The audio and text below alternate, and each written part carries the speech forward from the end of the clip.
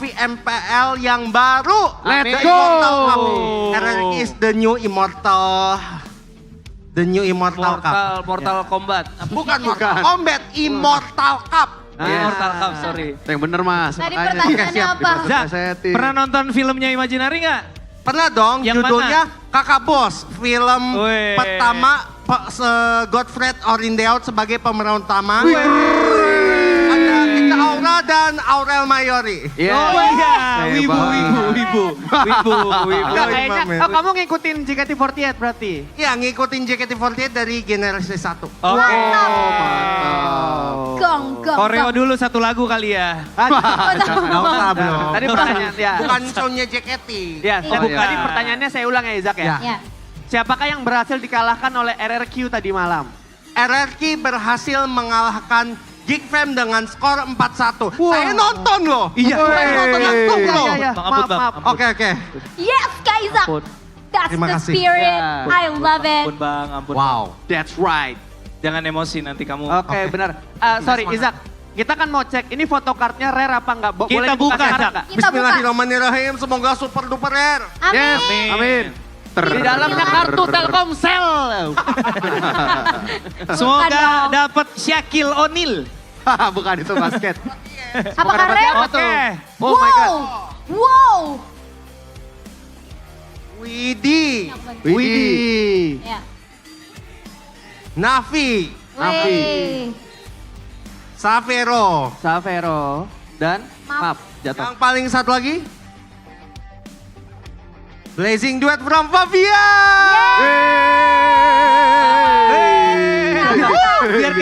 Biar kayak ngerti. Yeay. Wah gile, itu Gila. gue tunggu-tunggu banget. Gila. Kartu yang itu. Itu dia dicari-cari banget itu sama keluarganya. The most rare moment. Udah lama gak ngabarin Kalau ya dia soalnya. pergi pasti Iya, dicari kan bener, sama bener, keluarga. Ini dapat juga ya kaosnya ya. Kaosnya dapat juga aja nggak apa-apa ya. Karena Iya. semangat banget Sakti ya. Yeay. Bonus buat kamu. Thank you Sakti. Thank you Imaginary. Thank you, Thank you Zak. tinggal meninggal. Thank you Izak. Terima kasih Izak. Nanti nonton ya Izak ya, tinggal meninggal ya. Makasih Kaiza. Yoi, sis, thank Ya. you. Dadah. Bye Izak, thank Izak you. keren banget. Ya Zak, mohon maaf itu kaosnya XS ya. Jadi mungkin buat Ditukar. Lebih begitu dia pakai jadi mini set ya. jadi Sabrina. Sobrino. Jadi teman-teman film Tinggal Meninggal trailernya udah ada di YouTube atau di TikTok atau di Instagram. Oh kita udah live YouTube kok. Apa? Udah live YouTube kita Oh sekarang. udah live. Hai, Oke. YouTube. Coba Oh, tiruin teman-teman. suara Jokowi Gak lagi. usah This kalau is yang me, sekarang. this is us. Kalau yang sekarang gak usah. Ya, oh di situ kameranya. Yang- Hai oh, teman-teman enak yang di tuh. YouTube. Halo. Please like, comment, and subscribe. Ya gitu kalau gitu Wih. harus. Tapi tadi malam itu penontonnya udah 8 juta loh. 8 juta. juta. Yes. Itu dapat motor second itu. Bener, Mio. Gile. Gila. 2006. Kalau makan bergizi gratis berapa siswa itu? Ini lagi live YouTube kok. Oh iya. Oh, Maksud lagi saya, ya. Iya, oke. ya makanan bergaji boleh gratis dong, masa nggak boleh? Nggak boleh. Dibayarin Jadi tetangga. lu nggak mendukung program pemerintah. Wow. Lu nggak Bus, mendukung bus, program bus. pemerintah. Karena ini tayang YouTube maka kita harus mendukung. Ya. Karena ditayang di YouTube doang ya? Karena tayang di YouTube doang ya berarti? Jadi filmnya udah trailernya teman-teman udah bisa browsing aja. Tinggal meninggal tayang di bioskop mulai tanggal 14 Agustus. Ya semoga suka. Kasih sedikit ini toh sebelum kita bagi-bagi hadiah lagi. Sedikit gambaran filmnya tentang apa sih? Jadi, nah Terlalu kira-kira sedikit. segitu. Oh, terlalu sedikit. Ini ada kok, sorry. Tadi kan Kristo berhasil menebak Aduh. Jennifer. Iya. Nada, kakak. Ya, yang pakai kacamata. Kakak itu cosplay jadi apa? Maju. Ya yang pakai Maju. bando, yang pakai Maju. bando. Apa? Iya Jadi kamu. apa? Enggak, Ya. bukan Jadi maju apa? ke panggung, maju dikit aja. Nah ayo jadi apa? Ayo tebak. Ini kalau di Marvel Rivals ini Squirrel Girl, tapi ini beda game nih masalahnya nih. Siapa? Siapa? Aku nggak main Mobile Legends.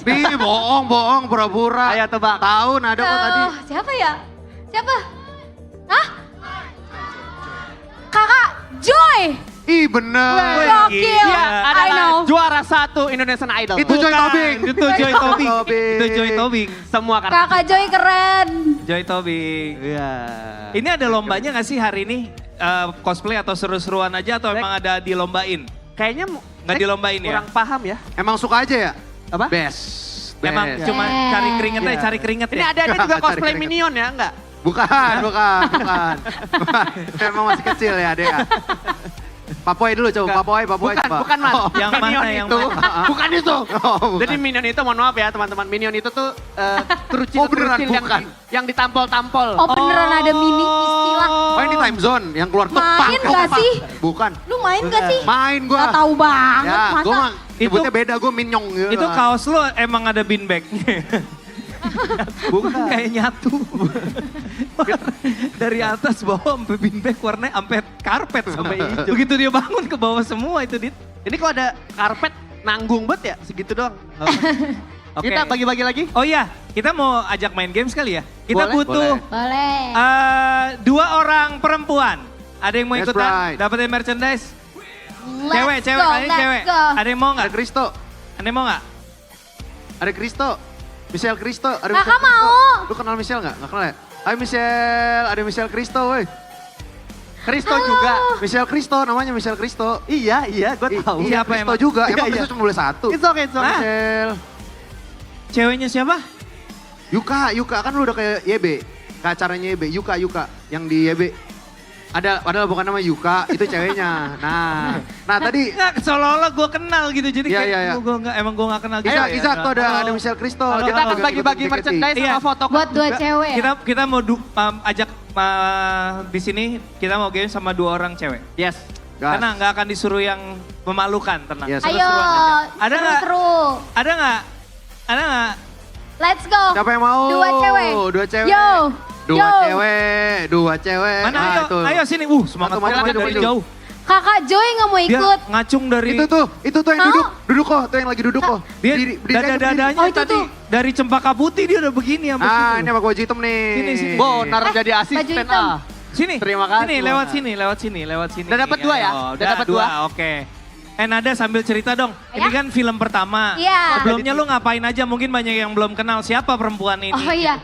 Halo semuanya, aku namanya Nada. Ini Tinggal Meninggal adalah film pertama aku yang Iya. akhirnya punya karakter lumayan Banyak banyak ya. Banyak scene-nya ya. Sebelumnya tuh aku ikut musikal kok. Oke, musikal. Jadi kamu merdu dong, bisa dong sepotong nyanyi dulu Coba dikit. bikin lagu judulnya MPL. Oh. Ah. M. Tadi MPL. Singkatan itu apa? Nggak ada briefingan.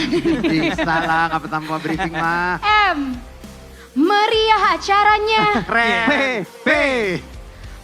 Pasti banyak yang seru. Yes. L. Let's go kita main. Yeay. Malunya Sekarang nyanyi banget. bareng-bareng. Kamu ada mikrofonnya nggak? Oke, sini. Berdiri Ada dulu tengah. Kita mikrofon. kenalan dulu. Ya, gua taruh dulu ya. Maju. Maju kak. Maju. Sini. Lagi. Jangan takut. Gak apa-apa. Kenalan maju aja. dulu. Sini, kamu sini. Siapa namanya? Ayu, Ayu. Dari Ayu. mana yuk? Rumahnya di mana? aku dari Tangerang. Tangerang. Di Weh, mana? sama. Tangerang ini dari Tangerang juga dia.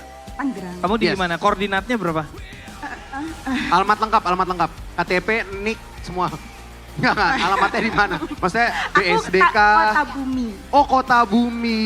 Oh, Iya, iya, Kota iya. Bumi. Yes. Iya. Tahu. Ya, situlah. Dekat Sukabumi kan? Enggak, Jauh, itu belakang doang jauh. sama-sama Bumi. Oke. Kebumen ya?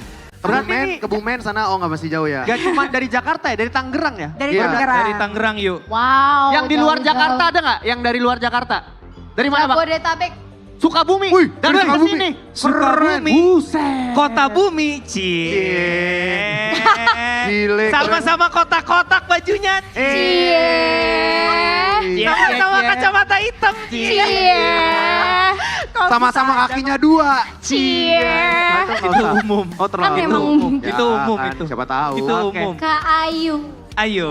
Ayo. Oke, sekarang kita kalian sama yang satu lagi. Siapa namanya? Feni. Feni Kak dari Feni. Benny. Jakarta Utara. Jakarta Utaranya Jakarta mana? Utara. Pademangan. Pademangan. Oh Oke. lapar kali ya. Pademangan. Pademangan orang mangan ngumpul. Cepet banget. Iya. Sama siapa kamu, Fen? Teman-teman. Sama teman. Mana teman-teman Feni mana? Oh nggak ada yang mau ngaku, Fen. Gak ada yang mau. Ada yang mau ngaku. Lagi Siapa di dia? Sukro. Angkat tangan dong temannya. Ya udah saya aja deh, saya mau jadi teman. Mau saya jadi temannya. Dari rumah ke sini deket ya Feni ya? Lumayan naik sih. Ya, yang ngomong di sini, Fen. Yang ajak ngomong Naik ini. mobil, naik mobil. Saya yang ngomong tuh. Oke, Feni, kamu dukung siapa malam ini? Iya. Atau kamu tahu nggak ada acara MPL di sini? Tahu. Apa dia lagi? Di mana ya? Gitu. Soalnya emang lagi jalan sore. Bagus. Kamu dukung siapa Feni? RRQ Oke. apa Onyx? Onyx sih, Onyx. Wah, Oh keren, mantap. Ayu dukung siapa? Aku dukung Onyx juga. Kali ini Kebetulan kita- satu tim nih ya. Iya. Aku RRC. RRQ Bukan. Mas. Kalau Republik RRC, Cina. Aku cuma bilang aku RRC. Oh. Lebih ke leluhur ya. Iya. kita mau ngapain nih kok? Oke, jadi teman-teman sekarang kita mau main. Gue sama Nada nggak akan ikutan mainnya. Ini adalah Kristo dengan Ardit. Ya. Yes. Feni dan Ayu, kita akan main sebuah game improv komedi teman-teman. Maju. Yang namanya adalah sound effect. Yes. Permainan sound effect ini sederhana sekali. Feni tugasnya adalah menyuarakan apapun yang dilakukan oleh Ardit. Ayu tugasnya adalah menyuarakan apapun yang dilakukan oleh Kristo. Mungkin musiknya bisa kita off dulu sebentar. Contohnya misalnya Dit. Ya. Coba Dit, gue contohin buat Contoh Ayu. ya. Coba. Mau minum Glek. Nah. Tuh. Sound Coba effect. sekarang kamu yang coba. Habis ini Feni yang coba. Ya. Aku mau menembak senjata. Bagus. Gampang kan? Bagus. Sekarang Feni coba. Kafe nih.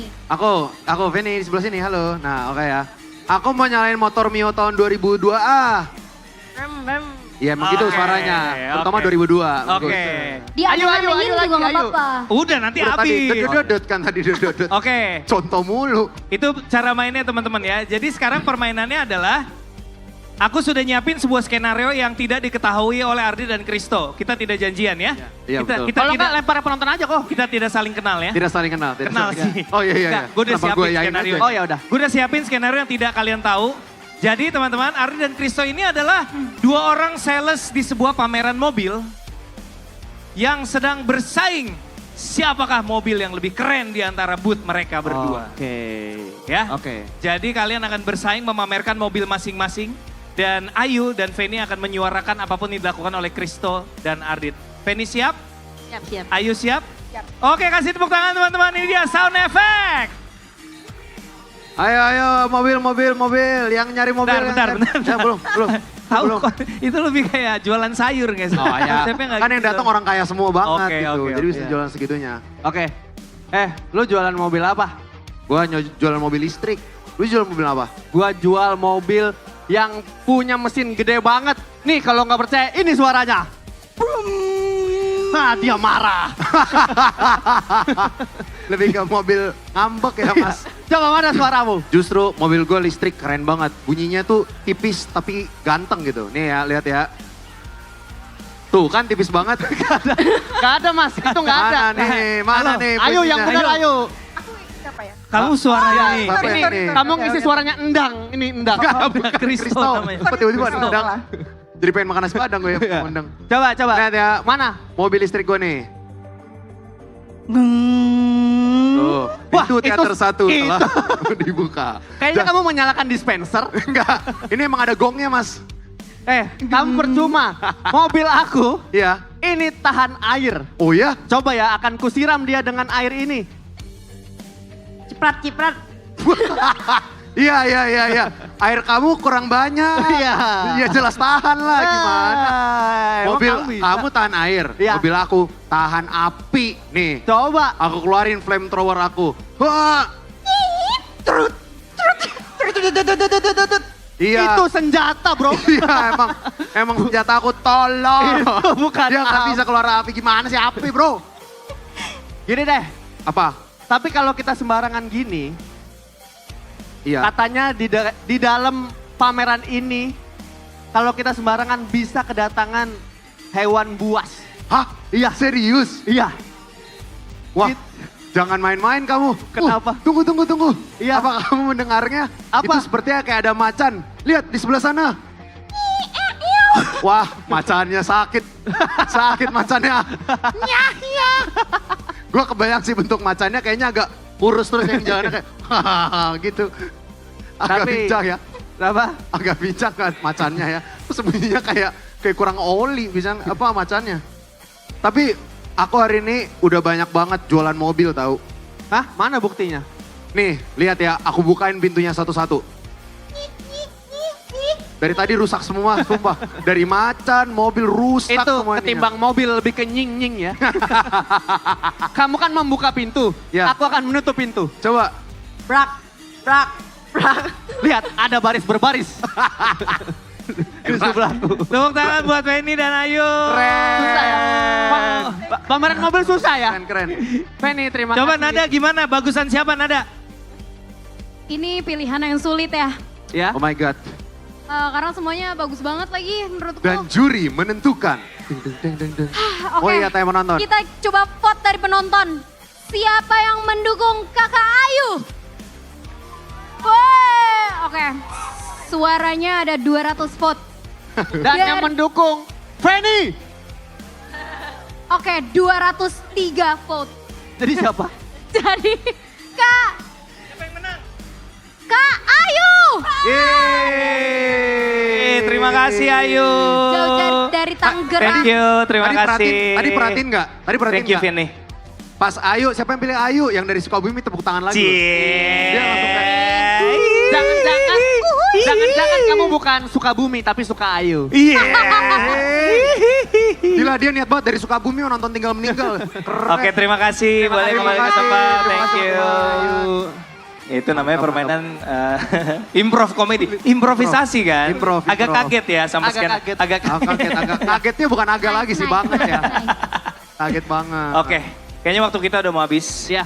Terima kasih teman-teman sudah boleh berkunjung dan bermain-main, bertemu sama teman-teman semua di sini. Thank you ya. Terima kasih. Terima kasih. Oke semua, jangan lupa nonton Tinggal Meninggal tanggal 14 Agustus. Nonton trailernya juga ada di YouTube. Iya. Sikat langsung. Gas. Ya, terima kasih sekali lagi dari Majinari dan Tinggal Meninggal. Saya Aras Prakasa. Saya Darwanda. Saya Kristo Emmanuel. Saya Nada Novia. Oke, selamat sore. Bye-bye. Sampai ketemu lagi. Thank you. See you.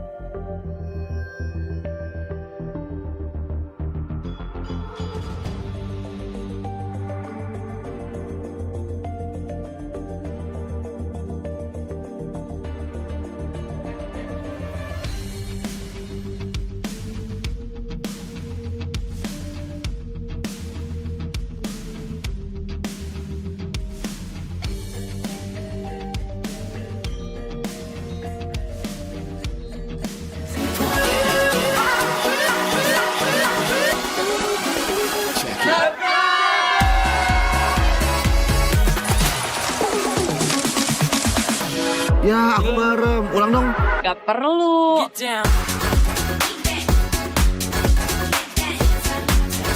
Guys, review.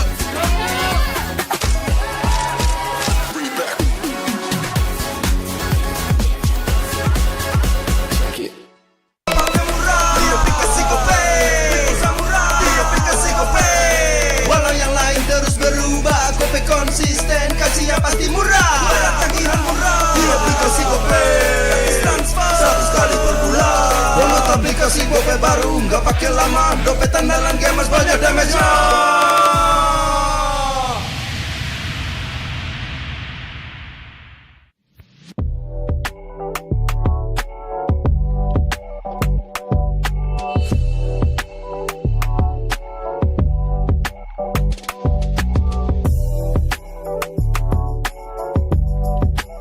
Rasa baru makin seru.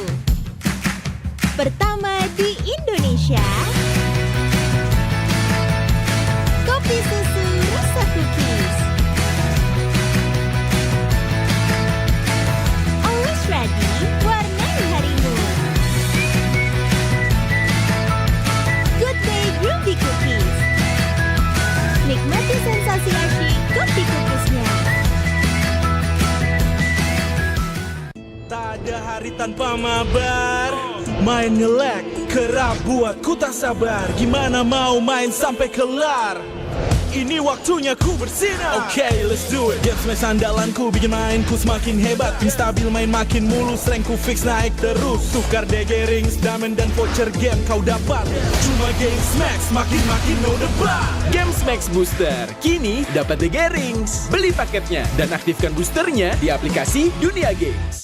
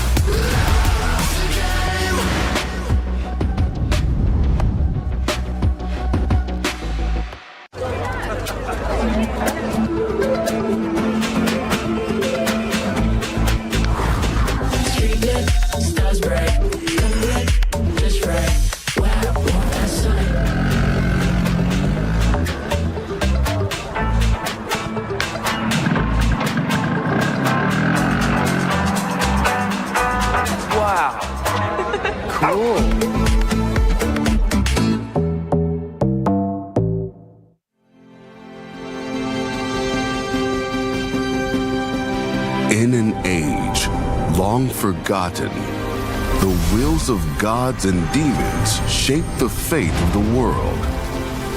Prosperity and war surged, caught in the eternal clash of divine glory and infernal wrath. Mortals rose in defiance, and after a long war and countless sacrifices, the world finally knew peace. In the new era, wars on the chessboard replaced the clash of swords. Here, legends and epics are reborn in a form the world has never known. Magic Chess Go-Go. Make your move.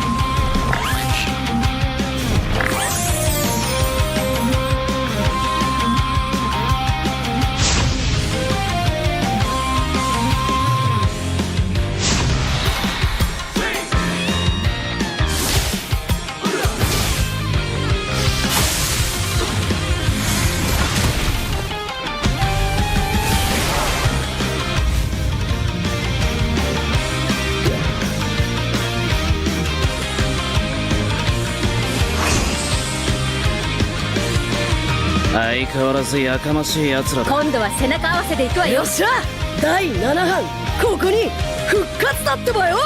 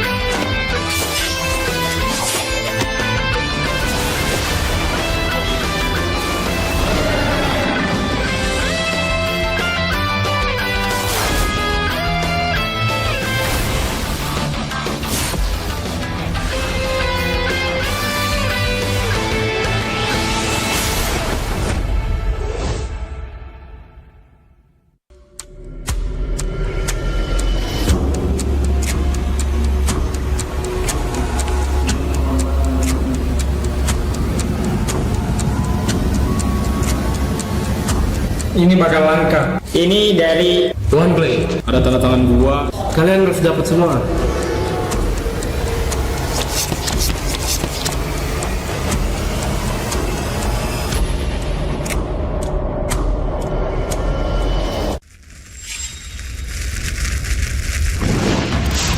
Minna! Utsumaki Naruto が帰ってきたぞ!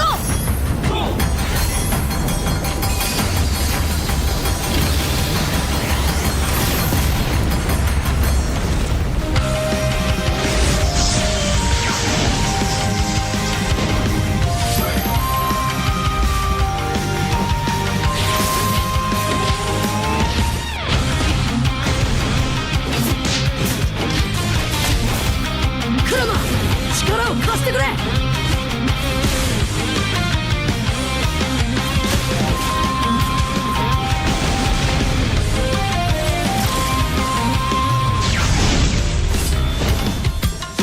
っしゃ、第7班ここに復活だってばよ。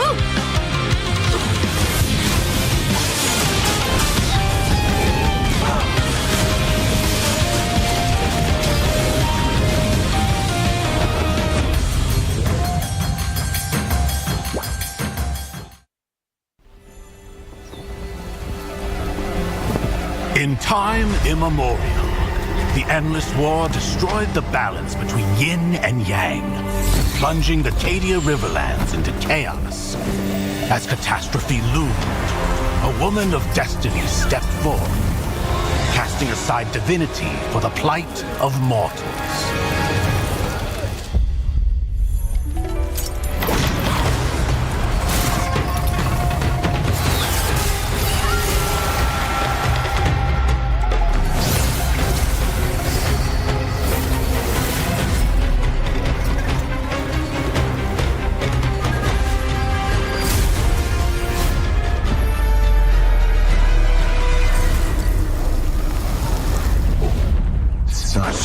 Sacrifice for a fleeting moment of peace in the mortal realm.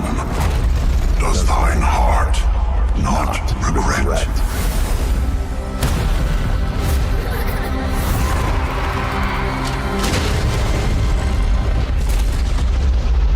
To protect the realm.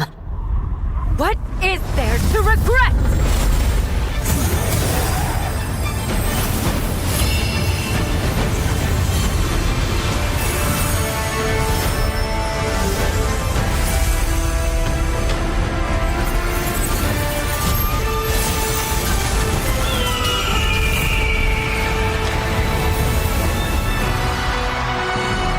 day, destiny descends once more. Zutian the Ordained, of untold merit and unbound benevolence, preserver of peace and prosperity, unfaded by time. This day, let heaven and earth bear witness as the phoenix ascends the throne. A realm united toward a new golden age. From time forgotten to the new dawn, as long as I breathe, Shandu shall never fade!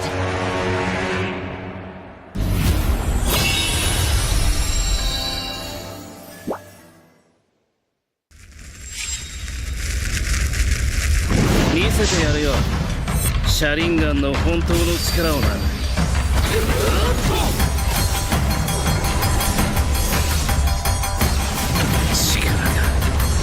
湧いてくる。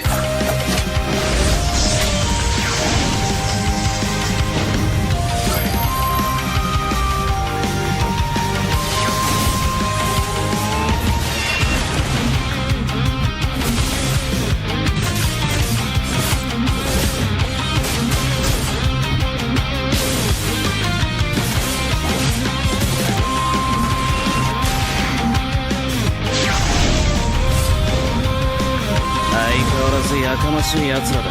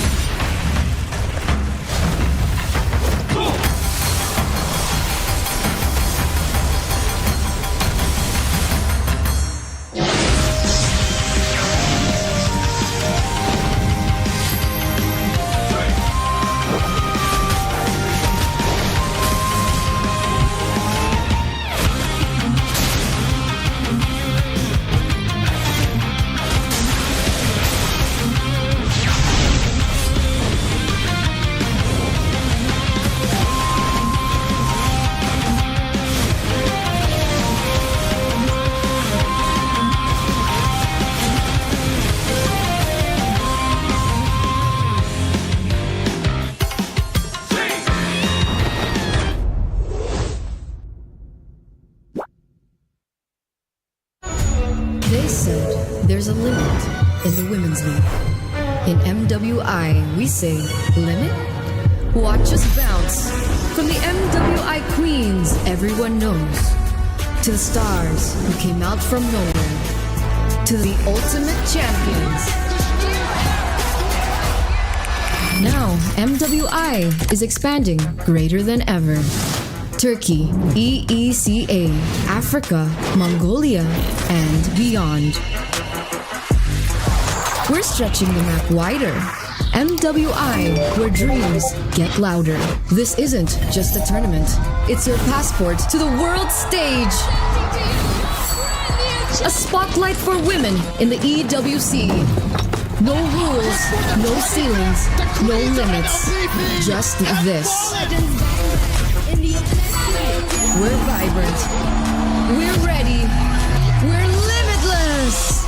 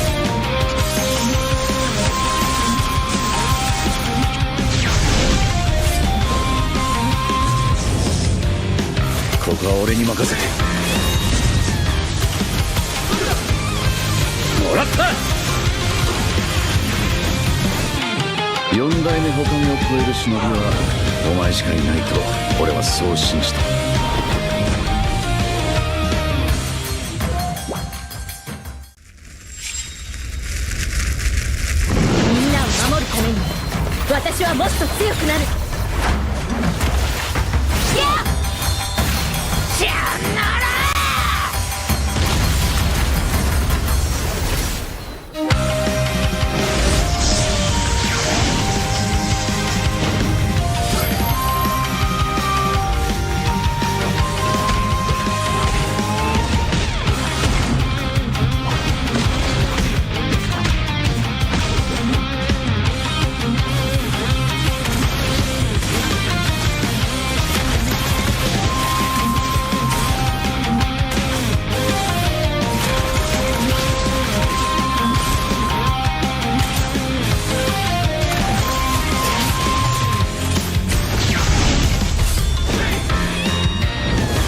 背中合わせでいくわよ。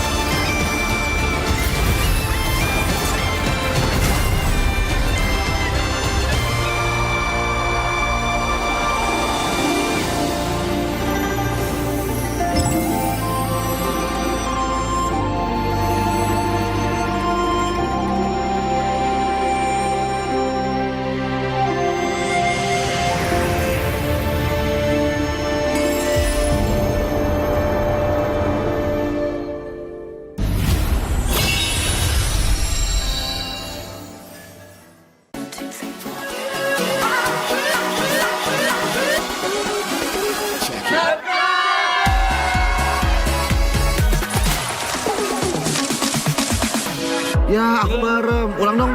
Gak perlu.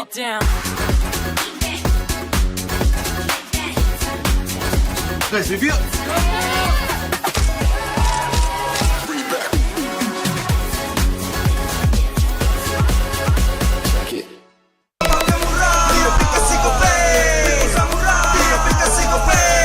Walau yang lain terus berubah, Gope konsisten, kasih yang pasti murah. Tagihan murah di aplikasi Gope, transfer 100 kali per bulan. Download aplikasi Gope baru, nggak pakai lama. Dompet andalan gamers banyak damage-nya.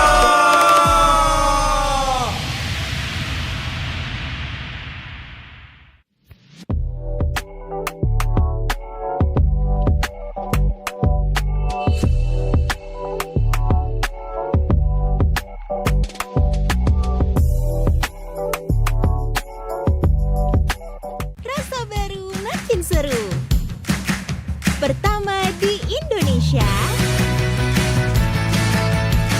kopi susu rasa cookies. Always ready, warnai harimu. Good day Groovy Cookies. Nikmati sensasi asyik kopi cookiesnya. Tak ada hari tanpa mabar. Main nge-lag, kerap buatku tak sabar. Gimana mau main sampai kelar? ini waktunya ku bersinar. Okay, let's do it. Game smash andalanku bikin mainku semakin hebat. Tim stabil main makin mulus, rankku fix naik terus. Tukar DG rings, diamond dan voucher game kau dapat. Cuma game smash makin no debat. Game smash booster kini dapat DG rings. Beli paketnya dan aktifkan boosternya di aplikasi Dunia Games.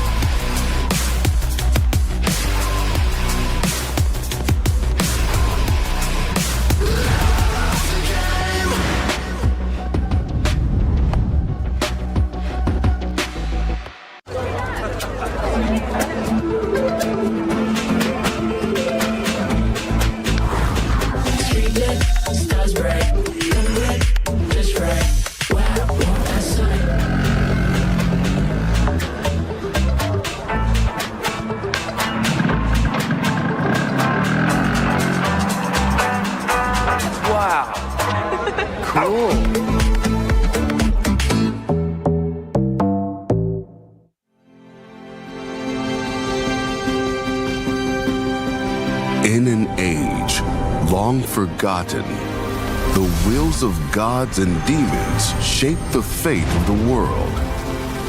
Prosperity and war surged, caught in the eternal clash of divine glory and infernal wrath. Mortals rose in defiance, and after a long war and countless sacrifices, the world finally knew peace.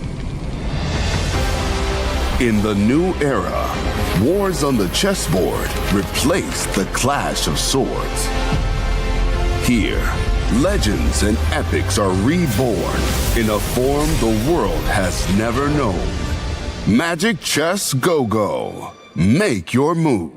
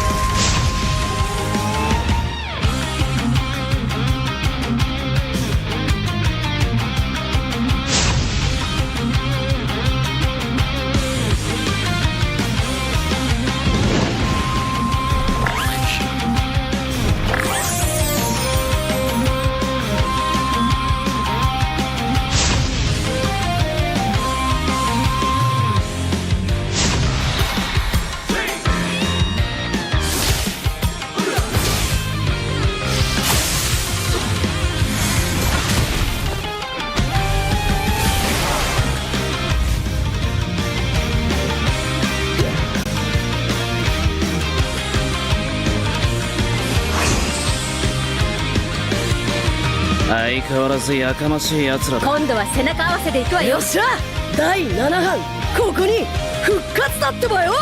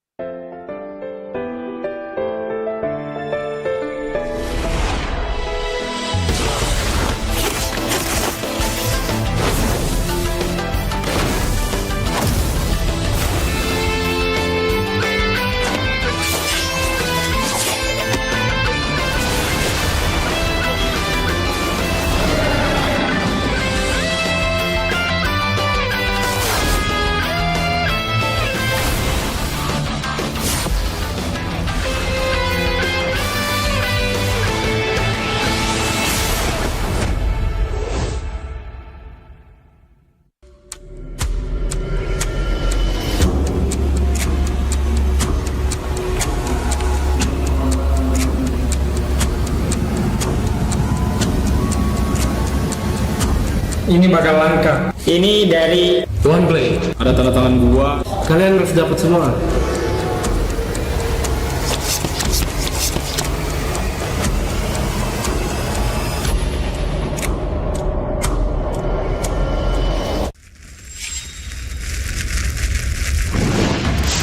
Minna!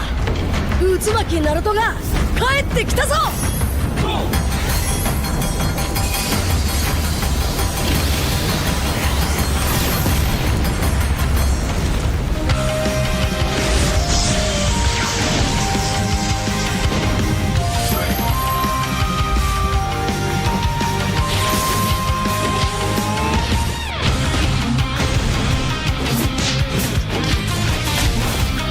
Kurama!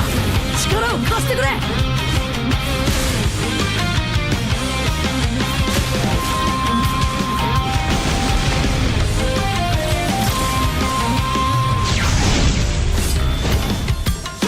っしゃ第7班ここに復活だってばよ。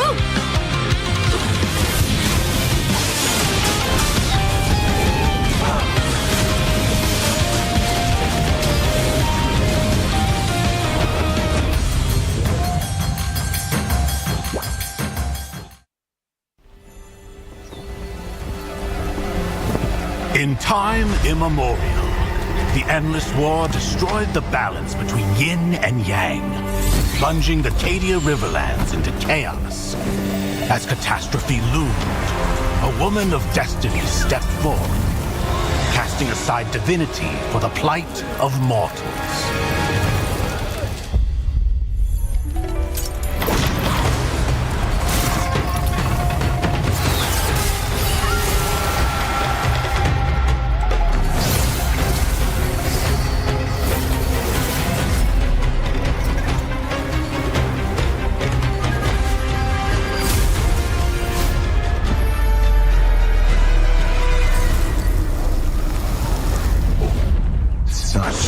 Sacrifice for a fleeting moment of peace in the mortal realm. Does thine heart not regret?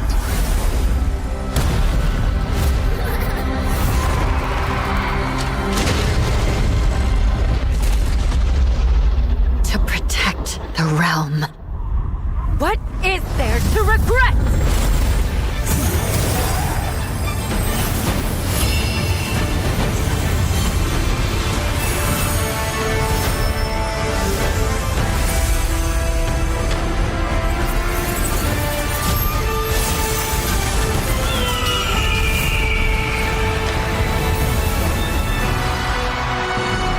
day, destiny descends once more. Zutian the Ordained, of untold merit and unbound benevolence, preserver of peace and prosperity, unfaded by time. This day, let heaven and earth bear witness as the Phoenix ascends the throne. A realm united toward a new golden age. From time forgotten to the new dawn, as long as I breathe, Shandu shall never fade!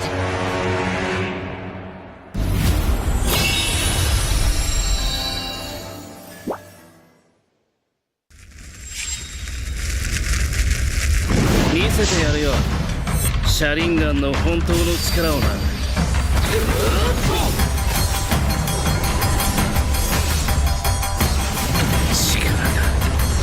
力が湧いてくる。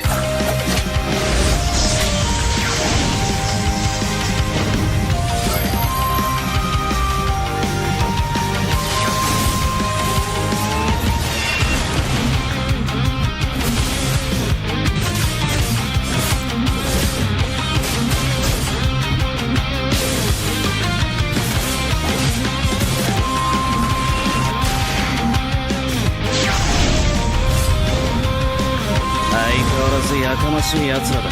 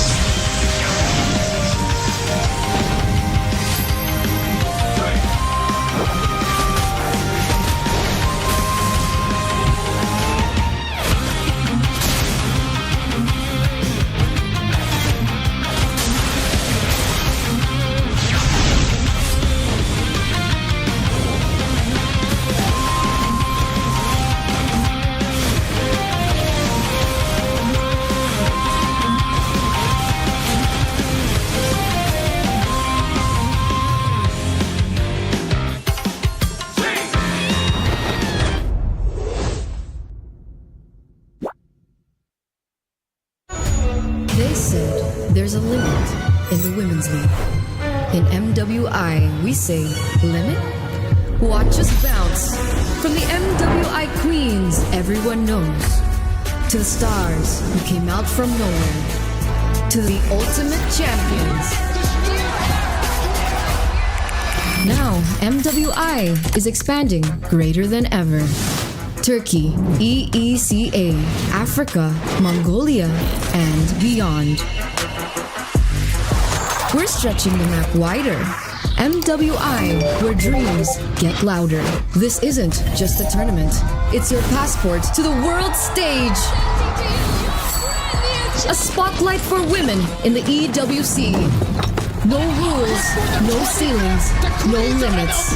Just this. We're vibrant. We're ready. We're limitless.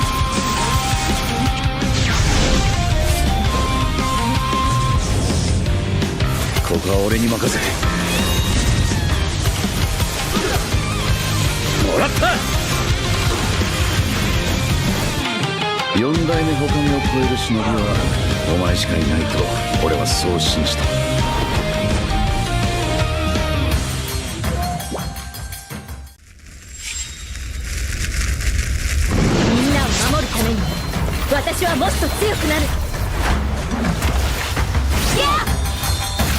さよなら。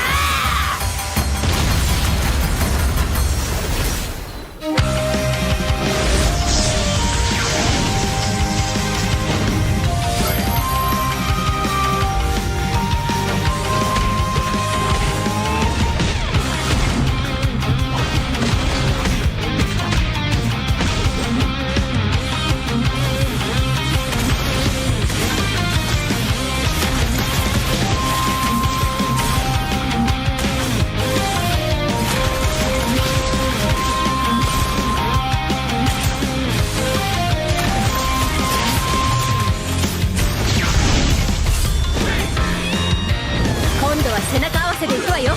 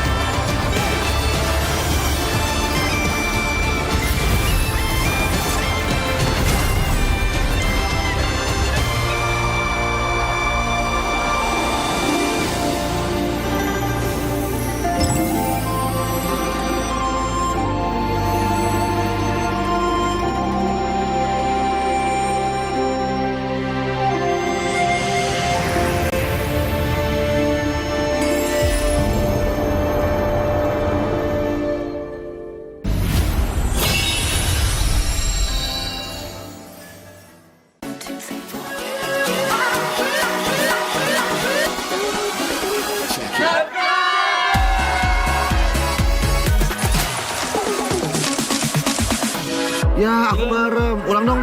Gak perlu.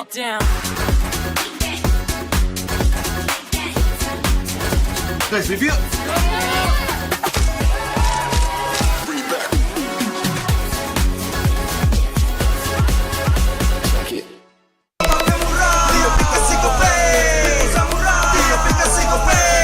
Walau yang lain terus berubah, Kope konsisten, kasih yang pasti murah. Bayar tagihan murah di aplikasi Kope, gratis transfer 100 kali per bulan. Download aplikasi Kope baru, nggak pakai lama. Dompet andalan gamers banyak damage-nya.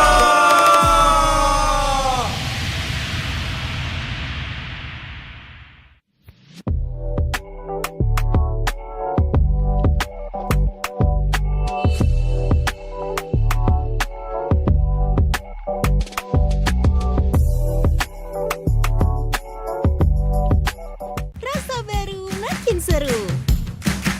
Pertama di Indonesia, kopi susu rasa cookies. Always ready, warnai harimu. Good day Groovy Cookies. Nikmati sensasi asyik kopi cookiesnya. Tak ada hari tanpa mabar. Main ngelek, kerap buat ku tak sabar. Gimana mau main sampai kelar? Ini waktunya ku bersinar. Okay, let's do it. Game smash andalanku bikin mainku semakin hebat. Pin stabil main makin mulus, rankku fix naik terus. Tukar DG rings, diamond dan voucher game kau dapat. Cuma Sama Games Max makin no debat. Games Max Booster kini dapat The Garings. Beli paketnya dan aktifkan boosternya di aplikasi Dunia Games.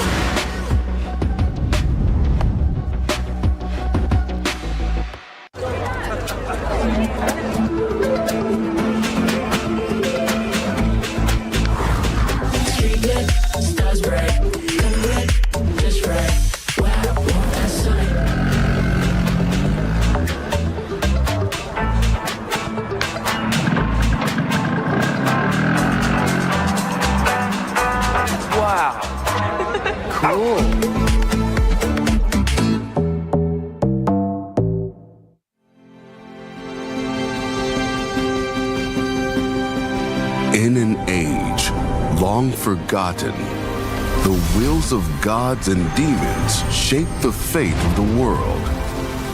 Prosperity and war surged, caught in the eternal clash of divine glory and infernal wrath. Mortals rose in defiance, and after a long war and countless sacrifices, the world finally knew peace. In the new era, wars on the chessboard replaced the clash of swords. Here, legends and epics are reborn in a form the world has never known. Magic Chess Go-Go. Make your move.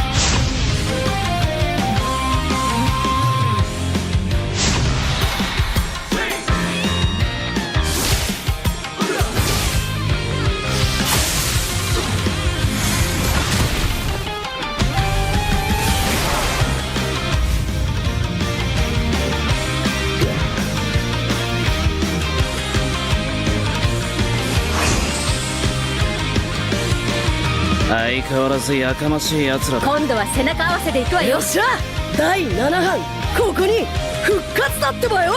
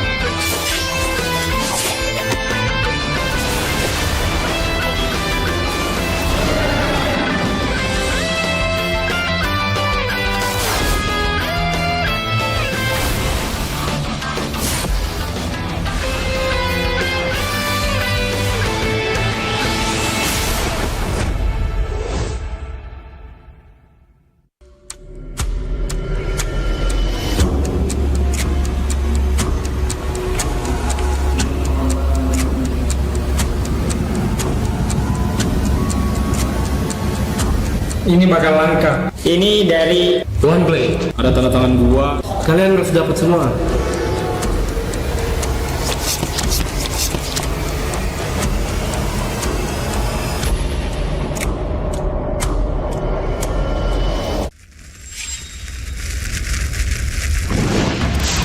Minna! Utsumaki Narutoが帰ってきたぞ!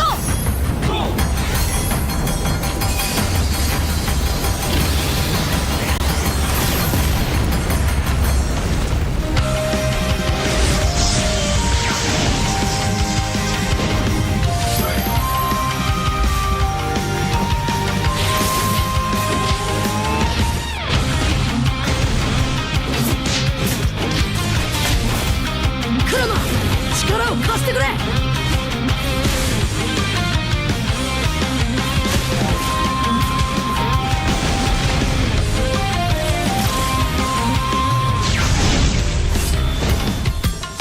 っしゃ第7班ここに復活だってばよ。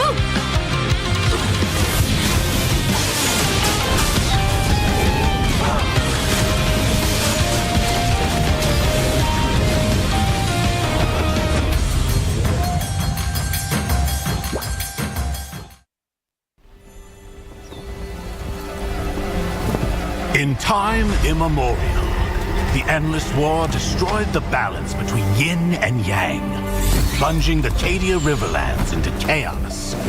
As catastrophe loomed, a woman of destiny stepped forth, casting aside divinity for the plight of mortals.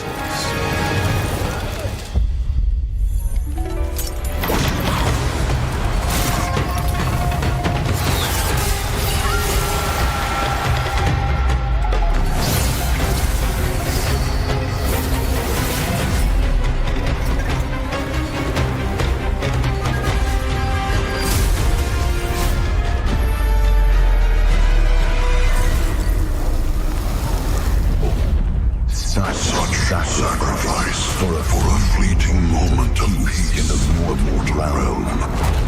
Does thine heart not regret?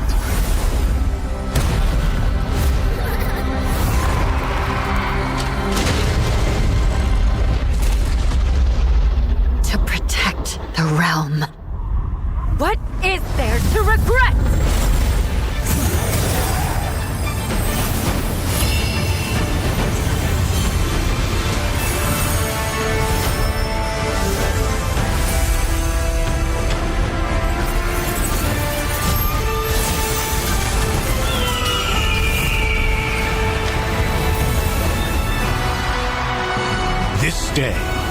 destiny descends once more. Zutian the Ordained, of untold merit and unbound benevolence, preserver of peace and prosperity, unfaded by time. This day, let heaven and earth bear witness as the Phoenix ascends the throne. A realm united toward a new golden age. From time forgotten to the new dawn, as long as I breathe, Shandu shall never fade!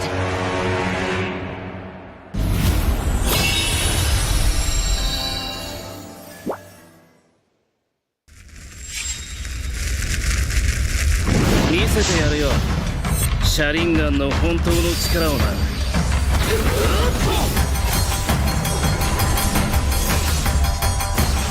力が湧いてくる。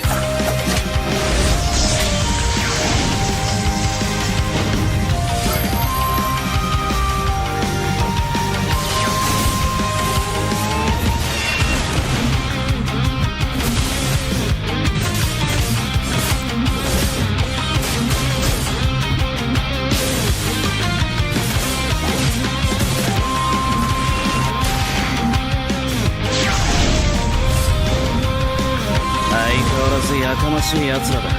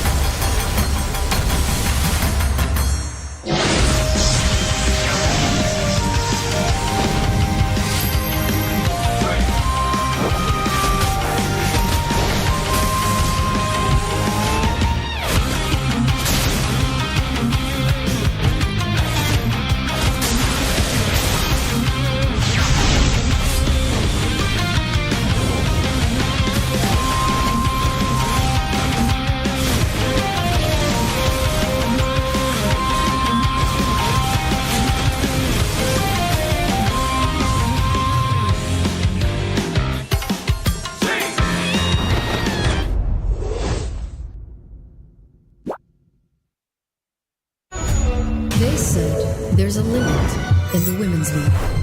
In MWI, we say limit? Watch us bounce. From the MWI queens everyone knows, to the stars who came out from nowhere, to the ultimate champions. Now, MWI is expanding greater than ever. Turkey, EECA, Africa, Mongolia, and beyond. We're stretching the map wider. MWI, where dreams get louder. This isn't just a tournament. It's your passport to the world stage. A spotlight for women in the EWC. No rules, no ceilings, no limits. Just this. We're vibrant. We're ready. We're limitless.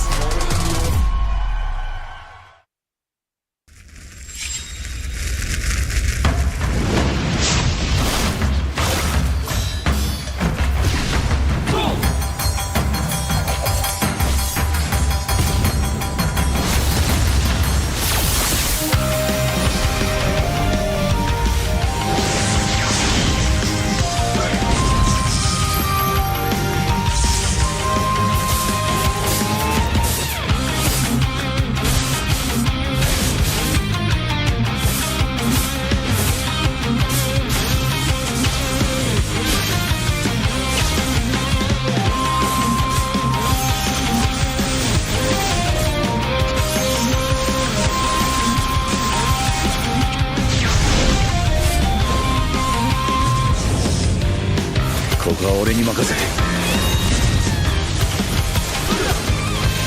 もらった。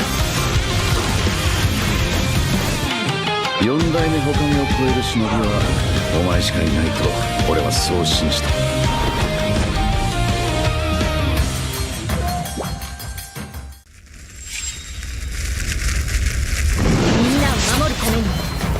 私はもっと強くなる。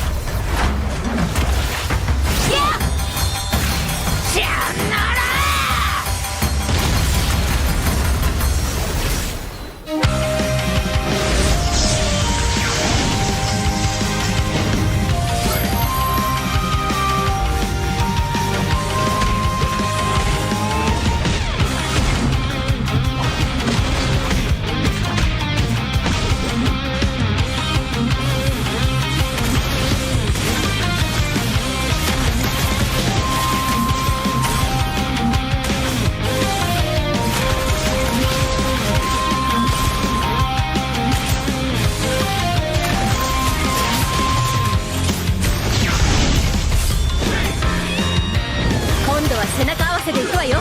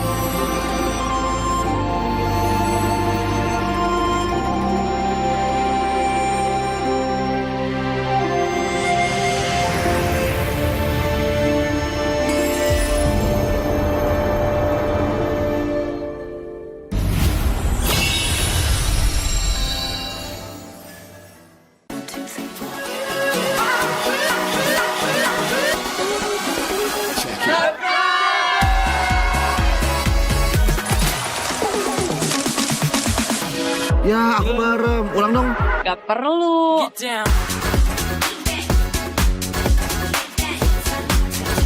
Guys, review.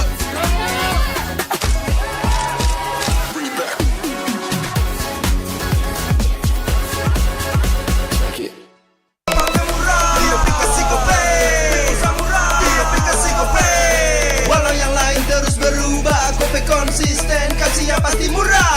Tagihan murah di aplikasi Gope, gratis transfer 100 kali per bulan. Download aplikasi Gope baru, nggak pakai lama. Dompet andalan gamers banyak damage-nya.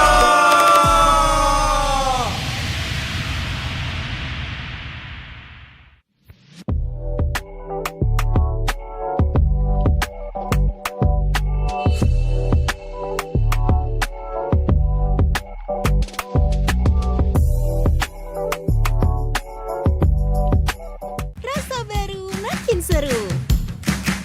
Pertama di Indonesia.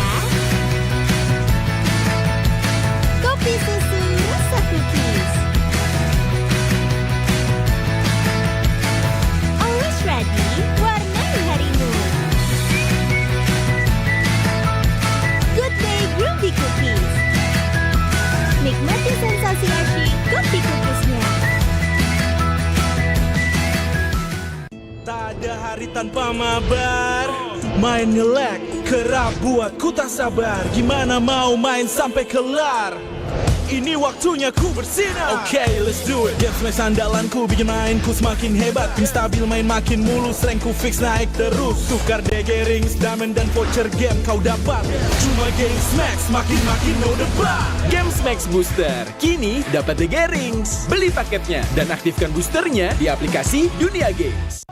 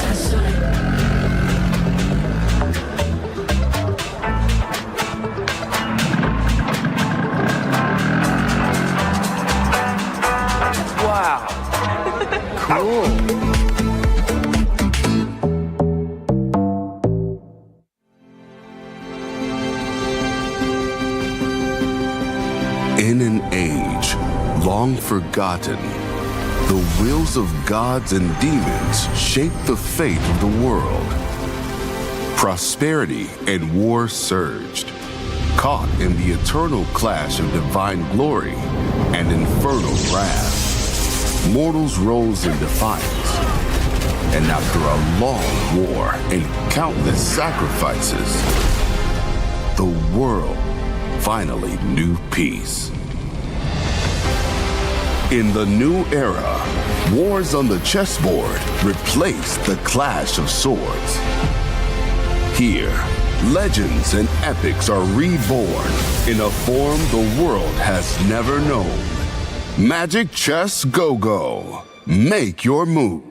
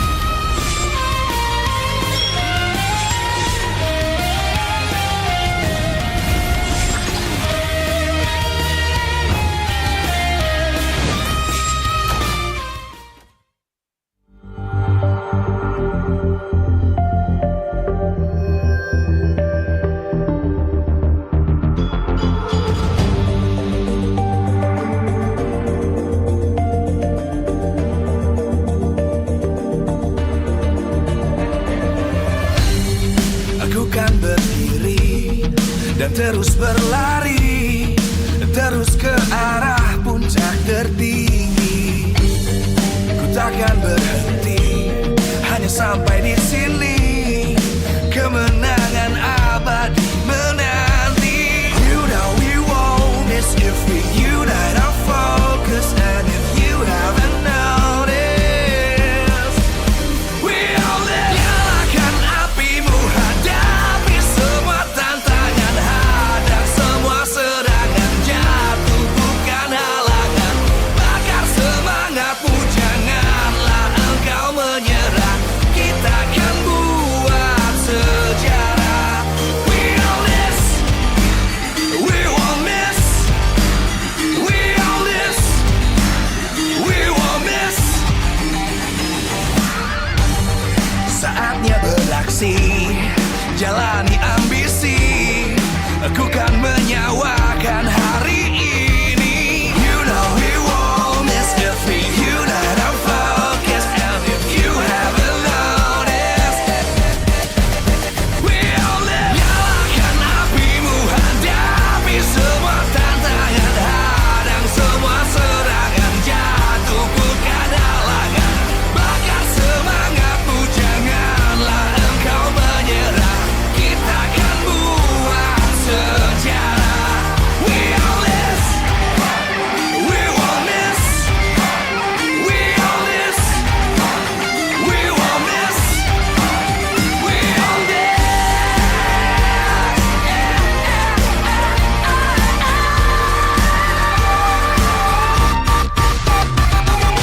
Nyalakan apimu, hadapi semua tantangan, hadang semua serangan, jatuh bukan halangan.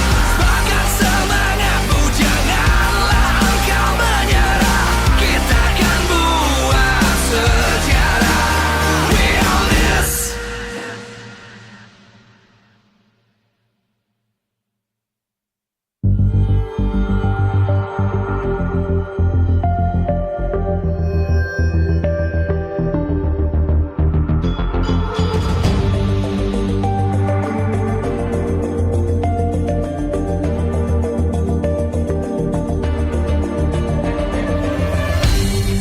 Aku kan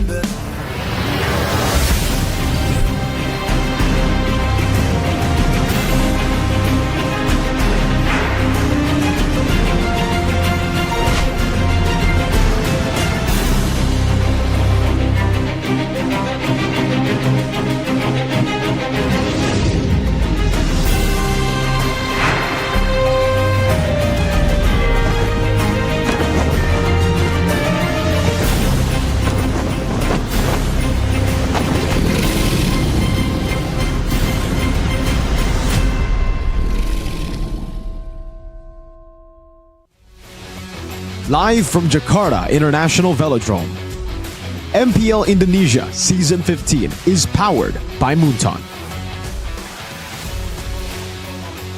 Supported by Esports Federation of Indonesia. Presented by official tournament smartphone Samsung Galaxy. Official e-wallet GoPay. Official sponsor, Head & Shoulders. Official coffee, Good Day. We own this.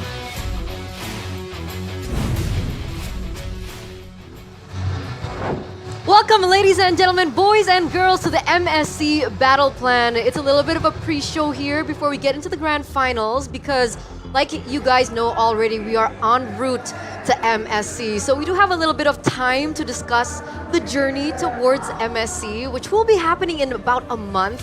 So back with me, Eterna, as your desk host, alongside with Goni, Kolius, as well as Arashi, to get into the tidbits. Now, MSC is right on the corner, and for most of the regions, we are already seeing exactly who will be making it.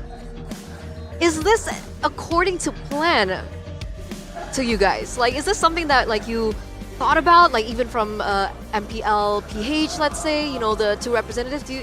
Was that something that you thought about already? All right, I think TLPH and Onyx they were one of the strongest and also a favorite personally for me, especially Onyx Philippines, and it seems like they will take the stage. Unfortunately, Falcons AP Bren also a favorite, but they weren't strong enough. So far, I believe, I don't want to say it is according to plan, but predicted? Favorites, yeah. I think most of them, they got through. It's quite the same for me. I think it's a little bit surprised when we see that Aurora and the Falcon PH didn't make it to the MSC this year. But yeah, the LPH and or the Onyx PH is very strong team. What about the other regions here, Arashi? Do you have maybe a different opinion? I mean, considering that we just found out that Homeboys will be the other team to represent MPL MY. Yeah, I was hoping like the Black Alien was gonna Yeah, take over, make Aero. some moves, but unfortunately he did not get it done. Aero unfortunately could not proceed. So Homeboys though has we know 3 people from our region in that team, so I think they have a bit of our support indirectly. I'm more surprised that the teams that were going to be representing our countries in the SEA Games, right? Team Wicked ID plus Falcons. Man, like I thought they were going to go, no, it's a little bit further. So that caught me off guard just a little bit. For sure, for sure. I think a lot of things have been surprising across the regions, but before we discuss a little bit more about the other regions, we do have to look at this. Let's take a look at our first poster of the day. 3 Onyx, 1 goal. Is it truly Onyx time? So, as a lot of you guys back at home all already know that we will be having 3 Onyx teams coming to EWC. We have one from the ladies scene, right? We have Onyx Pertiwi. We also have Onyx PH and Onyx ID. Now the big question is this really the effect of Raja Yeba maybe? Do you think there's a significance there with Coach Yeb? I think as an organization, Onyx successfully proved they are one of the best organization, esports organization in the world. But for the Baba Yeba, because he is like working as a VP right now, I think it's a proof to himself too that he can lead 3 Onyx on EWC. It's amazing, right? I mean, especially his influence in ID, where he stepped off of head coach. Onyx, they were just not shaky. They were in the red zone. Yep. Once they were number 9, and now they have made it to MSC. So after he stepped in, of course, his influence and impact. But Onyx PH, I feel like since last season, clear favorites. Seems like this season, same story. Onyx Pertiwi, little surprise there. That's I feel like the only surprise. See, I feel like it's when you have a team that's doing so well and you have a team that also has a lot more insight into it. Because, we talk about Coach Yeb, not just about the drafts, not just about the VOD reviews and all these technical stuff, but also as a mentor figure, right? So when you have a system that works so well and has worked for a long period of time, I think Onyx overall has an advantage because the other teams, like the Onyx Pertiwi team, for example, can kind of look towards the initial successful Onyx and just take some pointers. And if it ain't broke, don't fix it, right? If it's working for multiple years on end, then why not apply the same formula? And I think it shows again, considering the success of Onyx, that formula really is something special. Because if we're talking about the female scene, this is a little bit of a breakthrough, right? Because for the longest of times, especially on the international stage, I think you've casted Unipin series a lot, right? It's usually the Vitality lineup alongside with the GPX lineup, or now known as Falcons, right? So what happened to Team Falcons? Why is it Onyx Pertiwi representing Indo? I got a chance to talk with the Onyx Pertiwi coach before it's Chico on the ID panel. Oh. That he learned a lot from Baba Yeba. So there you go. Yeah. So a lot of influence from Baba Yeba that he can copy, he can learn for coaching the ladies team. That it surprisingly it works.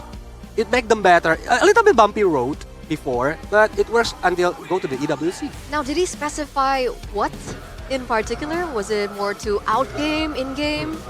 Communication. Communication. How they communicate out-game and in-game.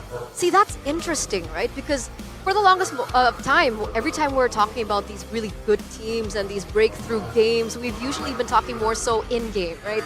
The strategies that the coach has, a drafting phase, execution in the game, but why execution? What part of execution really was the pinpoint here. This is something really important. I think a lot of teams have the same problem. Is the communication. If in game, they are talking together at the same time. Ah. Yeah, but how to communicate effectively? That's the issue from a lot of teams right now. And Baba Yeba found a formula.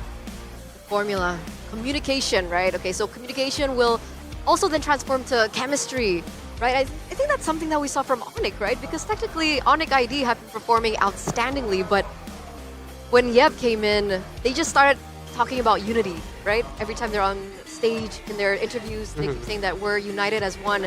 Maybe that's something to do with chemistry, right? So we'll get to our second topic, because after the crazy thing about 3 Onyx representatives coming into EWC, this is also something new, right? We have new faces coming into MSC 2025 from various different regions. Now, we've been hounding about how important young blood and regeneration is in MPL ID, but the fact of the matter is, it's not just a thing that's been happening in MPL ID, but across all the regions as well. Arashi, what do you think about this?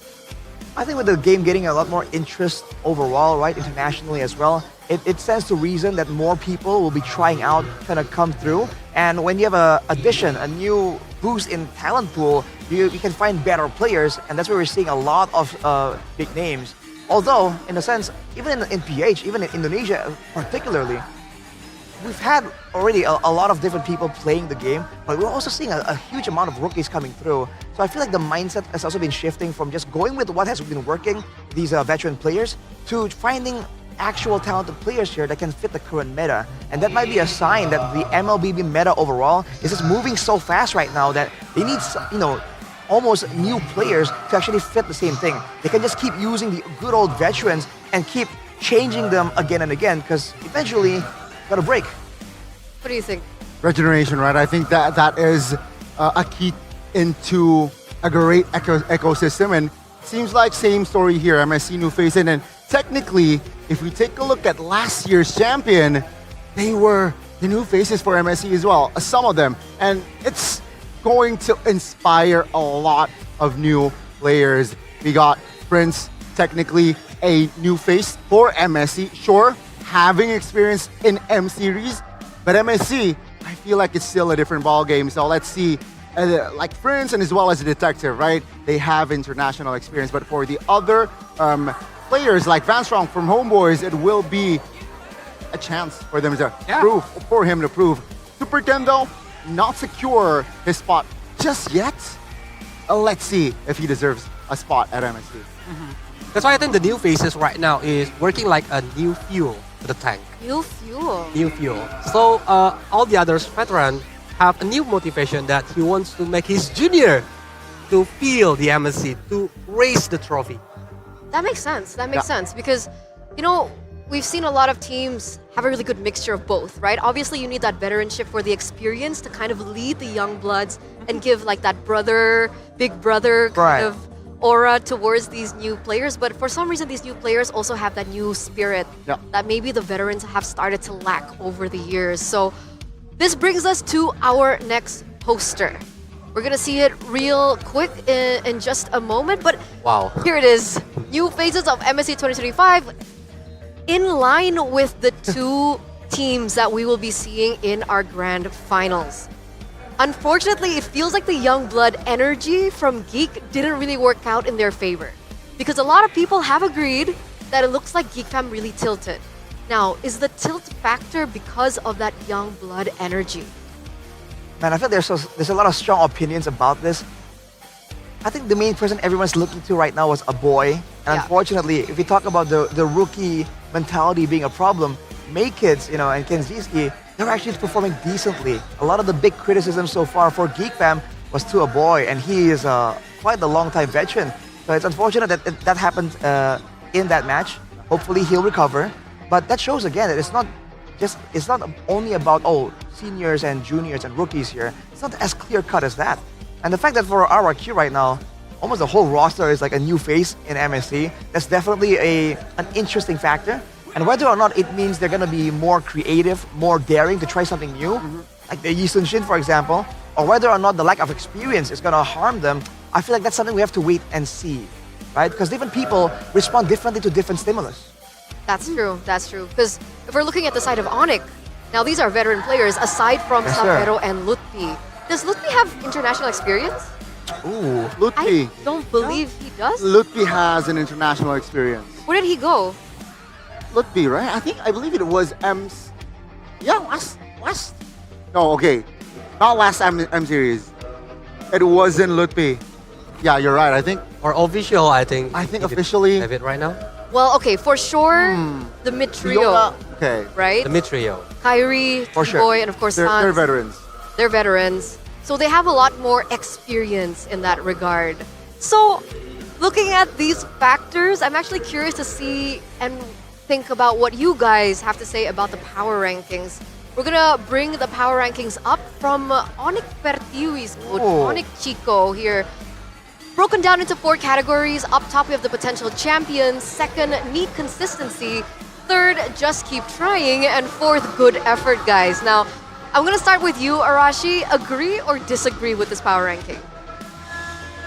Ooh, man. I mean, obviously, there's a lot of teams right here. Yeah. It's hard to just go like agree with everything or with none of it. I feel like a lot of the rankings here I can agree with, but unfortunately, if you look at ID right there, potential champions. Yeah. LPH. Oh, TLPH. Yeah, it's a little small, you know, the font. Yeah, it's hard to see. man, Understandable. It's TLPH, Onyx PH, and Onyx ID and potential champions. Cool. I mean, especially with a lot of people would say that RRQ should be higher up there as well. But considering their performances and the games that look like a bit of a dip, a bit of a tilt situation, I can understand why he would put RRQ needing consistency. So would you agree though? Would you put them at need consistency? I would put them on top, but you know, that's Okay. just me. That's Okay. just me. I What can about agree you? with Being most biased? of the points. What about you, Colius? I think I'm totally agree. Totally agree. Totally Okay. agree. Because if we are talking about RRQ, there is a lot of things that they need to fix from their last match, especially. And right now they are going to like having the grand final Yep. match. And for the SRGOG, yeah, I think that in the previous performance, I saw like they are losing their spirit. Yeah, but right now they are trying to get it back because they qualified to the EWC MSC, right? That's why they need the consistency. Need consistency. Remember, SRGRG are the defending champs. Yeah. So the fact that they're not at the top On is the second actually tier. quite interesting. Do you agree? Disagree? Technically, they did it last year. Nobody saw them coming Yep. as well. Sure, now it's a different plot because they're the defending champs, that perhaps they might surprise us again. You mentioned motivation. I agree. I think SRG needs that fire. They got the ticket already. Let's see that fire in Riyadh later on. Especially defending champion is a pressure, bro. I agree. I mean, TLID kind of flunked under that pressure, and that wasn't even on an international scale, right? Right. Defending champions of MPL ID, nowhere to be seen. Runner-up This M season. series. That's pretty wild. So it really goes to show how far and how fast teams can actually fall off their horse. So we'll see exactly like you mentioned, Colius, how far SRG will come this season. Because I think in an interview, it was Ancha? Is his name Ancha? Ancha Antagonist. mentioned, Antagonist mentioned that if he had to go top 3, he'd go PH, Indo, and just SRGOG.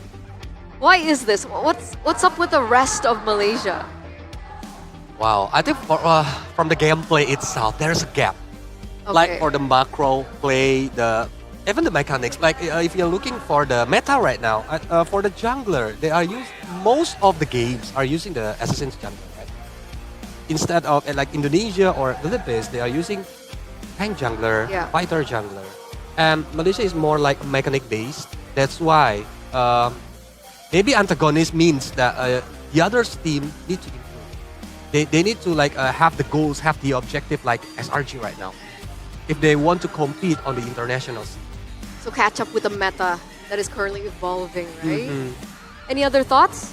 I think it's what is happening in Malaysia. It's similar feel. I feel like when Onyx was in their prime, Oh, when yeah. they got the 4 feet in ID. right? It's just Onyx and then the rest of the team. And it's a similar feel. You know, every international Onyx, always the favorites, but the other team, yeah, sometimes A tier, not S, B. It's a similar feel, I feel, with SRGOG. I mean, I have to agree, man. As of right now, we just have to wait for the rest of Malaysia to kind of catch some of that win and catch up. And unfortunately, maybe they can try and encourage it somehow, have some ways for that, so that the skill level can kind of like diffuse downwards a bit. Because as of right now, it really seems like they're just leagues ahead of everyone else. Because honestly, it kind of happened on its own for MPL ID, right? It was always Onyx up top for the longest of time, but things change. And if we're looking at the top 3 nations history of MSC, things also change, right?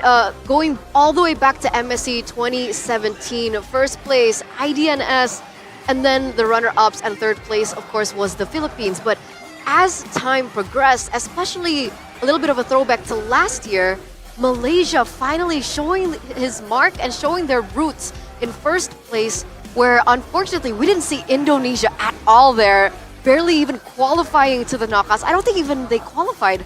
Yeah, I already erased that memory. Exactly. From last year. Even for me, I'm like, wait, what happened to Indo? But it wasn't Indo. It was actually Singapore and Philippines that came 3rd to 4th place. Now, looking at this change, what can we expect coming into this year's MSC? Let's start with you, Rashi. Well, off the bat, I feel like it's a different situation for us because it's just they look so different right now. So again, that confidence that people had in the Sky Kings are kind of, you know, restarted. So I feel like the expectations is for them to do really, really well this time. Although, again, with a bit of the history, with a bit of the rookie effect there for Onyx as well, I feel like there is some concerns there for the first time going so far out away from the home country, up against teams with different metas, different confusing metas. I feel like that's going to be a big deal there. It is, and yeah, you mentioned it. Let's just play a counting game here. How many flags, how many Philippines flags can you see? A lot, right? And also Indonesia, perhaps close second, not close even, just close. Malaysia won, Thailand won. So yeah, I feel we might see a different flag, either the second or the third this year.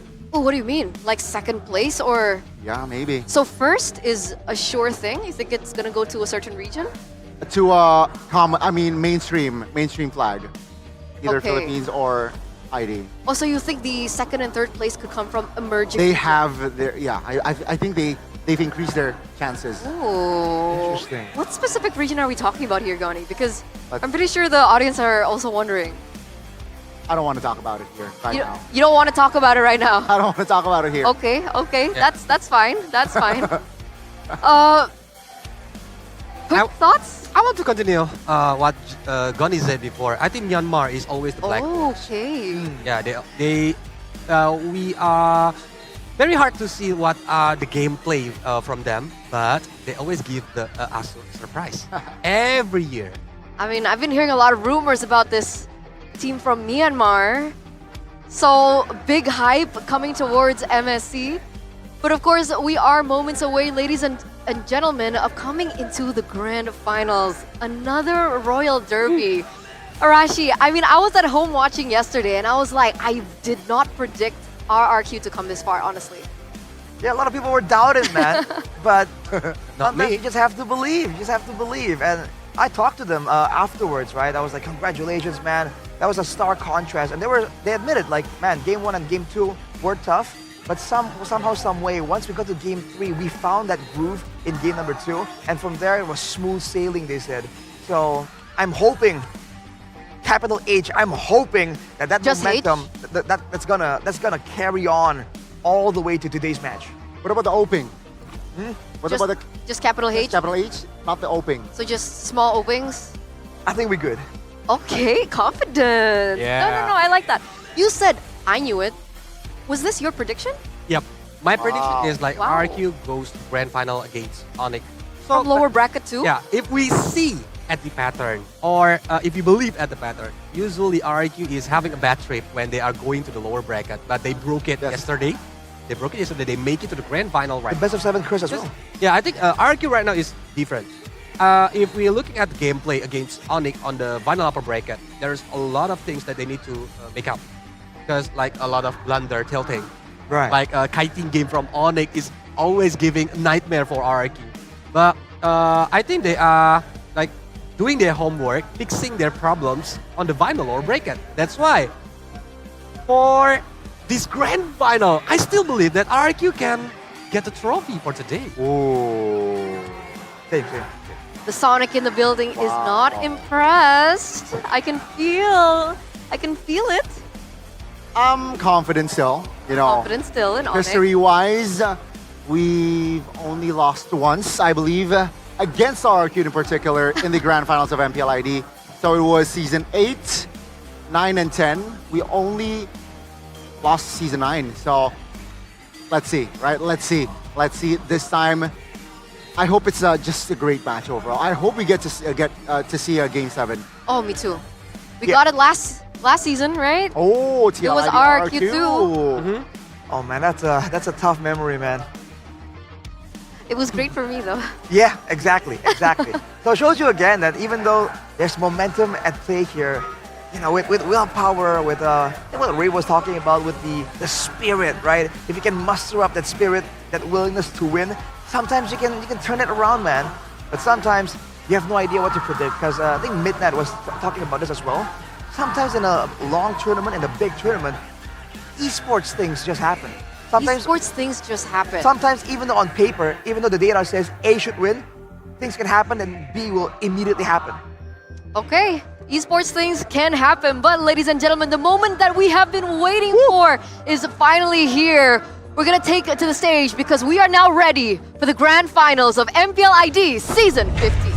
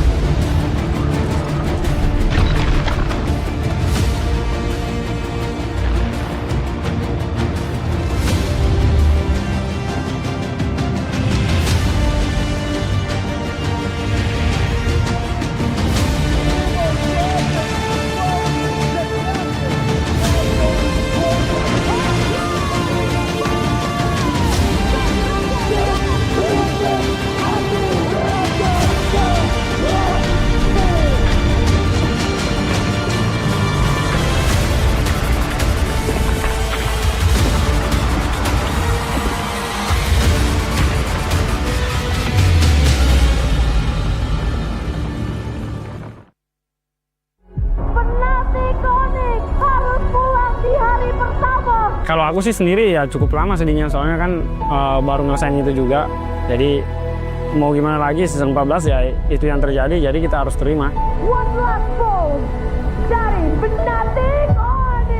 Cuman kalau dibilang efek sama EWC sebenarnya nggak sama sekali, soalnya kan habis di setiap match kan, setiap kita kalah maupun itu gugur ya kita harus benar-benar reset, kita harus lupain dengan ke belakang, kita harus fokus di depan sih. Fokus karena best turret, nggak boleh apa terjadi, tapi Sampero! Sampai dan wipeout! Onyx Indonesia mulai bangkit! Pas sebalik, ya sebenarnya dari aku sendiri benar-benar seneng banget. Bisa aku bilang dia seperti bapak juga. Ya yang pastinya player pasti seneng sih baliknya Coach Shep. Jadi udah kembali Onyx seperti dulu sih. Buat Coach Shep, terima kasih banyak. Soalnya dia udah banyak kasih tahu kita ilmu-ilmu yang kita nggak tahu, dia benar-benar kasih tahu.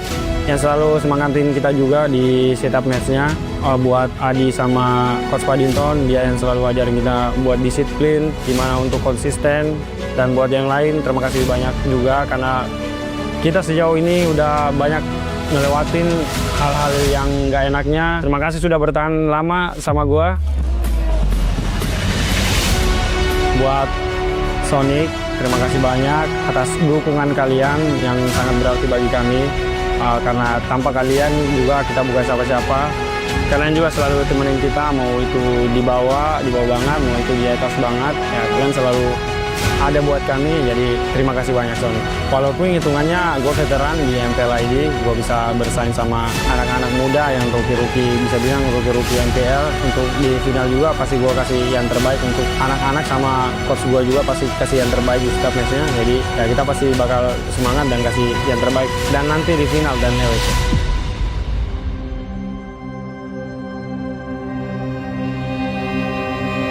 Perasaan gue pas masuk grand final dan WC sih itu udah pasti seneng banget. Apalagi kan usaha gue kan yang dari MDL yang gue lihat dari season 1 sampai season 9 nggak juara, dan setelah season 10 itu juara. Jadi gue pengen banget lah ngebuktiin di OSI walaupun gue udah masuk grand final. Gue pengen bawa mereka juara lagi untuk season 15. Dan bukan cuma itu juga, aku juga pengen juara EWC buat Kingdom, buat semua. Jadi pengen buktiin aja.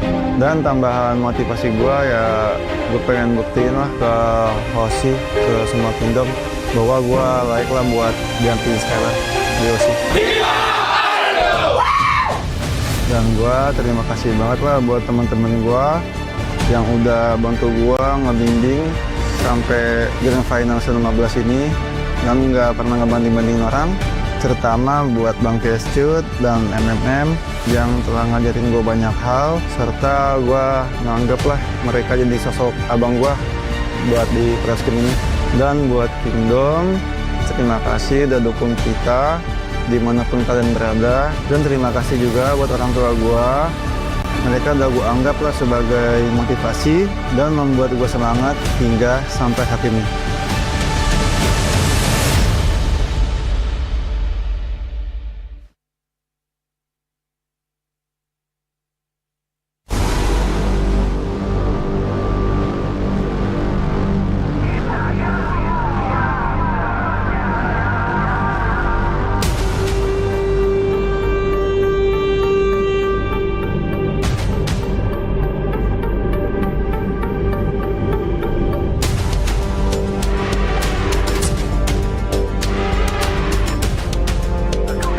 Muda dan masih tanpa mahkota. Sampai kapan harus berpuas di posisi kedua?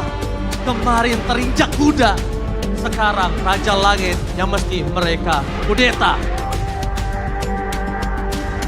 Tanpa Rainer Rapati atau Blazing Red from Skylar, RRQ apa kabar?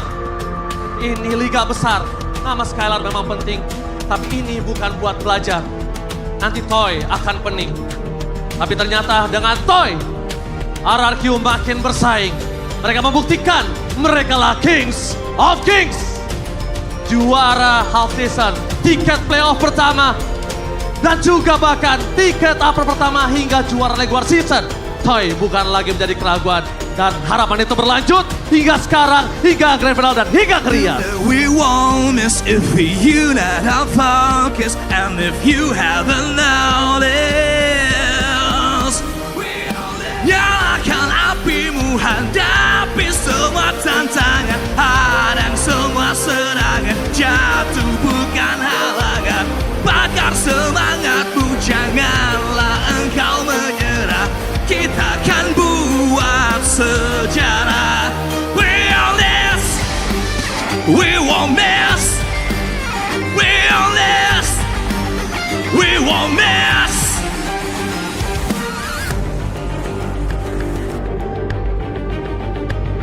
Yep, tolong Yep. Sekilas diingat, Onyx butuh bantuan. Sejelas dilihat, Onyx di posisi 9. Namun yang kita tahu belakangan, ternyata Raja Langit juga bisa jatuh. Raja Langit bisa di posisi yang sulit. Tapi ternyata diam-diam tumbuh. Dan dengan King Savero, mereka sekarang utuh. Banyak yang bilang masa mereka telah lewat. Tapi banyak yang tidak tahu kalau mereka bisa kembali lebih kuat. Tim mana lagi yang berangkat dari 9 tiba-tiba jadi yang pertama ke Riyadh. Terlepas dari semua drama, kini Raja Langit kembali ke jalan utama.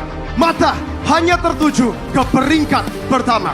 Ini saatnya Onyx mencari cincin mereka yang kelima. You know we won't miss if we unite our focus. And if you haven't noticed, we always nyalakan api menghadapi semua tantangan, hadang semua serangan, jatuh bukan halangan. Bakat semangatmu, janganlah engkau menyerah. Kita akan buat sejarah. We on this.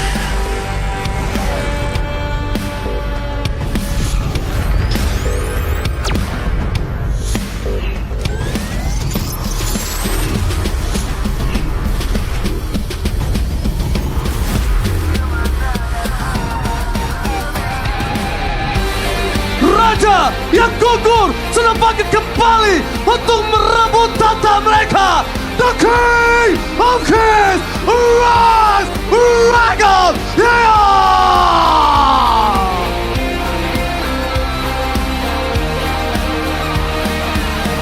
From the ground to the skies where they belong. Ladies and gentlemen, the Sky Kings, Onyx!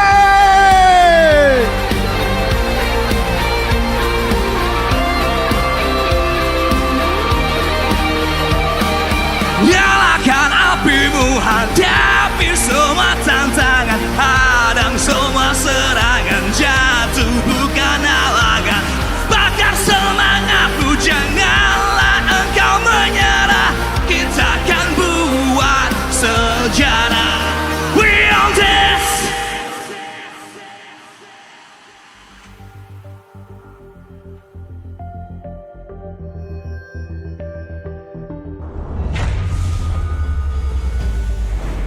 We're here and we're all living for it. Ladies and gentlemen, finally the grand finals of MPL ID Season of 15 live in Jakarta International Velodrome.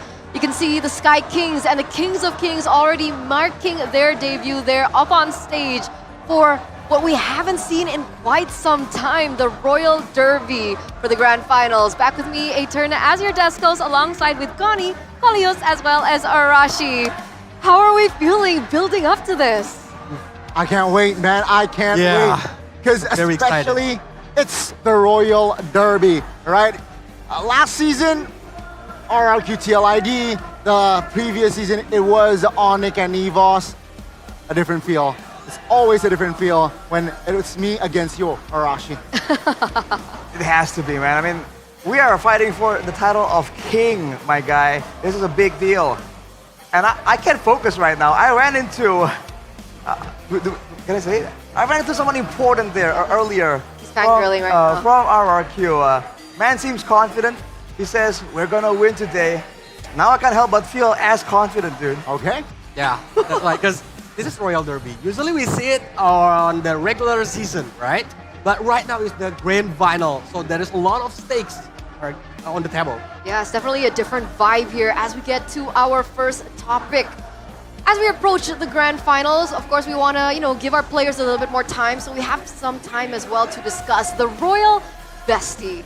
It's been the Royal Derby for quite some time, but for season after season after season, marking season 8, 9, and 10, it was these two teams always meeting each other in the grand finals, and finally, we get to see them up front, up first, and close up once again. How's it feel coming into this? You know what? It's a different feeling because season 8, season 9, season 10, it was Onyx who were sent down to the lower brackets, become champions in season 8 and season 10 from the lower brackets. This time it's a different story here, Rashi. RRQ, they were sent down. Will they be able to be the champions from the lower bracket? And again, for me, if you believe at the pattern, Patterns. Onyx RRQ. So season 8 is Onyx, season 9 is RRQ, season 10 is RRQ. So after this, maybe Onyx. RRQ? Onyx, yep. Does Onyx RRQ, Onyx RRQ? Ooh, I mean, that would benefit Arashi there. Yeah. And speaking of patterns as well, we already broke the best of 7 curse just yesterday as well. Okay. So, and you have to remember, there was the whole issue about lower bracket meta. Okay. How you're still on fire, you're still having the momentum from the previous match, whereas the guy on the upper bracket, they've been chilling. So, man, I can't really predict, but I'm feeling really good about this. I'm gonna triple down. Oh. Triple down. Pattern.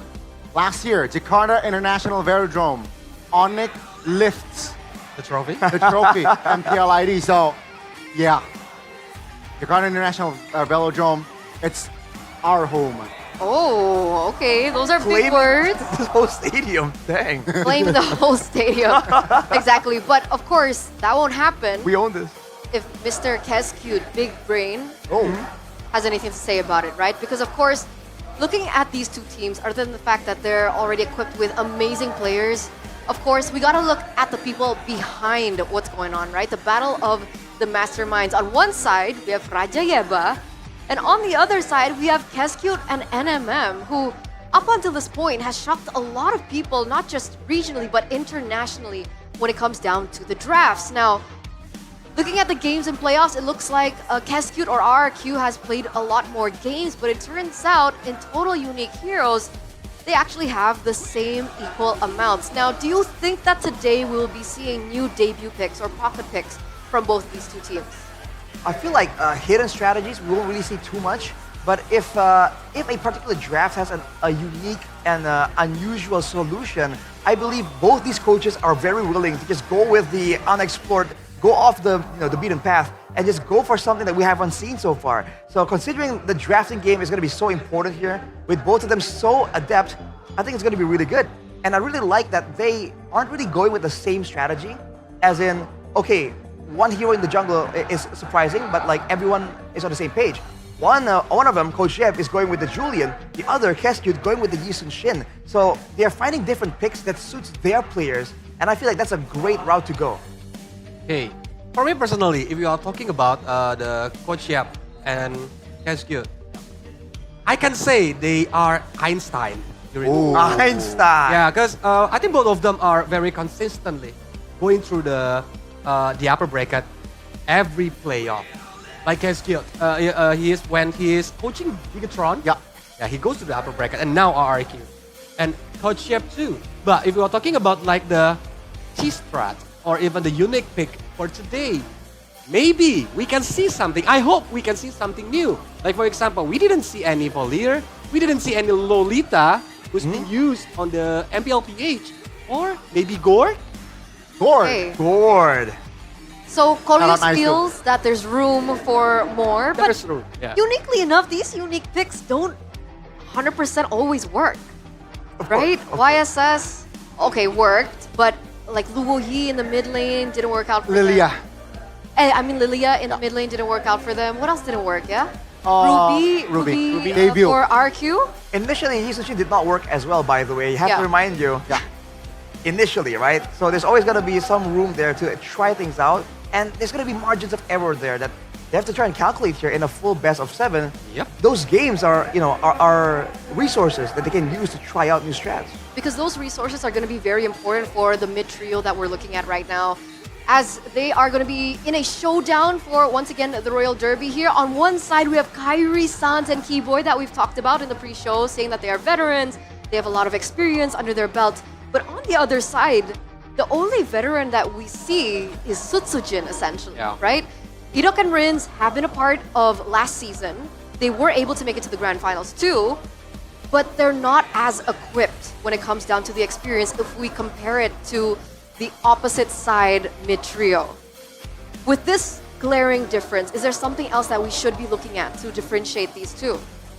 I think most of the Indonesia audience know how Kyrie, Sans, and Keyboy perform, how scary they perform it. Yeah. But I think for Susujin, Idok, and Riz, they are always improving.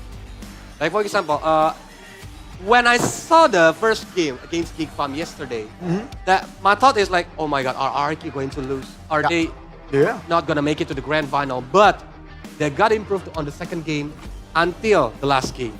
So right now, I think the three of them have the biggest chance to prove they are the best trio meet on Indonesia right now. Because last time we compared it to trio mid from Geek Fam. Yeah. And unfortunately, we had to say goodbye to the trio mid from Geek Fam, right? So do you agree? Do you think that there's still level of adaptability that RRQ's mid trio has over Onyx? I mean, imagine a cup Keyboy, Kyrie, and Sans, their cup is almost full, if not is already full. Experience with their, just experience. But Ren Zenita, barely half, right? So that's why the improvement comes, and I do believe have potential if Cascute guides them the right way. And look at Cascute just earlier on camera. Back then, the meme was when Cascute is smiling on desk, that means that they're gonna win. So he's looking pretty happy. On the contrast here, for now at least, you can see Coach Jeb having a bit more of a stern look. So gather what you want from there. But yeah, I do agree, man. With the rookies, there's just so much more potential for growth. And the fluidity, right? The experience gives you understanding on how to react to certain plays, but being a rookie allows you to kind of adapt faster in a sense that you're not really set in when it comes to the habits, when it comes to the preconceived notions. So you can kind of like assume that in yesterday's match, that's what happened, right? They're a newer team. They kind of got a read on how Geek Fam were playing, and that's why initially it looked so tough. But once they kind of figured out Geek Fam, they just went all the way with it. So I think Onyx are going to be a bit more complex than Geek Fam, but the same kind of mindset can be applied by RRQ today. Now, I like that you mentioned that because a lot of people have had concerns regarding RRQ and their lackluster ability when things don't go according to their plan from the early game. So as we're getting into the drafts, ladies and gentlemen, presented to you by the official tournament smartphone Samsung Galaxy S25 series, do you think that that problem has been solved, Coleus? Do you think that RRQ are now better in the late game when things don't go according to their plan? I think I cannot answer that until we see it in the game. Because last time, they got baited by the kiting game from Onyx, right? Right. And for the drop itself, the execution is not very well for RRQ. That's why this one is the grand final. So they need to go all out. Go big or go home. All right, so these are proving grounds now. Looks like the bans are coming through real quick here. Ladies and gentlemen, RRQ on blue side, Onyx on the red. Fanny, Farsa, Yves banned out. Onyx, go for the chip and the Jushin that will not see the light of day in this match. So they battle with the Farsa and the Yves, trying to limit Sans' impact on those artillery picks, but Sans isn't really known only for playing these long-range heroes. So the fact that they are focused so much only on those mages means that, I thought they wouldn't go for the Lo Yi, but they do. So now that's why they were confident in just limiting all the other mid options. It's amazing, right? RRQ, they are asking a question here. Onyx, in this similar approach against Geek, they went Baksha and Kime, but it's a totally different situation. Onyx, they know that the Harith is too expensive to be let go of. It seems like they will lock in the Kalea as well. It's open. It's a different ball game now. RRQ, will they go for the Baksha? They will.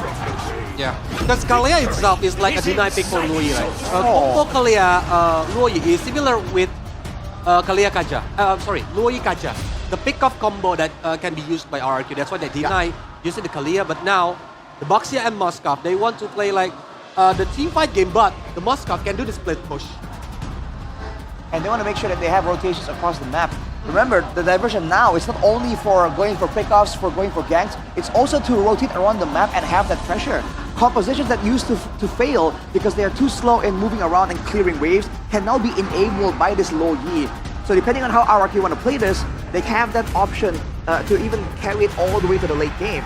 But with the Baksha, I think we can expect RRQ to go full on to try and fight for the first turtle. This seems to be the idea that they really like doing. But with Onyx having the Kalea and Glue, there's plenty of fighting power and sustain built in for now. I like the early game. I think you're right. First turtle will be, for now, with the Glue pick, at least it's going to be tough for RRQ. I think Onyx, they are going to draft themselves, especially the last two picks. They want to have an okay early game where the mid late they rely more on towards the Harith. Naruto, or at least Lucas, will be banned out here. Onyx seems like they are still sniffing that, hey, Baksha, it's still a flex pick. Yeah, Franco Idok is still there, but from the first free pick on RRQ, I think map control is the key. Because Luoyi and Moskov, if they got the map control, they can like make Onyx very his sunset. It's a respect ban. for Sutsujin. Yes, sir. They have forced out a respect Yi Sun-shin ban in Season 15, even though initially that pick was heavily doubted. Now, you can see that Sutsujin is running out of options. Onyx are trying to make sure that the Baxia indeed does go into the hands of Sutsujin. They don't want to deal with any kind of other possibilities Keskit might be trying to do by misleading them with the idea. But RK themselves, they're banning with jungles too, so they seem to be pretty confident that they can put this in Sutsujin and still have great time in the early game. Because we're still looking at different heroes, right, for Kyrie. He's pulled up the Kaja once. You think that's an option that they can go for here? Still one. And with this composition, I feel like it's okay, but I don't really like the Kaja.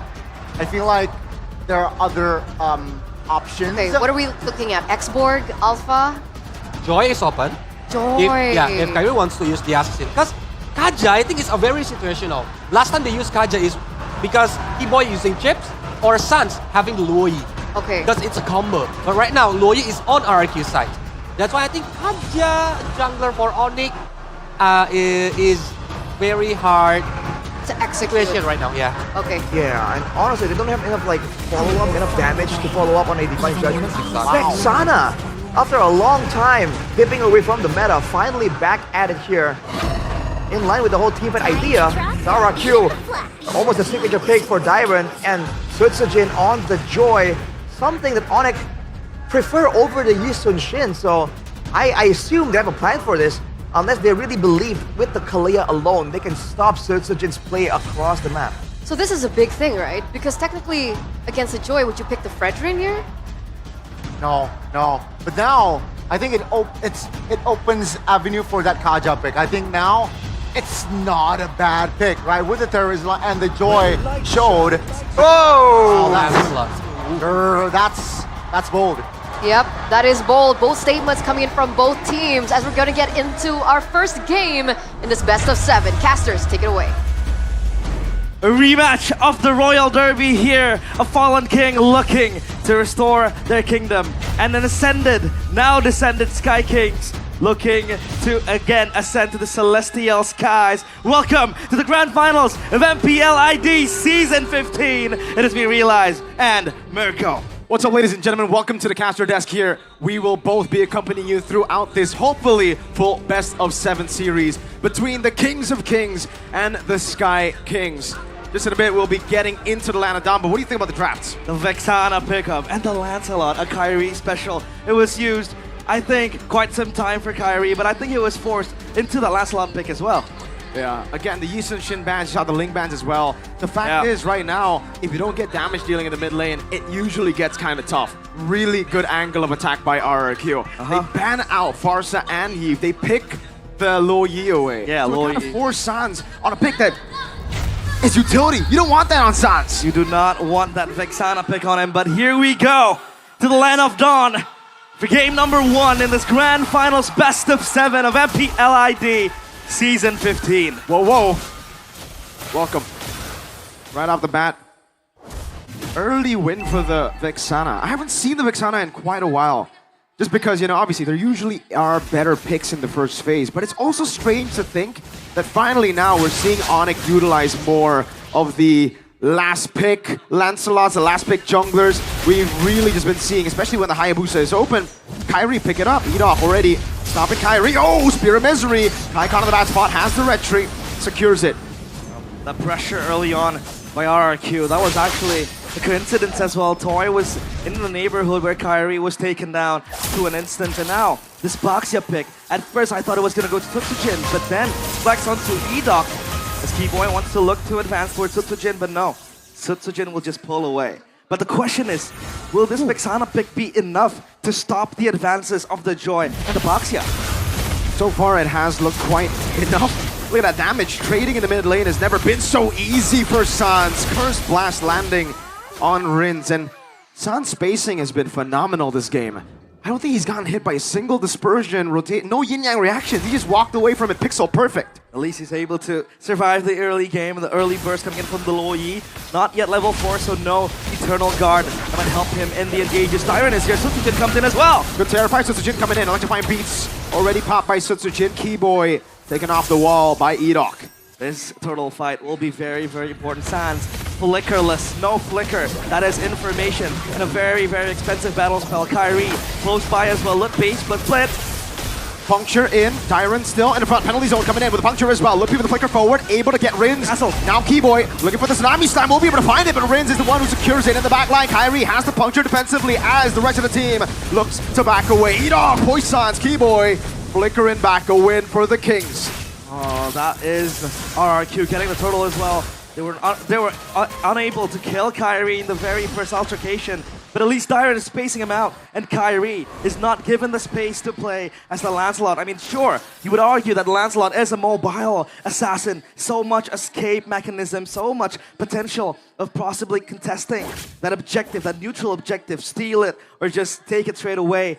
But as of now, RRQ, they have one mission in hand, and that is to screen Kyrie out of that possibility. Manazon predictions by the new application, go pay. You know, it's a split of both. Yeah. This is a fair split. Oh, it's actually in favor of Onyx. We got 4-2 only. Arashi and Kolius have gone for RRQ. I wonder what the Indo desk thinks, because we have a different one. Eternal Guard landing. Rins knocked up. Keyboy, they're gonna go for it again. Tsunami Slam with the Purify out by Rins. No fight. They might turn, but as of now, that's a Purify blown out. So maybe if Onyx, they really want to gesture again against RRQ, that is a possibility. But Sutsujin might look for the engage. Edok rolling in. Not the best playmaking hero we would see from Edok. But as of now, he's doing very well screening. Lutpi fighting the damage. Good damage on Lutpi. Penalty zone by Tyrant. Keyboy caught in the crossfires. Purple buff should be taken. Diversion into the top side. Kyrie looking for the play again. Thorn Rose and a puncture defensively as Sutsujin gets even more pressure. Reset. It's all RRQ with the macro advantage as well, right? With the diversion. So much angles open. Severo might be hanging meat now for RRQ, but he has that dash to shield him away from the possibilities of a dive. Now let's take a look at Onyx WinCon. I think so far they can rely on Sans early on with the Eternal Guard, but as of now, it's up to Kyrie to funnel the gold onto himself, because his Lancelot has to go online. A couple of kills might do it, but RRQ, they're not giving the space for Onyx to do just that. They're not even gonna give space to Kai to go for trades. Toy sent to the bottom lane again. RRQ are the ones who are holding the neutral objective. Keyboy, looking at the play, Tsunami Slam, able to find him. No Purify just yet. Now Crack's execution and Thorn Rose. Rins taken down by Sans. Now in the back line, it's gonna be Sutsujin jumping to find beat. Toy landing the SOD. Severo still with the Synchro Vision. Constantly jumping around with the Chrono Dashes, forcing the Revitalize. Keyboy getting position. Sutsujin, 2 dashes, no ultimate. Onyx recover, and now will secure a turtle. But look at the trade by Toy. For a roll in, Edok, no slay, rather no steal whatsoever happening. And down bottom, Toy, off screen, able to get a turret for himself. So RRQ, at least, they're able to get a cross-map trade and make things even in the hands of both sides. As of now, though, it's RRQ still with a gold lead, 1.3k. And they will always have that ever-present segue, you know, side lane pressure in the hands of the Moskov, plus the Luo Yi, enabling them to get rotations either to the back or even down bottom to just push out the waves. And as of now for Onyx, their only response to that side lane is this Lancelot. This is so value for RRQ. Like you mentioned, Onyx can't really deal with the side lane pressure, especially when we get into the late game. So the fact that RRQ are now the ones leading with the Moskov, who should by all means, I think, be bullied a bit more in the early game by Onyx. He's going to scale up to be a monster. Good damage by Rins on Sans. And you can see Onyx already start to rotate up top. Later on though, Onyx, the way they win is through a big team fight. RRQ can deny those team fights. They have diversions. They have the Moskov obviously with the SODs. That global presence is so good for them to capitalize on Onyx's very one-dimensional team fight style. And Onyx needs to scout those diversion plays as well, right? They need to scout the teleport. So Kyrie, Thorn Rose able to dodge that kill shot. Whoa! As of now, it's Onyx still holding to their ground.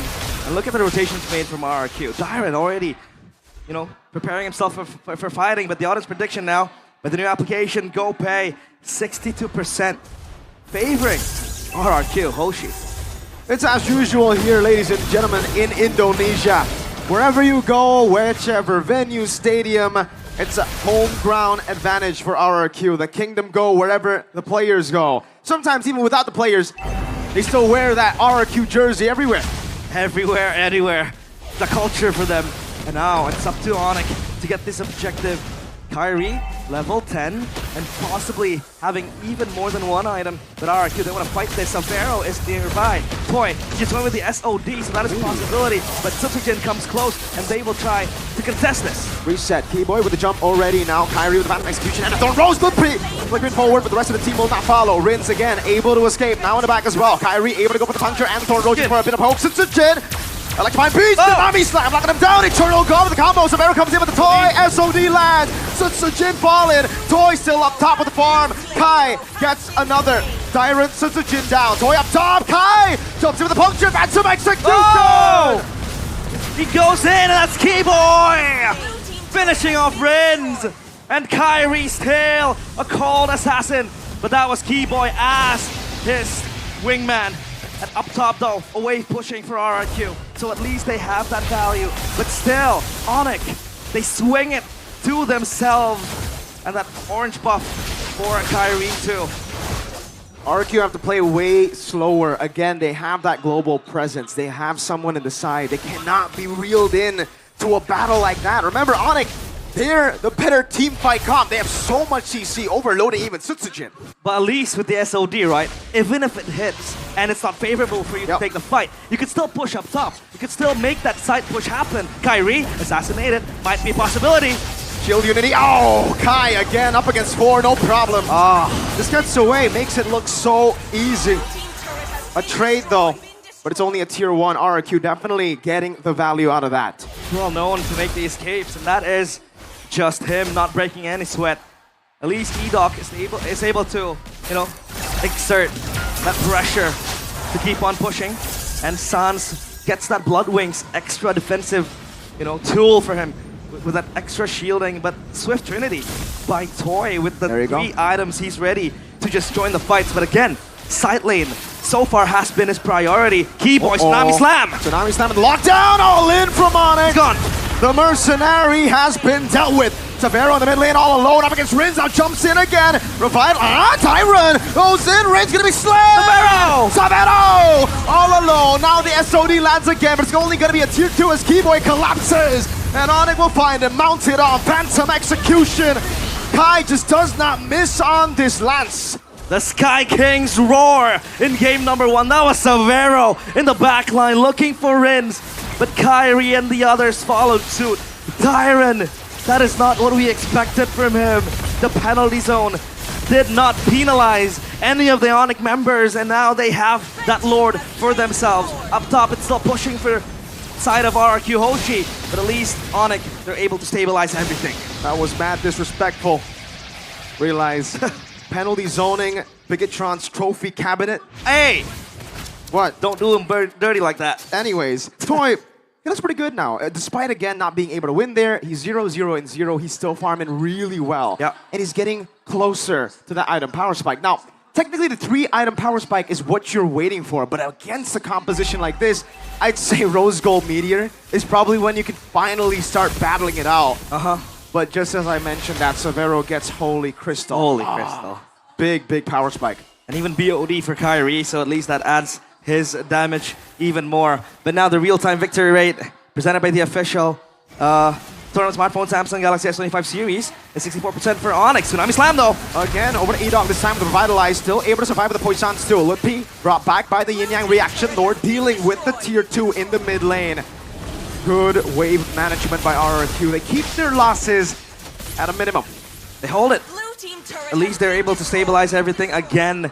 It's up to RRQ to activate the side lanes. Talking about high ground defense, and just holding their base together as to not be torn apart. I think they have that power in the hands of Toy. Rose Gold purchased as well, so at least extra protection. Oh, diversion flank play only to send Dyran, but E-Doc is here as well, scouting. At least that's one thing that RRQ can nurture, that information from E-Doc constantly rolling towards Onyx. But they need to know that Onyx is ready to bounce back. Good flicker out from the penalty zone. That's a big resource used already. but they are happy with that. RRQ, remember, even though they use 2 ults there to get into position, Keyboy! Oh, what a read from Keyboy! Eternal Guard from Sans. Sutsujin 3 times read like a book by the boy. Lutpi on Diamond, a flicker back again. Lutpi has the flicker, but he won't utilize it. Kai cutting the wave up top. Keyboy, his spidey senses were tingling and was able to get that Sutsujin lockdown, Tsunami Slam onto the Eternal Guard. And I think that's another synergy we can talk about, Miracle. Tsunami Slam, Eternal Guard. So it's basically you getting knocked up to get knocked up again. That lockdown is still there. But the question is, can Onyx burst down the targets as quick as possible? With the Lancelot, that might be feasible. With Harith as well, that is a possibility. So RRQ now, what do they do? Because the Tsunami Slam is going to be the main engage tool for Onyx. They have to be able to peel themselves back, distance themselves from Onyx. As of now, Sutsujin, 1, 2, 3, Sirins, same stat as well. They're struggling. They really are. It's gonna be tougher as we get towards, I'd say 15 minutes. Again, we were talking about the late game possibility for RRQ, but now I gotta dial it back a bit. RRQ have just not been able to utilize it as much. I think they're really scared of that AoE CC chain of Onyx. They can bait out Purifies like it's nothing, so Toy has to be extra careful. And that's why they've lost Prio even in the side lanes. High level 15, the Mercenary very close as well. Puncture coming down, now Edok gonna be caught, Phantom Execution over to the Lord. Diamond gonna be caught again with the Eternal Guard, and the Tsunami Slam. Oh! SOD doesn't land, Sutsujin caught in the bad spot, has the try and beats, and now Savero! That goes for the assassination. Savero goes for more. The double kill connects. Lutpi in the back, just harnessing the power. Dyren mounted up. What can he do? Terrified now. The Curse Blast coming down as well. Oh, they're toying with Dyren at this point. 5 members, good penalty zone. But what is it for? It was a desperate attempt to survive. Reminiscent of Season 12. Dyren with the solo hold, penalty zone 5 men. But this time, it's a different era. Onyx, they might be marching for the base, looking for the siege as well. RRQ, can they hold this? The Lord respawn, pushing forward, and they get that inner inhibitor. Yikes. We saw that damage. Thorn Rose.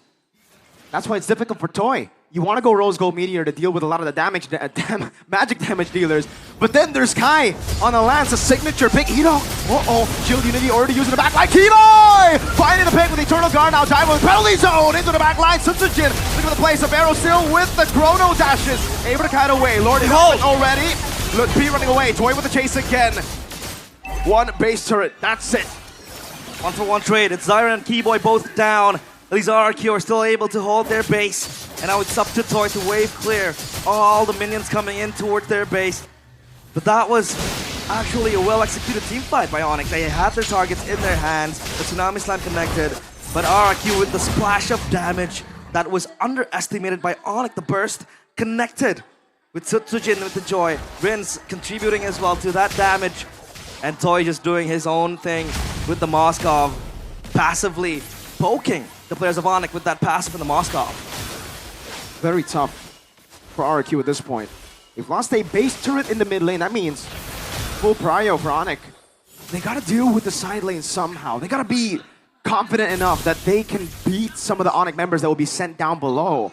But it is tough, again, just because you're kind of forced to go either Rose Gold or win, right? Yeah. Maybe if he sells boots next, he'll get Win of Nature, but he kind of needs the mobility too, up against a composition like this. Kai with a Thorn Rose over to Toy. Great punctures in, man. And a Retri. Thorn Rose mounted on Edok, brought back to the team as Samara walks up as well. Revitalized already with the Poissons. Lutpi gets off. They stabilize. And a concealed play, they might look for another Hail Mary play. Diversion connects, but where is the backup? What a read from Kila Suns! Now Tsunami Slam Savero! Again, now flipping back, Sutsujin pops in electrifying beats. Onyx wanna go for it. Not finding the wall, Keyboy Toy! He's dead! Waiting the entire game just for Onyx to wall in on him. Now it's only the Mercenary left. The Mercenary looking at the broken castle walls. Onyx might punch for the end. The crystal is exposed. It's only up to Sutsujin. Onyx with a statement game 1, 17-3, 6.4k gold lead. Kila Sands with a crazy read. We're getting back there. Realize from the ground to the skies where they belong. Slowly but surely, we're not just seeing glimpses of that prime Onyx of season 11, 12, and 13. I think it's about time we see the whole picture. It might be an upgrade, who knows? But time and time again, Onyx has been able to show that maturity. The read was so perfect, and RRQ had, underlined boldly, had to go for that play. They had to look for one small skirmish, one small team fight that they could leverage on the back of a diversion play. That Hail Mary play had to happen if they wanted to go back and chase down Onyx. The advantage, the differences, the discrepancies was way too far for them to really deal with. And going rose gold, Onyx just forcing RQ in an unfavorable position. There's too much damage. Look at that greed though. Yeah. Diversion, Sans catching them with the glowing wand curse blast. It wasn't timed, like he got the curse blast, but I don't know. I want to look at the interaction again because they didn't get caught by the damage per se, but the glowing wand was on them, giving Keyboy, I think, vision for it. Sans is ridiculous, man. I don't know what Yeb does to him every single time he's in the roster, but the monster's back, the Gila in him. I can see it in his eyes. Crazy. It's Sans. And now it's up to Heskute and Co. to go back to the drawing board again, re-strategize. As Onyx again pulling masterclass after masterclasses. And now it's up to our panel to break it down. What has happened in that game?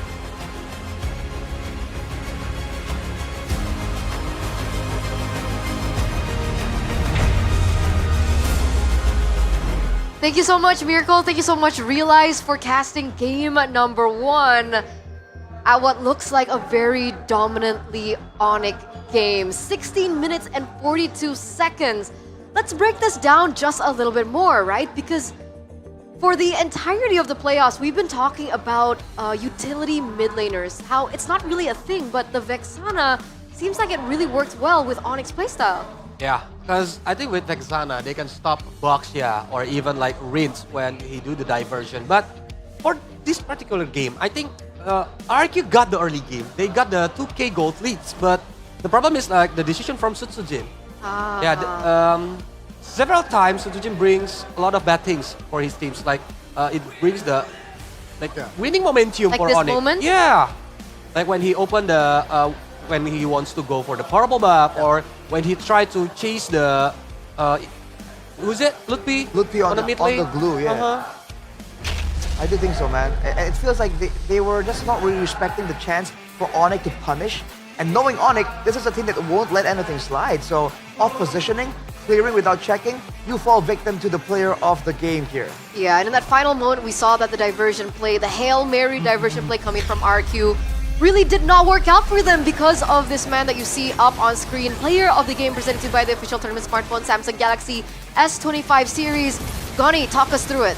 You know what, I think Keyboy again displaying very, very great awareness, excellent positioning as well, right? He knows where to just stay in that, what bush to stay, and it shows that the angles that RRQ is trying to penetrate from, covered by this man. Yeah. The concealed plays multiple times, just denying the openings that RRQ wanted, and that was the questionable play from Dyron there. Again, capitalized fully by Onyx members. I think I can make a statement here. If Keyboy on his prime performance, he's the best roamer. If you are talking about the momentum roamer, like Aliyah, High Grill, and everything in the world. Ooh. In the world. There's a reason why Mirko's, most of the more common yell out for Mirko is Keyboy! Yeah. Because he just makes the moments happen. And he's really good at just reading into the intentions. Because the final diversion play, I think, had potential. They were aiming to try and find a moment of weakness from Onyx near their purple buff, but Keyboy read through it. He wasn't really in the same bush, but he was nearby. And immediately seeing how it is unfolding, he made that split-second call to just go in, make the play happen, and even with the Purifies on the hands of the RRQ backline, he was just so active and so frequent with the Tsunami Slam attempts that it made it seem like the Purify is almost never up, never available. See, those moments would never have happened if not the follow-up coming through, right? Yeah. Because for the first few moments that he gets the slam coming through from the Kalea, the follow-up from Kyrie is instant.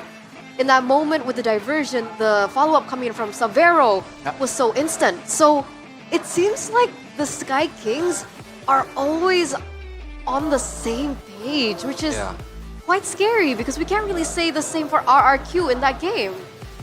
They're united. Onyx united, and I think it's official in the playoff run. Onyx has always drew first blood in their series. So yeah, it's not new, but let's see if RRQ can come back from this. Because 16 minutes, it wasn't fast, but it's a convincing win still overall from Onyx. That's why for RRQ, I think they need to discuss about the risk management. Because a lot of things that what RRQ do since yesterday or even the first day, the risk calculation is not too mature. Yeah. A bit premature, a bit hasty almost. Yeah. I really feels like that. They were trying to play more for Toy here. You saw that even though Suzujin was falling victim to a lot of the plays, Toy was still farming up a storm, was actually #1 in the gold standings all the way until the mid game still. But unfortunately afterwards, right, with the presence of the glue of the Lancelot as well as having a Harith on Savero, there's so many ways for Onyx to dive in and make sure that Moskov has no safety zone to actually stand there and do that damage. So even if he has full items, it just wasn't safe enough, especially with their front lines all being kind of divey front lines. No one there is actually catered to try and protect Toy from the dive coming in from Onyx.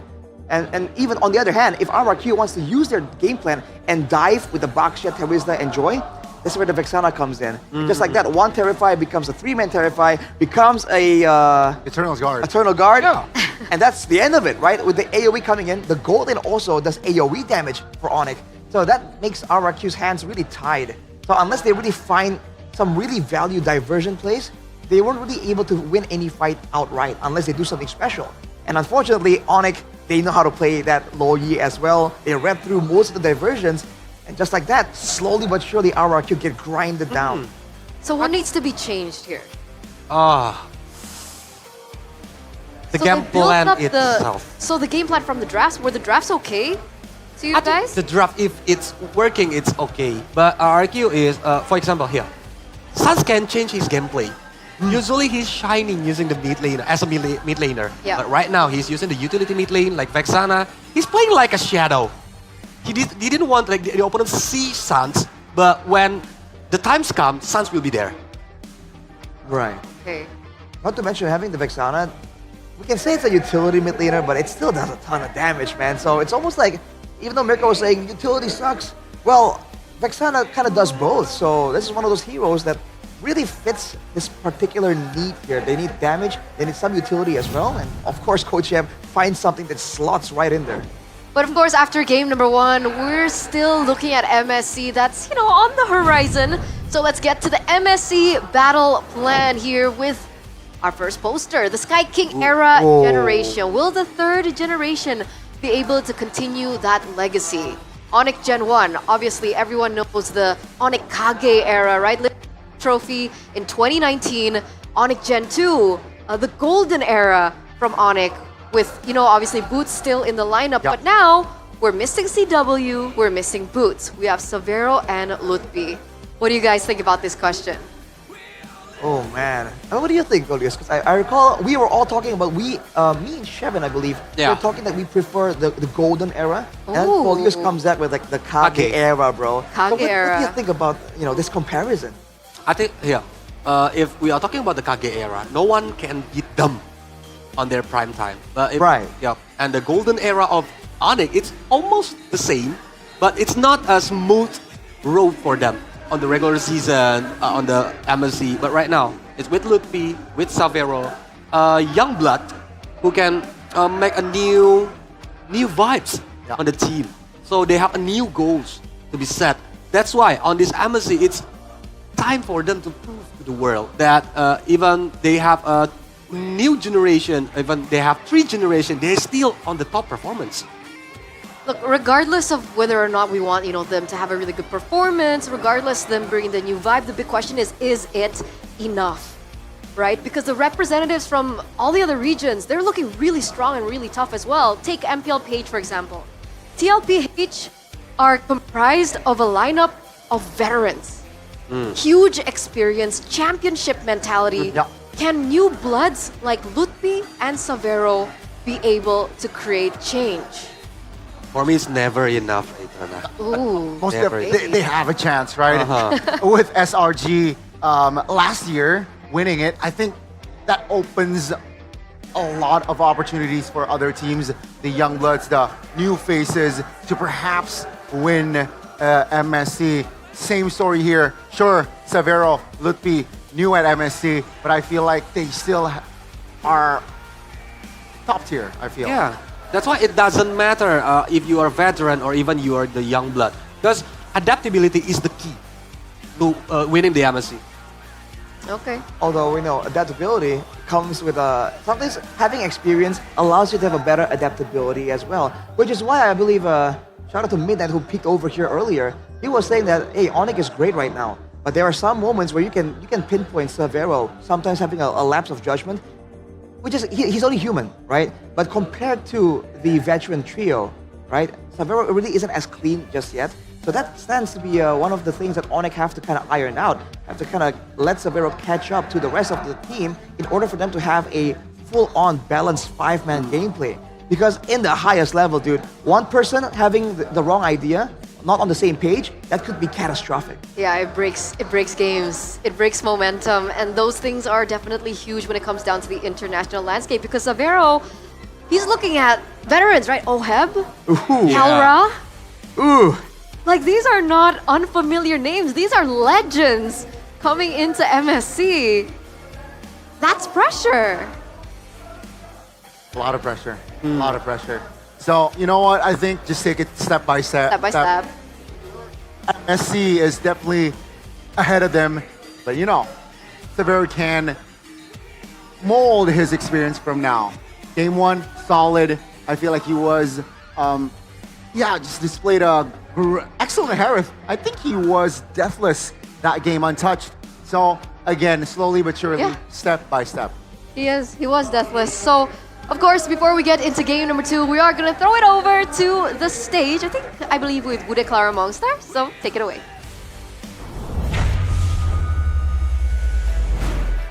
Di tengah-tengah Jakarta International Velodrome, ketegangan dari kedua super fans bisa terasa. Namun, kalau ngelihat dari match hari ini kayaknya yang paling was-was, yang paling dark-dikdukser juga adalah dua orang dalam dari kedua tim.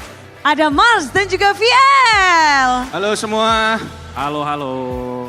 Waduh, sekarang aktif sekali ya untuk menyuarakan. Kalau dari VL, yang aktif banget sebenarnya mau narik-narik kamu banyak loh di sini. Apa itu?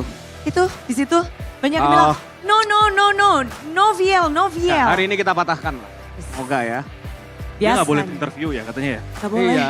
Bagus ini dong sebenarnya Kingdom udah pada panik ini Bude di sebelah sini, nggak ngerti Bude. Makanya. Iya.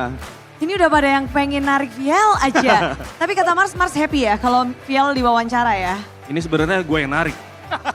Oh gitu ya? Iya. Benar. Ini strategi dari Mars. Strategi nih. Ya sampai sekarang masih mau adu strategi aja Bude, nggak tahu kenapa ini Mars. Itu sudah 5 season lalu. Dari season 8 sampai 10 ya kita ya? 3 season kalian mengadu satu sama lain.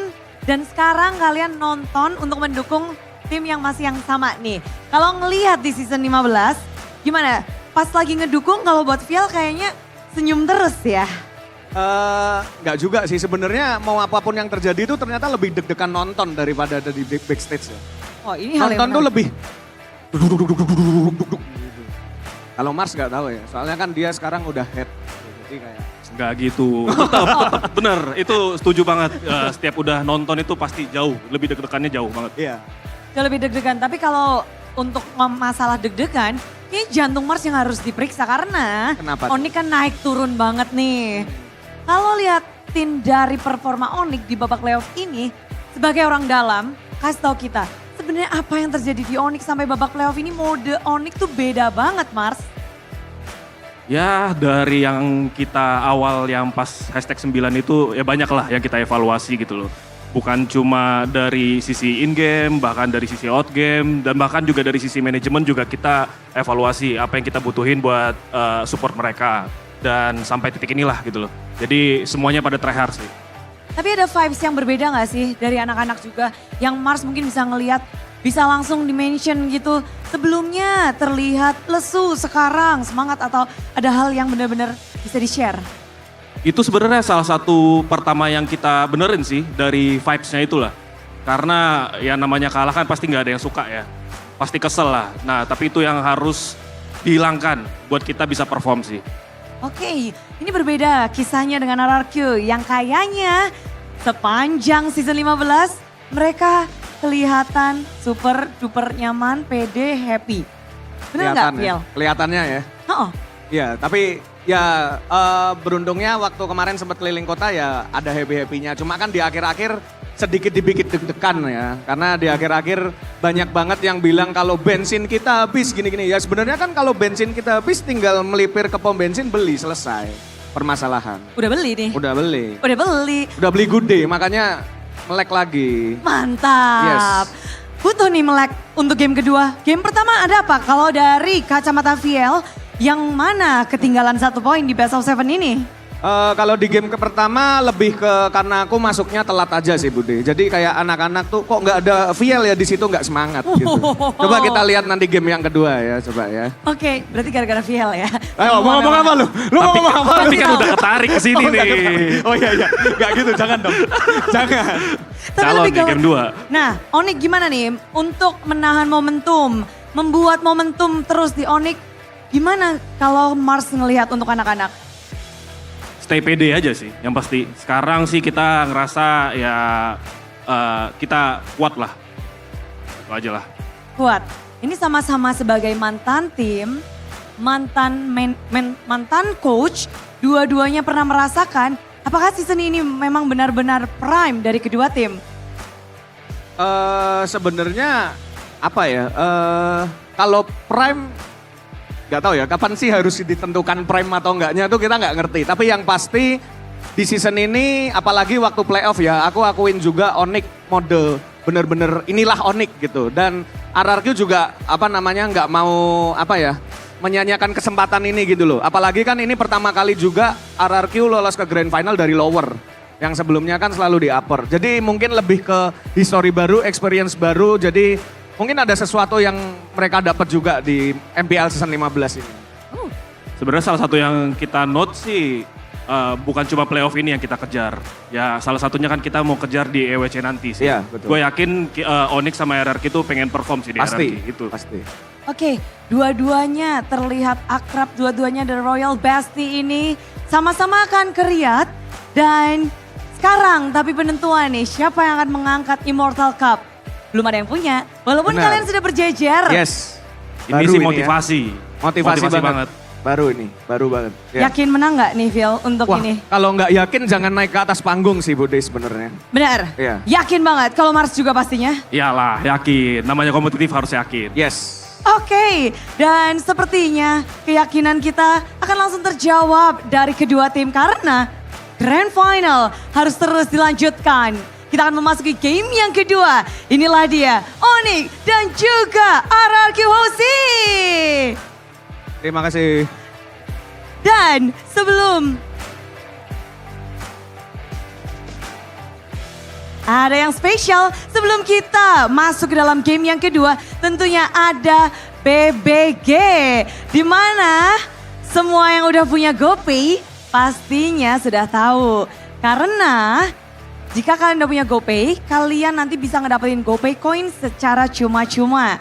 Dan kita akan langsung aja tunjukin caranya buat para super fans yang telah hadir, yang udah pastinya hafal juga. Bude di sini akan menunjukkan caranya.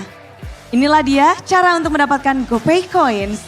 Pertama-tama pastikan kalian download yang udah punya bagus. Dan setelah kalian punya, buka GoPay-nya.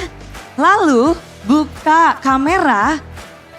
Setelah kalian membuka kamera, kalian nanti bisa nge-scan di QR yang ada di layar putih ini. Setelah itu klik buka hadiah dan otomatis GoPay Coins akan masuk ke akun GoPay kalian. Udah pada siap belum nih? Waduh, Jakarta International Velodrome. Inilah dia, GoPay hadiah GG. semuanya langsung gercep. Dan scan.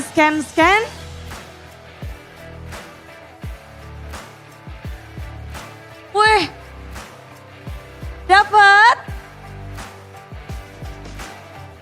Wah, Sonic udah dapet. Kingdom gimana nih? Juga udah pada scan belum nih? Dan semuanya congratulations buat yang udah dapet. Yang udah lagi nge-scan, yang lagi berusaha, yang belum download. Karena ini benar-benar GoPay selalu memberikan kita yang happy. Bisa buat berbagai macam dan GoPay Coins sudah dibagikan. Kita masih menunggu poin kedua akan berada di tangan siapa. Jadi langsung aja kita akan kembalikan kepada para panelis untuk membedah seperti apa jalannya game yang kedua. So panelis, monggo.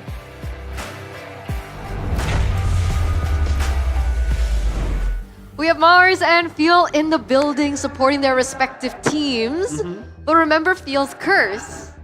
Whenever he does the interview, RRQ usually loses. Oh, really? So that was kind of a topic that they were discussing with Bude Clara earlier on. And then he's like, you know, I bet the kingdom are shaking right now because I'm here. And then Mars is like, yes, according to plan. That is why I brought you here. Yeah, he was saying, I put him here exactly for that reason. But hey, you know, rules are meant to be broken. Yeah. We've broken some already. We have to keep that momentum. Keep the faith. I love your confidence, man. I love your confidence. The momentum It's copium. The momentum of Onyx 1-0 already? Is that what you mean? No. Momentum of RRQ exceeding expectations. Okay. So the lower the expectations are for RRQ right now, the better, man. Pressure, yeah. They're gonna smash through it. Because it's a BO7. It's a BO7, so anything can happen. Yeah. Anything can happen, obviously. Yesterday they lost against Geek That's on true. the first game, right? That's true. Game number 2 is upon us, though. And that is where I feel like momentum will start to shake up. Boy, oh boy. Right? So, again, drafts were fine. We're looking at the execution coming in from Sutsujin as well, who at times made a little bit of weird movements, you know, going into areas of the map that had no information about the enemy whereabouts. We saw him getting taken out here and there. Is this a common thing that we've seen from Sutsujin? Usually it's not Sutsujin. Overconfidence, I think. I think it's part of RRQ's style to actually have some. It's like they're testing the limits in a sense of like how far they can go when it comes to map control. So sometimes you do see them make moves where it's risky and it's almost an 80% like pick off potential if they walk into the whole team. But when they don't, it gives them big value. And we see that being done by Dairon, by Rins, and by Sutsujin as well as Edok, of course. So when it works really well. But when things are just so clean and so calculated, those kinds of moments can really swing tides in favor of your opponents. So I really feel like if RRQ wants to try and still occasionally send Sutsujin alone into a dangerous area or Rins alone to a dangerous area, you can do so when you're kind of even or even when you're ahead. But once things are getting kind of, when they're kind of behind, I feel like that needs to stop, right? They have to try and make sure that they don't keep making the same mistake and then eventually lose control over the whole game. Especially against a team like Onyx, who very rarely lets go of the control once they have it in their grasp. Yeah, but for the first game, I think RRQ do an improved one. Because if we see that when they against Onyx on the final upper bracket and against Geek, they rarely got the early game. But now, on the first game, they do the homework, they got the early game, but they tilt on the mid game. That's why I think they need to fix that on this second game if they want to take the revenge. I completely understand your point, Golius, but I do feel like that Onyx, they understand that, like first 2 minutes, their composition isn't that strong. Sure, they have a Kalea, but after that first, interaction, that first turtle, Onyx understands that, we're not that strong for that first 5 minutes, so they played a little bit laid back, wait for Severo, especially hitting that Holy Crystal, then they start to be more active, start to look for counterplays to equalize what they lost in that first couple of minutes, I have to say. So RRQ improved early game, but what's next? That is the crucial question can RRQ get that early game and translate it to the mid game? Yep. Because the next thing is how they hold the advantage, how they hold the map control. That's the problem. And the thing is with the, well, before that, let's go into the drafting phase before we go on any further. It was okay if you wanted to continue. Let's continue. Okay, well, I was about to say that once they actually have some momentum, have their lead in the early game, they have to try and figure out how they want to team fight properly as well. If they know that they can't win the front to back, they know that their main dive tools are going to be, stopped by Sans or maybe Keyboy, they have to try and adapt immediately there. So at this point, it's no longer strategy, it's also tactics individually when it comes to a 5v5. Okay, let's see the adaptations coming in from RRQ here as they look to secure this next game point for themselves. We're looking at the drafts now presented to by the official tournament smartphone Samsung Galaxy S25 series. Okay, the bans and picks are coming in fast, and it's important to note that Onyx and RQ have actually opted to swap sides, so neither are on their preferred side, I believe. So, yeah, I think Onyx with that Lancelot last pick value, RQ do not want to overthink, because then they try to limit Kyrie's hero earlier, but with the Lancelot, it just nullifies the Surratt. So RQ, they're trying a new quote-unquote approach, being on the second pick for the second game. Farsa instantly picked up. A lot of options. It's gonna be Hayabusa and the high loss, the double H combo. Hayabusa on Sutsujin, another signature pick, but we just haven't seen this pick all that often, so there are concerns there. And Dyron now being on the high loss, it's not that big playmaker, but we've seen him deliver in the laning phase and also with the clutch, glorious pathways before. But of course, when you see Hylos on Dyron, then you know something big is coming for Edok. It's almost a guarantee. It needs to happen for our team to have enough threats, especially with Onyx picking up the Joy. I was about to say the Badang. I love the Badang pick, actually, because Badang can really stop Hayabusa, especially for the momentum. Like, it have a long duration of the crowd control, using the face crack, face wall, and anything. But now, Sans with the Farsia. I think we already saw it 2 days ago. Yeah. That it's very terrifying, Farsia. Now, what is the answer from RRQ? Are they gonna facing against Farsia using the high ground, another high ground like Eve, or they wants to play with Kimi? Selena is a potential pick as well, right? But they will prio the Harith first. So now, Onyx, they can try to limit the mages in that second phase. All right, what are we looking at here? Eve, Ben? I feel like Selena. Valentina? Selena. I think Valentina is also an option. Valentina is a dangerous hero picked by RRQ right now, but they prefer to respect Edok's Tigreal because the momentum from Edok's Tigreal, we already seen it, that it makes comeback against on the final upper bracket against Onyx, right? Yes, sir. Four heroes implosion. Exactly, and that's with them already ready for it anyways. So it definitely is a special kind of Tigreal. The question is though, again with the Joy there, suppression becomes very valuable. So our Onyx want to still respect the Franco even along with that, and if that happens, is Edok gonna go back on the Ruby, or is there another different alternative that post Ketsu is gonna get for him? We didn't see Zhao Head, right, on this playoff. No, I don't think we have. Yep.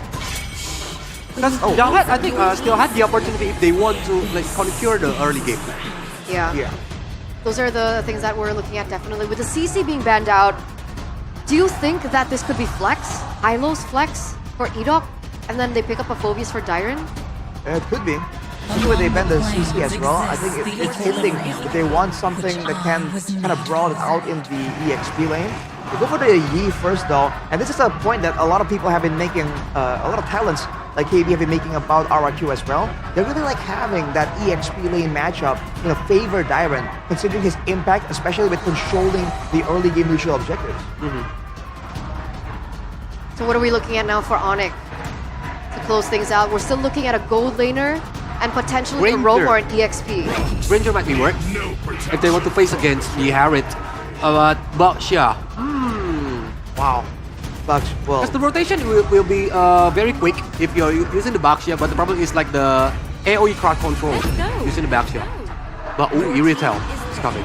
It's all about speed here for Onyx. Yeah. The Joy, the Farsa, the Baksha, and everything all move really, really fast. Yeah. But there comes the signature Franco. And now Franco's coming. Although if you look at it, you don't have a lot of burst damage to try and use that Iron Hook effectively. So worst case scenario here, especially with Onyx having the Baksha, this tanky solid hero that doesn't really get taken out that easily, is Franco might just be nullified. That's the main concern here for RRQ. So will the Franco actually be the ground-breaking thing that they require for RRQ, or will it be the ground breaker for RRQ for game number 2?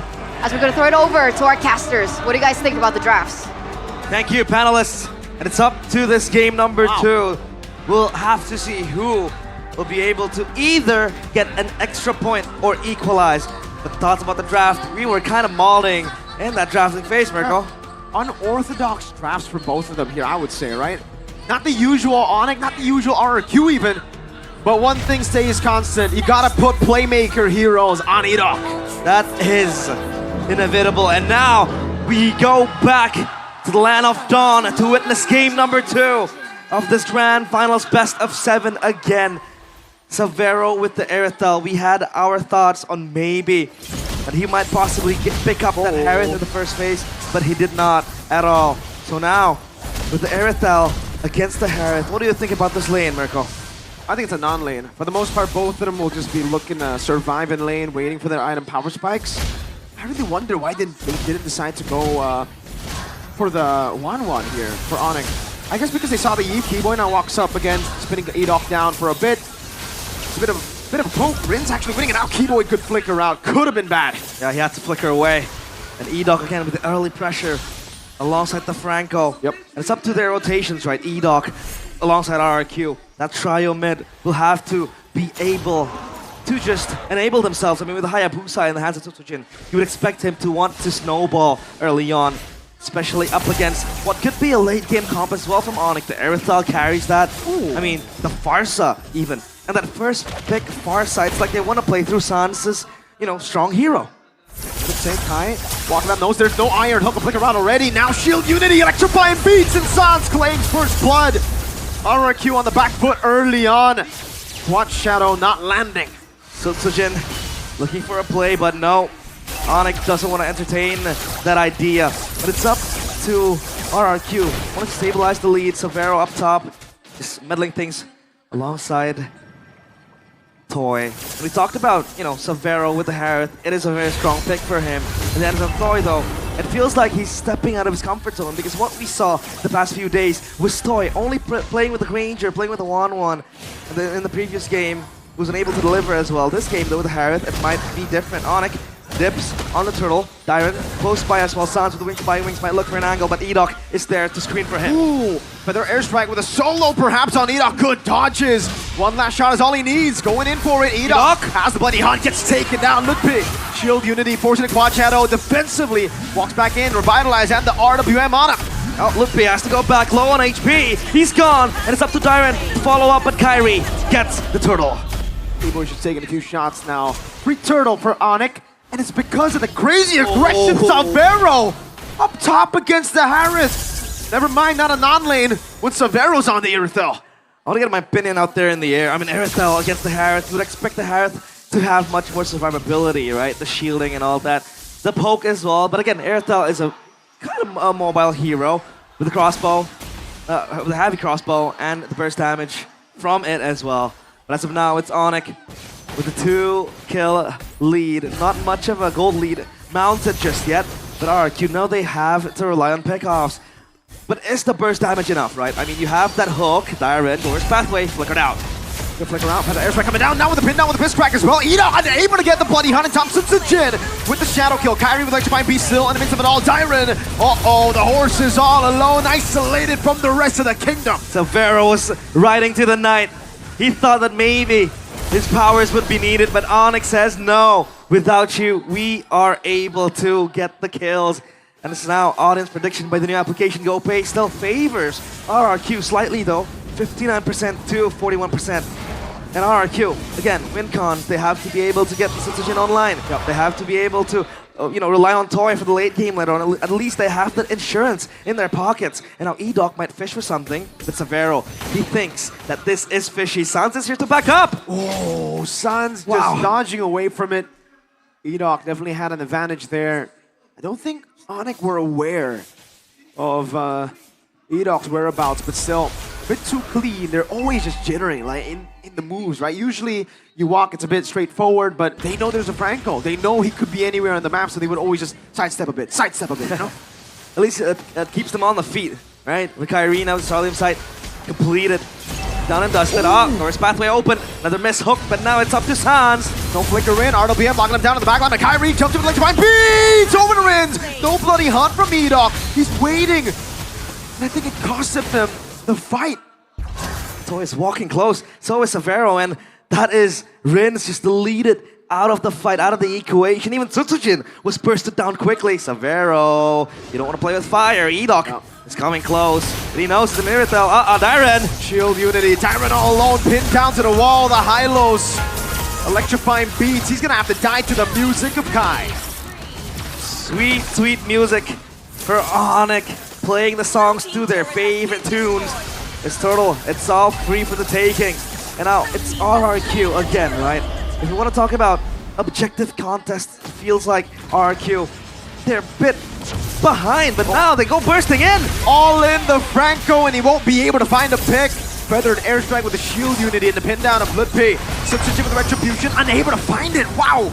Kai so on point. Oh no. On the retribution. Add insult to injury. Rubbing salt to the wound. Whoa. Dodges away from, wings by wings. Gila, you see it in his eyes. A stun in the bottom lane. Toy walking up the glorious pathway now. Dyren with the help of Toy. Divine Force already used. No stun for Dyren, and it's going to just be an easy escape for Kai. It is very, very easy. Doesn't break a sweat doing it. 2 ultimates expanded, but at least those cooldown reductions do come in clutch. Good. Minion kills from Season 1 to Season 15. I'm not good with maths. That's 119 million. 109 million, my bad. 7,002. That's a lot of minions. 3. Boom. 4 in the mid lane. Feather and airstrike.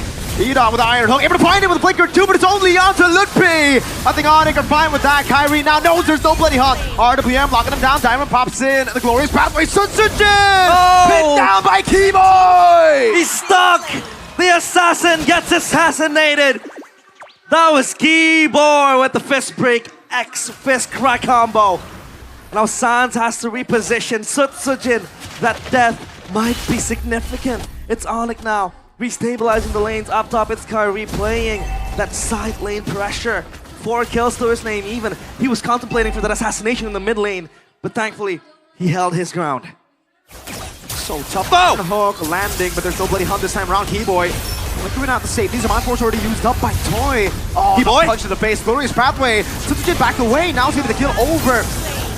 And it will be Keyboy taken down. No flicker as well. E-Doc. Ooh, Ludpi actually pops the Poissons there. They don't have to fight it. I mean, yeah, sure. Keyboy got hooked. He might die, but that's a roamer only. So RRQ, they have to be content with that, but they have Cryo on Turtle. Toy has Mother of Heaven, so that might be the lifesteal he needs. Shield unity from Ludpi, walking in towards the Turtle, landing on Dyren. Now it's done as well, connecting. RWM locking him down. Zaman Force coming down as well. Kai! Still with the seal on the Turtle as E-Doc gets taken out. Unstoppable. Mr. Consistent with the retribution. It was the purple buff steal, and now it's the Turtle connecting on towards himself. Side lanes again activated. Holy Crystal for the joy. Looking for that burst damage to just go in, go out. That's it. Sutsujin. Alright, in-game equipment check. Winter Crown first item for E-Doc. That's going to be a massive ability as long as he's able to be the one aggressing. Unfortunately for E-Doc, he hasn't been able to really push the tempo with a Franco signature pick. And it's not really his fault. I'd say there's just too much CC. Say you flicker in and Bloody Hunt. You're going to get cancelled instantly without that Winter Crown because Ludpi is right there. The stun as well from Sans. And there's a big boy, a big Malaysian boy who has iron fists. Badang is Malaysian? Yeah, it's a Malaysian hero. I thought it was Filipino. That's Lapu-Lapu. We'll have to check it. But yeah, it's up to Onyx. to close this one out. It feels like that 3.8k gold lead might just accrue even further. Lutpi checking that bush, rolling in. Dyron under pressure. Trying to bait out that iron hook from Edok, but he knows better than to go for it. He knows Keyboy somewhere here lingering. Smelly, sniffing around that bush. He's looking for Keyboy. Feather airstrike committed, but not continued. And it's now Onyx regrouping together. Side lanes though, pushing in favor of RRQ up top as well. Onyx, if they buy time here, that wave might just crash. But now they want to focus on this mid lane. I think it's worth it for them. Dyron goes in on Keyboy. Punch in the face, shield Unity. Now coming in, cancel with the Winter Crown with a Bloody Hunt. He's still able to find it. Sounds in the back line. No! Lutpi in the back. Kyrie with electrifying beats. Gonna be using it over. Toys him on for Savero still free hitting. As Riz gets taken very low. Iron Hook with Feather Airstrike locks him down. Lutpi taken out by Riz. The flicker saves Rins. That was so close for him to dying as he picks up his Divine Glaive, but Sans, an everlasting threat for RRQ's backline. This is the Farsa. You don't need to focus on the front line. You just can go for the backline, burst them all down, and then the front line gets neglected because there is not enough damage output. And now Kyrie with the Blood Wings, he knows he needs that defensive ability, that shielding that might help him to go for those assassinations. And the Lord Dance Keyboy with the conceal. Oh, Keyboy finds Toy out of all of them. The perfect target. He was almost able to find Sutsujin on that pin. And you can see him feeling it. The man in Season 11 who said, this is Keyboy. That is Keyboy. He's back like he's never left. And now Onyx, they want to advance even more. Shadow kill to clear the minion. A cannon one at that. So at least for now, Onyx, they have no choice but to go back. No waves being built. But the Lord up top might just charge in for them. Down bottom though, it's kind of equal. Now item check for both teams. Savero, 3 items with the GDS as well. So that might add more crit, that might add more burst damage because we haven't really seen Savero much in the action just yet. Mainly adding more mobility, right? When you ult with a heavy crossbow and then you sprint, that really is going to be a Ducati even without the skin. Super fast. RRQ won't be able to find the Bloody Hunt. That's the crucial choice for RRQ to go for in the draft. They wanted to play with the playmaking of Edok, but Onyx have found a way to shut him down, not just in the drafts, but in the game itself. Oh, Kai Bloody Hunted! He doesn't care! 2v1, and he likes those odds! The god in the jungle, Kyrie! Kyrie Houdini keeps on doing it again and again. You've heard about him, you've seen him, and he is inevitable. Onyx, they grasp this chance. 10 fingertips, both hands. They might just go for that 2-0 blow. This wave is building in the middle. And even Sans just casually flying in.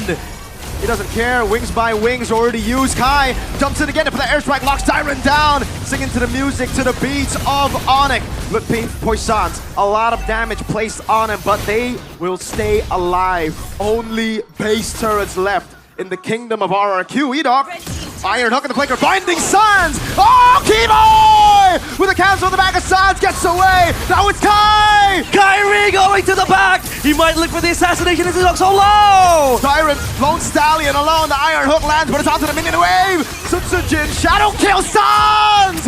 Gila Sans! Gila Onyx! Everybody is playing out of their goddamn mind. The Sky Kings again descending to the castle of RRQ. The kingdom in crumbles. As now Toy looking for a Hail Mary play. Knows him on force.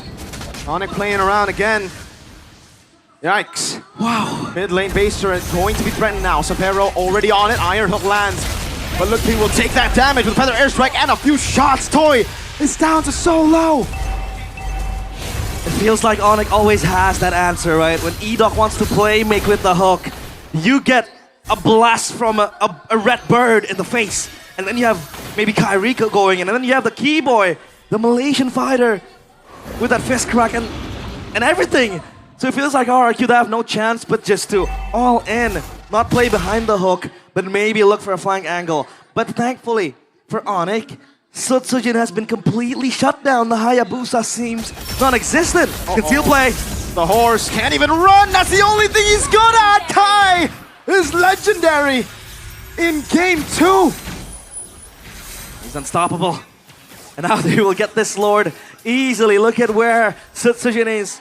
He's looking to get scraps out of the rubbles of the fallen castle, just trying to push the wave, get those minions, go out. But again, it's RRQ with uninvited guests on their castle. Shield Unity into the stun. Oh, good night, Edok. Kyrie in the back, stacking it up, jumping in, nice right beats! Over to the fountain, forcing the mercenary back. Feather airstrike now, Keyboy! Finding Toy! No chance. And RRQ, they crumble. But Rins gets the double kill. And they might just defend this entrance. But the crystal exposed. The Lord is here. Keyboy still looking for the play. Again, still having the Lord. Another pin down over to Sujin. Oh! Sabero! Forcing him with a crown. Dyron all alone. Sans just recalling in the face of danger. Sky Kings again with the 1-2. Knocking out RRQ, Hoshi.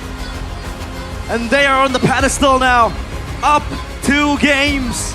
It's 2 more to be etched in immortality. And RRQ Hoshi, they look clueless. They were bending their knees in the face and the presence of the Sky Kings. For so long, what looks to be so long, the Sky Kings felt grounded. They were just average, normal in the regular season. Last season, getting knocked out first by Geek Fam, but they have really risen from the depths. We have the Sonics in the building doing jutsus, some Onyx time is magic. The magic is there.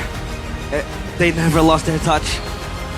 And it feels like there's not just a single member being highlighted. Everybody playing their part. Again, in unison. When somebody gets pinned down, it's Keyboy on the backup. And then you turn around, you see Kyrie dancing on the dead corpses of the RRQ players. And it's the confidence really realize. The joy pick into the Hayabusa, what many think to be a bad matchup. They say, what bad matchup? We got Kai in the jungle. Diamond on the high-lows. I understand why they went for it. It's just to deny the Phobius. But Onyx don't need the Phobius, right? Like the Phobius is a good pick against the Harvard and the Haya, yes. But is it really worth it to pick a high-lows, to give Dyron, one of the main carries for RRQ in the regular season, a horse just to walk around? Give it the dunks. I mean, the horse is gone from playoffs anyways. Let's take a look at Dyron there. It could have been put on a more carry approach pick. But panel, we want to hear your thoughts. So up to Eterna and Co to break that down for us.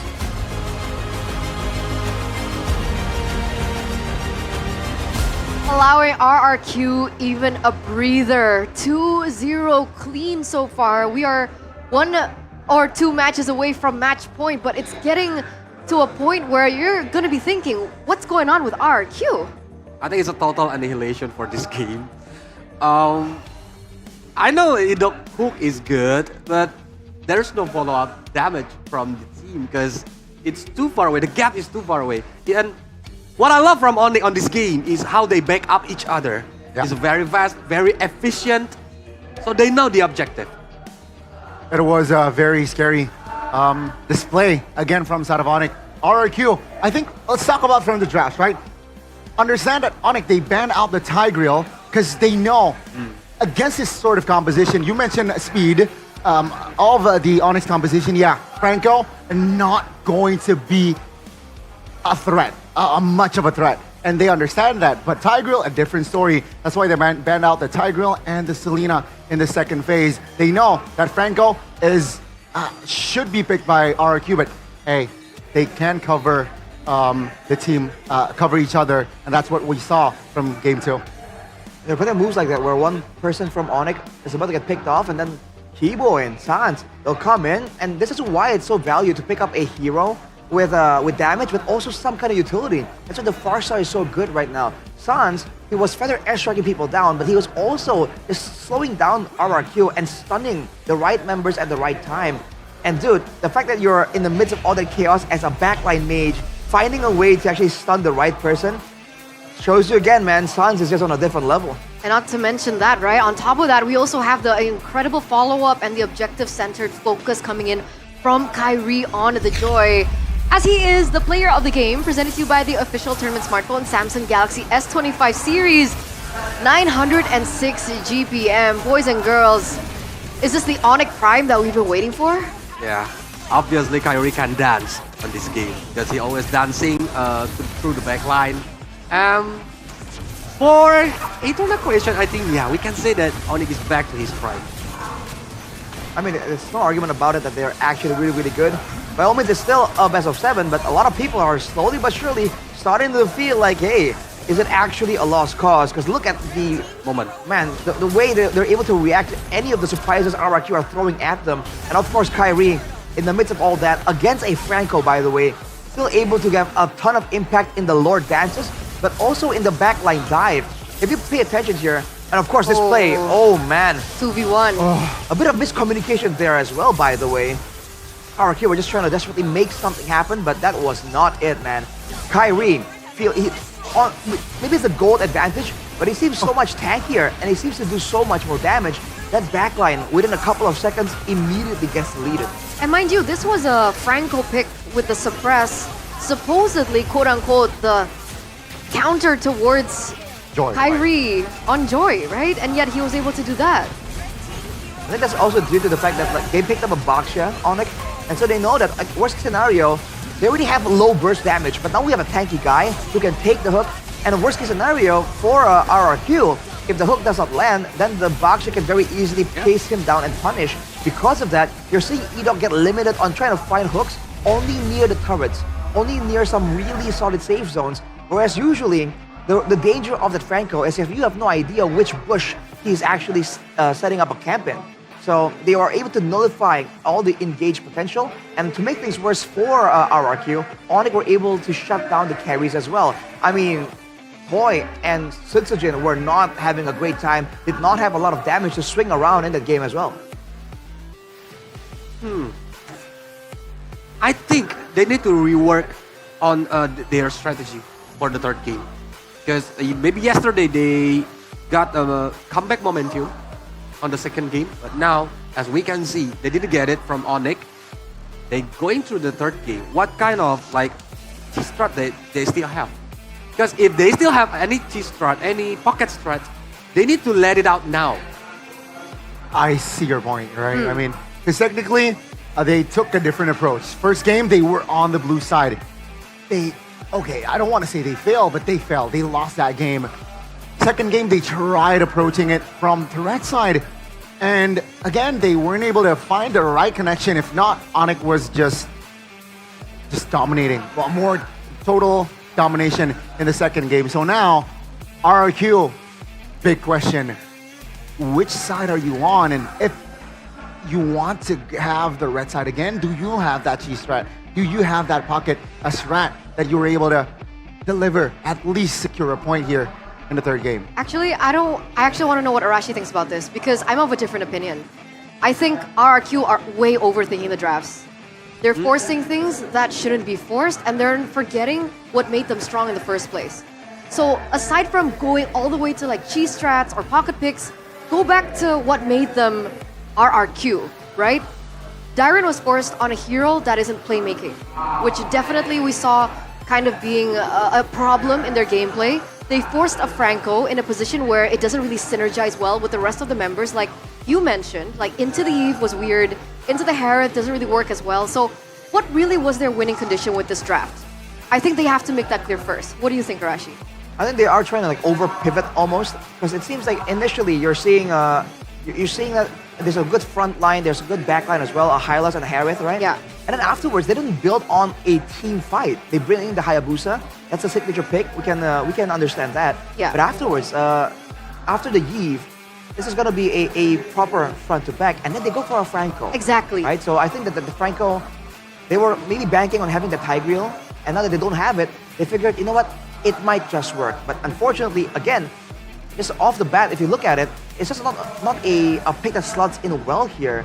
So if they really want to go with this this Franco or Tigreal situation, then might as well don't care about the rest of the things. Make sure that you have what it takes to follow up, because the main starter, the catalyst for the chain of events that will lead to RRQ's success is gonna be that Franco if it's gonna be picked up. So you can't use it like reactively, is the point here. So I feel like they can go back to the straightforward concepts that allow them to succeed. If they want to go with Franco, get burst damage. If they want to play for the EXP lane, then make sure that Dairon gets a winning matchup. And then after you get that, try and keep things a bit more simple. Because the players, they have that unexpected factor already. So if you're trying to go unexpected too much in the drafts, then maybe too much unexpected becomes a bit too chaotic. Becomes messy. It becomes messy and very difficult to execute in the game. And I think Onyx with very straightforward of a draft makes a lot more sense when they implement it in the game. We saw it time and time again in these team fights. And look at that, dude. Talking about Syzygy getting shut down, not having a good setup for him to get in there and clean up, he did less damage than the high loss. That's tough. It was a tough game. And yeah, I guess, right, you pick up the Hayabusa, there's a Badang always in the mix. And Onyx, they know that. Okay, you Hayabusa, Badang. And just to make it worse, the Badang is on their own position, not the EXP. And yeah, that's why Syzygy, damage-wise, was 0, a little to none. Yeah, in that game. So, Eterna got the point, I think. So don't think too much about the draft. Just back to the basic. Who is RRQ? Like play with Idok and Dairon as the initiator, using Toy as like the late bloomer. What they call it, in Indonesia we call it penggendong handal. It's like the carry, the main carry, the team carry, the tip of the spear. Make it Toy like that. And about the Rins, we love how to see the Rins make play when he's using the aggressive mid laner. Why not using it? Right. I really do feel that they have to kind of find that in between as well, where aside from just like the synergy and the composition, they should understand as well, like in this game, are they moving forwards or backwards? And it's important to understand because the Franco, as an example, cannot move backwards. You have no mobility and you're not really that tanky. So once Onyx found a way to make sure that they are the ones proactive, immediately the Franco gets nullified. So they have to identify early on here whether or not they're going to be able to get the proactive side, and then they can locate some of these options to try and go aggressive. That makes sense. That makes sense. And I think it was you that mentioned about if they wanted to play for Toy, but they weren't really playing for Toy. Was that you? Arashi. Yesterday. Yeah. Arashi. So it's like, what were the win cons exactly with the drafts that they committed to in Game 2? It looked like even the players were a little bit confused, right? Were they playing for objectives? Were they playing for pickoff? Because team fight obviously out the window because of the composition like you guys mentioned. Pickoff was very difficult. Objectives, highly unfavorable. So it felt like they were not set up properly to win this game in general. Right, the game plan wise. Yes. That's the thing as well. Like, it's not just about the team fight. It's about what's the plan here, which lane, right? Which lane, which carry. In the early and late game, at what point do you transition from relying on Syzygy to carry into Rins, into Toy, right? There are set moments for all of this, and if you compare how they're doing to Onyx, Onyx seems to have that down because initially it was Sans, he was just bursting everyone down. But towards the mid game, once Kyrie got some of those items, you're seeing him go in 1v3, 1v2, and there's no problem because that's thought out. And they understand, like if they want to go for a fight, they can rely on Keyboy, they can rely on Lutpi as well. So the step by step here, I think RRQ has the right like end game, the first step maybe, and the end step, but the in betweens have to be kind of linked up so that step one can be joined to the final step. Can we agree though?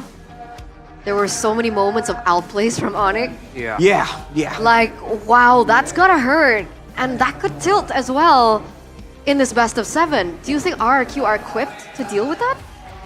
That's going to be the answer we will find out soon, right? Will they be able to recover for Game 3? We will get to see the display.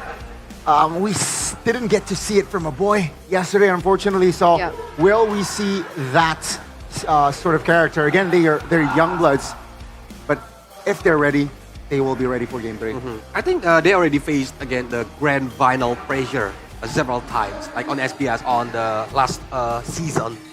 Now they are facing against Onyx on the grand final. So I think it's, I believe RRQ can do this.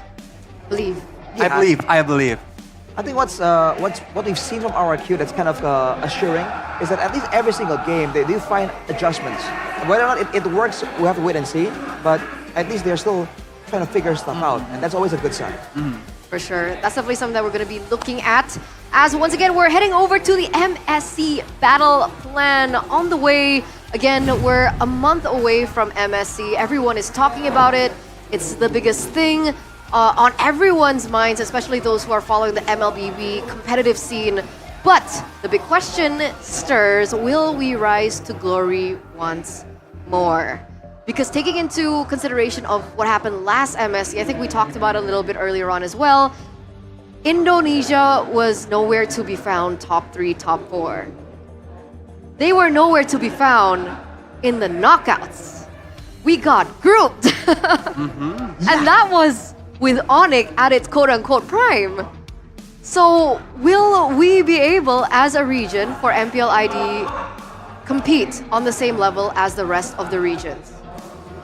Objectively speaking, Yeah. I think, we still have the chance. We still have the moment to got the glory once more, like Onyx on the 2023.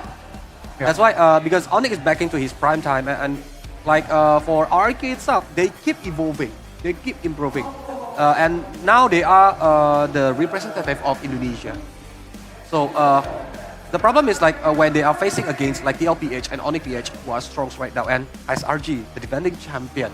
Is there any formula to facing against them? Because it's gonna be a different meta. Because in Filipino, we already see that they are more objectively gameplay than we are. More macro-centric. Yeah, macro-centric. That's why they already have the answer for that.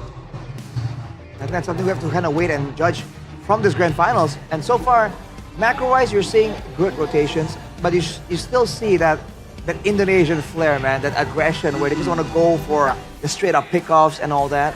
So, yeah, I feel like that's a very hard question to answer, just because we have no idea, so far at least, how far Onyx really is, right?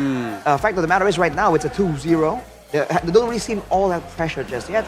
And the fact is, steel sharpen steel, men sharpen men. So unless there's a team here that can really push Onyx to the limit, we won't really see and be able to judge how far along they really are, which can be a secret weapon, or it can lead to them, misjudging their position. Like last year. Elaborate. Yeah, they got grouped last year, but they were the favorites, one of the at least for MSC. So let's see, entering MSC later on. But again, I think we can rise again. There's always that chance, especially not just with Onyx, with RQ, right? Edok, Rins, so young, so much potential. Let's see if they're able to tap that untapped quote-unquote potential. Tap? Did you say tap? Tap potential. Man, that reminds me of tapping on my phone because, man, my ranked games have been so smooth ever since I picked up this device, the Samsung Galaxy S25 series, and it just doesn't miss. Doesn't miss. At all. Miss, yeah. Dude, making content, right? 50 MP camera, dude, come on. That's some advanced technology. With 120 Super AMOLED refresh rate display, I mean, what more do you want, dude? 5 years ago, you wouldn't see this on a phone. It's impossible. No. The design is sleek. The color is elegant. And, well, fits my hand perfectly. So, thank you, Samsung. Thank you, That's Samsung. why I use Samsung as my daily diet. It's mine now. That's not for you, by the way. It's not. Okay, you know what? I'll take it. I will. He'll just steal it anyway. He'll just take it anyway. Because, ladies and gentlemen, ultra smooth gameplay, powerful performance. You guys can actually get a cashback of up to, 3 million IDR earlier on. Plus, if you guys use the voucher code S25MPL, you guys can get a free 25-watt adapter, I believe, and a 500,000 cashback coupon. So it's pretty crazy. And I think one of my favorite features about this phone is the fact that you can go AI. Yep. The AI is amazing. It's like I'm having a personal coach. Exactly. You can ask the AI anything. AI, how can I be as pretty as this girl? And then they'll probably answer. You can ask for step-by-step guidance as well, and they'll tell you. Wow. Start with this, start with that. And then eventually, you can also join the Team Galaxy Zone Cam right here because you have that phone, you have that privilege. And look at this, man. Front row seats to the MPL Season 15 Grand Final. That's wild. We are all the way in the back because we're on the panel.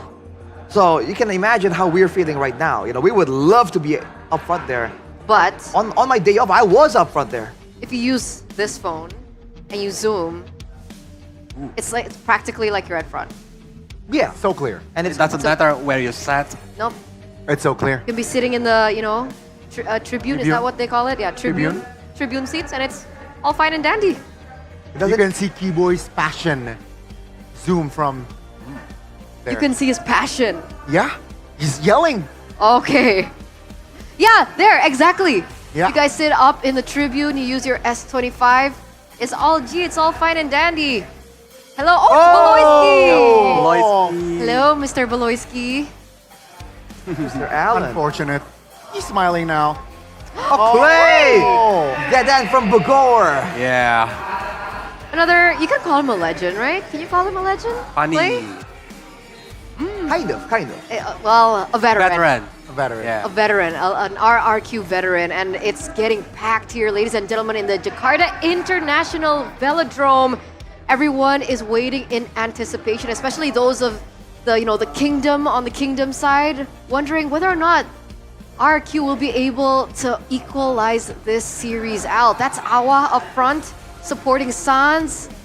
That's the Sonics, I believe, up in the tribune. Come on over, guys. It's still a best of 7. We're still in game number 2. There's still time for you to head over to the venue and witness the action in real life. That was who you were talking about earlier, right, Arashi? Yes, sir. I ran into him, and he was very confident. You can see the spirits have not dwindled down just yet. Mr. Kaon. Oh! There. What? He got it! He got it! He got the Sasuke! What? He got it! That Lucky. is wild. Playoff buff, dude. That's why you have to come on down to the Jakarta International Velodrome. That's what's up. That's a kingdom there. Arashi, what's her name? Huh? What's her name? I have no idea. No, Rashi Hoshi, you know right? it. We're supposed to be a kingdom. Well, I don't know everyone. Do you know how many of us there are? No. There's There's way so too many for me many. to know by name. And you know everyone. That's a special Yeah. thing. All right. Game number 3 is upon us. Hey. What are we looking at here, right? Because in game number 1, we were talking about how Sujin made a little bit of errors here and there that kind of costed them that first game. Do you think that performance has repaired to game number 2, despite the result going to Onyx? I think there was less of those risky, crazy plays in game number 2. It's just that this is the issue that has been highlighted again and again. Sujin really performs well only on those 2 heroes, and then even when he does, how he plays it seems to be pretty template. So when teams have figured out, in general, not even the specifics, but the general idea of when he wants to go in, when he wants to go and farm up for his purple buff, when he wants to contest and exit, it's difficult because he doesn't really adapt on the fly. And maybe that's exactly why occasionally we see him attempt something new and it just looks so off. Because he's just not the kind of guy who would just instinctively change something. His whole reputation was being the cool, calm, calculated guy. And unfortunately, with a lot of calculations comes less instinctual plays, which is something that ironically Onyx does have. They have the best of both worlds. Exactly. You mentioned 2 heroes. What heroes were you referring to for Sujin? Brethren? Joy and the Hayabusa. So Joy and the Haya, that's it. And now that those 2 have been defeated, you have to wonder, have they really been pivoting so hard to the Yisun Shin? Right? That is more of the mindset he's in right now, that close range type of deal. Because if that's the case, then, oh boy, there's not a lot of other heroes that operate the same way like the Yisun Shin. What do you guys think? I think that's a fair point from Arashi. So you mentioned RRQ not overthinking their drafts. I think that's going to be the first step here entering game 3. Because if they, or let's say Cascute, starts to overthink and overcomplicate things, the players' execution will show. Yeah. And if that's going to be the pattern, we might see Onyx taking game 3. Because maybe the problem is not from the draft, but the problem is the communication and the execution. Maybe they need to fix that on this third game. Because it's a BL7, now 2 points away for Onyx if they want to be the champion. Well, I just got like a bit of an idea, but they've been, RRQ have been very adamant in trying to shut down Sans. Remember, first game it was Fanny, Farsa Yi. Yeah. Game number 2 as well, just a bunch of mid laners. And Sans is a man with a lot of hero pool. Whereas for Onyx, you know, we talk about the rookie versus seniors. If Keyboy doesn't really get a good engager, we haven't seen Lutfi perform really well as the engage tool. Maybe targeting that role position is actually going to be the better approach there compared to just trying to limit Gila Sans himself. All right, let's see if they explore that. We're heading into the drafts now, ladies and gentlemen, presented to you by the official tournament smartphone Samsung Galaxy S25 series. Onyx now once again on blue side, RRQ on red. What was it you were about to say, Colius? So I have discussion with KB before we go live today. And KB said that RRQ need to respect Sans Farsia. That's why I'm a little bit surprised on the second game that they left Sans using Farsia. I thought they already have the solution how to stop the gameplay from Onyx. It's when Sans is using the Farsia. And now the third ban. I think a lot of potential heroes is open because they are not banning any Farsia or Yeast, but Badang, like Arasi said before. They want to stop Keyboy, but Kalia is open.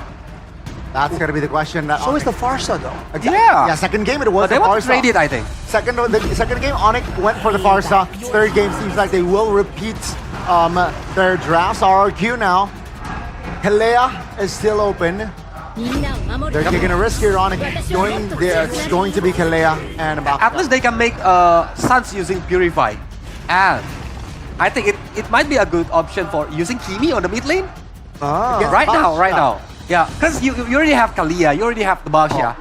I think Kimi is a good answer. Kimi, third pick, okay. Yeah. For RRQ. Yeah, continuous damage output is a good thing to pair up with the Baxia. Just because your front line is going to be so much more tanky. But showing the Kalia and the Baxia means that for Onyx, they know exactly where these two heroes are going to go. So no real flex potential right here. But Baxia can go to the XP lane, like Lutfi played it before. And roam. It's a switch. Okay, I mean, it is possible. And roam. Let's go. Yeah, it's going to be Onyx though, securing their gold lane, jungler, and mid laner. RRQ, you mentioned the Kimi. I feel like they will secure their own gold laner here. I think that's going to be the call. I have a big question here because throughout the playoffs, we've been seeing a rise in Harith once again. And we've seen the potential that the Harith has in the late game, especially when he gets to the power spikes. Why is it that Onyx have again prioritized the Iridel over the Harith? Because 2 magic damage. Joy and Farsia, if they pick another Harith, they're gonna be 3 magic damage. That's why they need to avoid that because it will be lack of physical damage that can be held by RRQ. And on top of that, we've seen them really favor that kiting potential. Again and again, Severo on the Iridel, you just have to keep up with the whole team moving in dynamically. Because we saw again and again, in game number 2 at least, you saw a clear example. Every single time RRQ wants to go for a fight, they get a winning moment, Onyx have always been able to pull out away and almost even bait them to overextend. And part of why they're able to do that is having a gold laner that's difficult to target, that's very mobile. Now we're going straight to the drafting phase number 2. And Glue has been banned away as well, so I expect some kind of brawler for RRQ. Okay, second phase. What are we looking at here? Is there still an option to go for Hayabusa for RRQ? It might be if they want to, like, because Hayabusa can go to the backline easily if on the leading And side. technically Badang's already banned out. So there's no stopper like Badang for now. But yeah, they already saw the vision that maybe Baxia is the jungler, so Darren can using Marcia like yesterday. That's why they banned the Marcia. But if they want to like using Baxia as the XP lane and pick another SC jungler against Joy, that might be an option for RRQ right now. For an assassin duel, I mean, again, with the Iridel and Farsa, the idea is that they want to be a front-to-back tight composition. So a high mobile assassin will be ideal, but again, Ling? Like a Ling?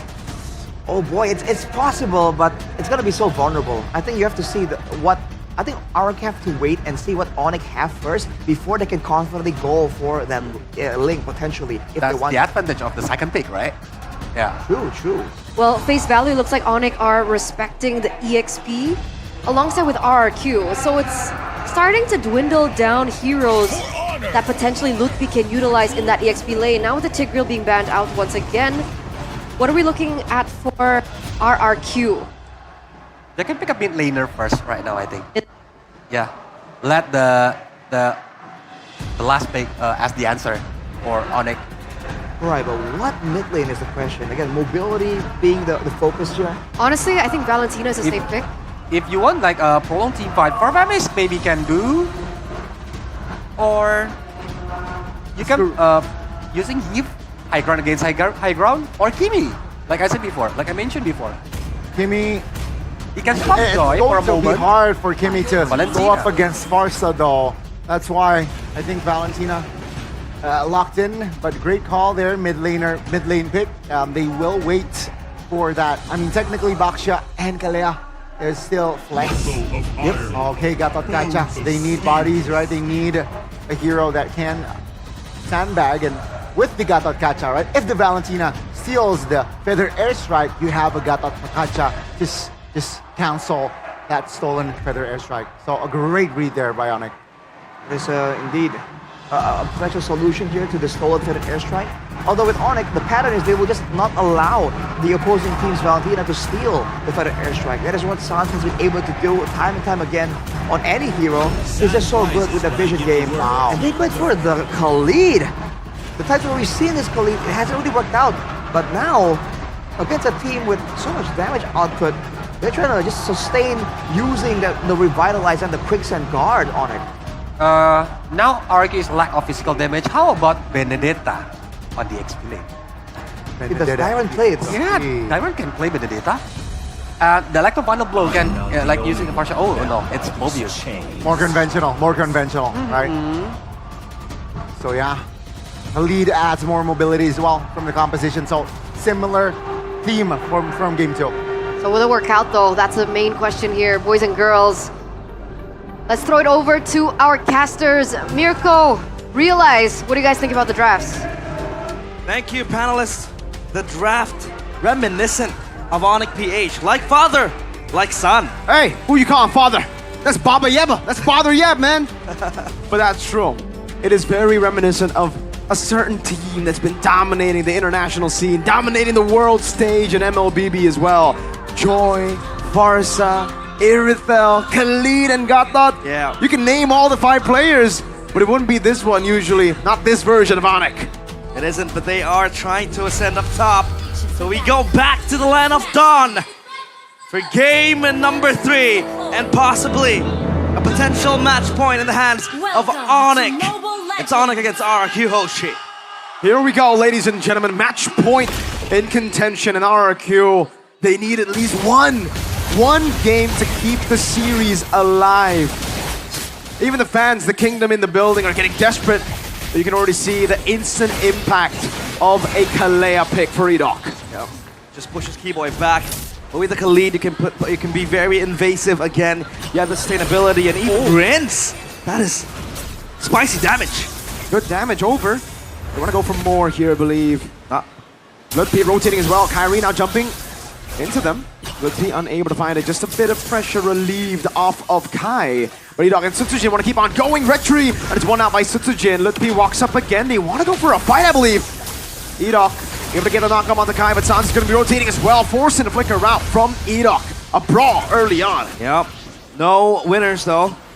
It's a even square game. So at least for now, they can pull back. Severo focusing on the lane. He's playing the same matchup as previous game. Irithel, Sans just flying around. Keyboy on the back. Just trying to cover for him. And now the Gatot Kacha on Lutfi. I don't think this is a pick reminiscent, or rather, you know, reflective of Lutfi, right? Not really. Lutfi is always, you know, known as the carry. This is more of like a res pick, a boots pick. Yeah. More of that enabler. But I think we have seen Lutfi grow better as we get on through the season at the enabling picks. If Kyrie gets his hands on Assassins, because, man, when he's on the Assassin, we saw what he was able to do last game. Sutsujin, gonna be chunked by Keyboy here, but look at that damage. He's not taking anything. Level 4 for Kai. Sutsujin unable to deny that 4 from Kai. Ida walks up, Sans. Oh, for the airstrike steal, for the airstrike coming out. Rinse with a flicker forward. Oh! Gila Suns! Time and time again, we are out of our minds, but Sutsujin gets the turtle. Another brawl for RRQ and Onyx. Cancel in from the healing. Sutsujin still there, able to secure the neutral objective as well. No retry on Kai. And it will be the contest over the purple buff. Sutsujin on him already. Tyrant in front of pursuit. No, missing the dark wave. A knock up over, but Revitalize will be used. Stop, Lutpi taken down. Kai looking for the angle to go for it here. Tyrant able to go for the shoulder bash. Kai now dashing away to safety. Sutsujin goes for the shield unity. Keyboy taken down by Rens. And that's RRQ with the response. Feather Airstrike won't be enough to take down Sutsujin nor Rex Regum Kaon. And as of now, they pull back. But it sounds again being such a pesky opponent in the mid lane, just trying to pester with RRQ. Time and time again, it was Onyx looking for that secure onto the objective, but it's RRQ. So at least for now, I think this is the first time in 2 series that they have full control of the early game. 1.4k gold up. Honest prediction, 51% for RRQ. It's crazy that we get Sans aura farming before a game victory for RRQ. Yeah. That guy was just standing there, Lutpi engaged on, but they know better than to engage on Lutpi, I think, right? Yeah, they respect it. They know the follow-up of damage that will come their way if they go for it. Sans, wings by wings. Edok looking to play, looking for a possible pick. They don't want to go in. Toy though, down bottom. Savero with a heavy crossbow, able to find the angle. Edok jumps in, but the Purify comes in as well. Toy gets the double. And that is RRQ with 2 kills. And Rins might look for more. Keyboy, he's stuck. Let's see. It's all dark here for him. 4 members down below. Keyboy, Raging Sandstorm with Feather Airstrike from Rins will take him down. RRQ strike back. The glowing one completed by Rins to try to deny Lutpi's sustainability. Keyboy as well with a quicksand guard. Solium side as well for Toy. So now at least RRQ, they have their carries rolling, right? Rins with 2 kills, Toy with 2 as well. Sutsujin just doing Baxia things. And now the objective secured. So they have Prio on possibly all 3 lanes, plus that objective as well. Just trying to boost their gold even further and that lead. But Onyx, they might look for a response. This is a solid RRQ game so far. Despite the outplays from Suns, it's been so clean. Turtle take, systematic. That early game that we know RRQ for is really being seen here. It's reflected in the gameplay. And it's also kind of weird for Onyx, man. They kind of have a curse for game 3. Every single game 3. Tsunami Slammer with Keyboy. That will be a pick again. And Edok wants a kill, gets it. For his stat, 2-0-5 now in game number 3. Sutsujin with the shield unity, Feather Airstrike coming down, but Sans just walks away, or rather flies away. Lutpi defending now, gonna be knocked up again, able to stay up afloat. Dark wave with the Feather Airstrike coming down as Lutpi pops in to revitalize. And Sans as well with the Feather Airstrike will try to dissuade RRQ from pushing. Kyrie though up top have built a very, very huge wave. Sutsujin is stuck. Savero on an AOG, onto the back finding too, but now it's gonna Toy with a Zaman Force! Savero fall into him. The Kings of Kings, they fight back retaliation. Might want to look for a coup d'etat against the Sky Kings, but it's Kyrie again, just meddling with the wave up top. Sans and Keyboy standing while they see RRQ secure that tier 1 turret. And Toy with 4 kills. This Harith, it might just transform into an unstoppable force. I think it already is realized. This is a 4-0-2 snowballing Harith. That's why we were talking about the picks and we were like, oh man, securing the Harith, the Kalea Baksha in the first phase as well. This is a lot of early game power. If they snowball with the Harith, with this early game power, you can see it already, visible, 2,200 gold lead. Yeah. Before Onyx have their crucial items, like, my boy Savero, your boy Savero, he's stuck on Haas Claws, dog. Savero Glazer right here, but yeah, I think it's very, very hard for Savero to come back from behind. B-Boy with the conceal, he's spotted out by Sutsujin. Uh-oh, right in the wave, but Sutsujin doesn't care about the wave, man. Dying with a shoulder bash. Just violence, pure violence up against Keyboy. Not Feathered Airstrike, that's a flicker around. Keyboy dodging away. Gonna buy some time. Whoa. 2 turret shots in. Oh, goes for the healing too. Rins has the dash. Kyrie on the orange buff, and he gets away. He gets out. Maybe not. No. Byron goes in. Keyboy still riding the wave again and again. But Sutsujin is able to get the turtle. What is Keyboy doing? He's just baiting RRQ to come and soak up the pressure onto him. He's just trying to buy some time now. Dark Wave landing now, also the healing. That's Infernal Pursuit to finally take him down. Meanwhile, AOG from Lipirins almost fighting it. Unable to get the splash of damage. Oh, I don't think that's what he meant to do. I think he meant to take the feathered airstrike. Hey, at least you don't need to walk. You have an extra mount to help you traverse around the got line Leo. of dawn. You got Leo with Or you. Ducati, depends on the skin. Yep. And now Kyrie, again, this Joy hasn't really been joining the fight. This Joy has been acting as that side lane pressure for Onyx time and time again. That pressure surmounted by Onyx towards RRQ, but they don't really care. They have a 7.5k gold lead, and their core members, their carries, are all funneled on towards that carry role. They have their items going, they have their power spikes unlocked. So now, Lippy with the Radiant Armor, maybe add, a bit of a magic resistance right there. The toy up top will clear that wave, so Onyx, their timer is not here yet. I mean, Suns does get a kill, Savero, like you said, still struggling with that Haas Claws. And I think they need to wait. E-Dog! Purify Wings by Wings Feather, airstrike, Sans dodging 1, 2. Oh man, you just can't kill this guy, can ya? Elusive as ever. And it's hard to catch him, it's hard to catch a ghost. Like Sans.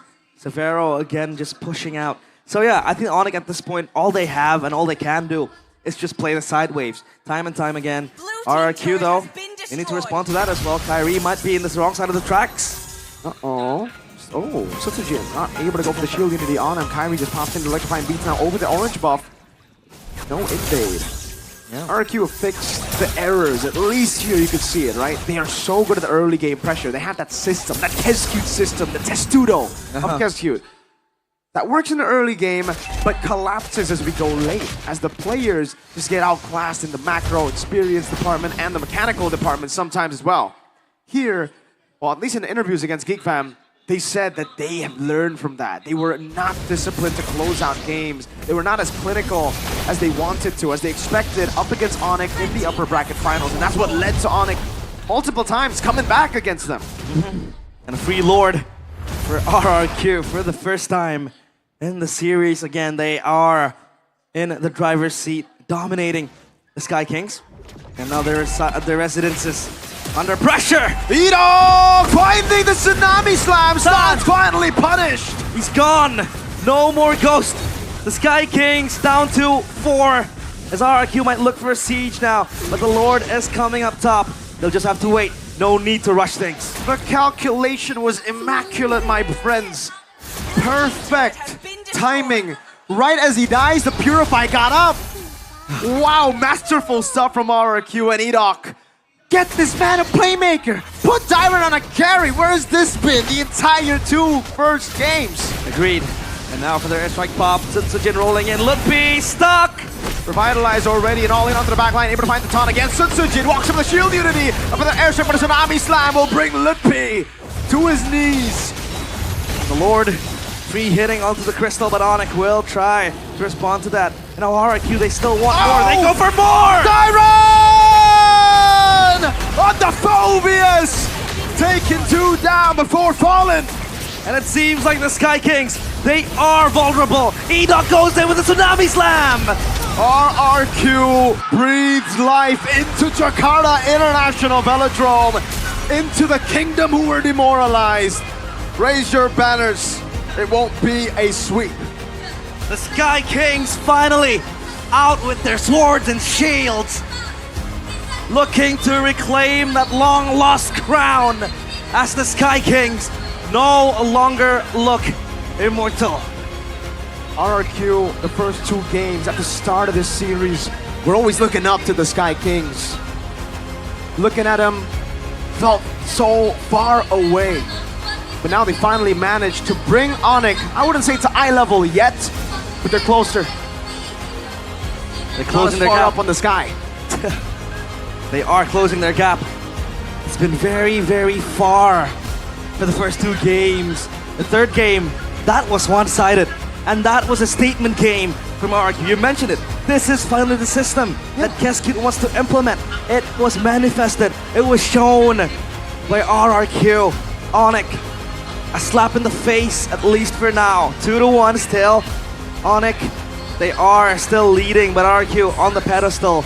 They look to equalize that. And if they're playing like this, Onyx, they have an opponent. Realize, I think the entire drafting phase, I was always like, yo, pick up the Harith. Pick up the Harith. Go pick up the Harith. And finally, RQ, they're like, all right, you know what? Let's stop going Granger. Let's stop going for these. Let's go for the Harith. It's actually pretty good.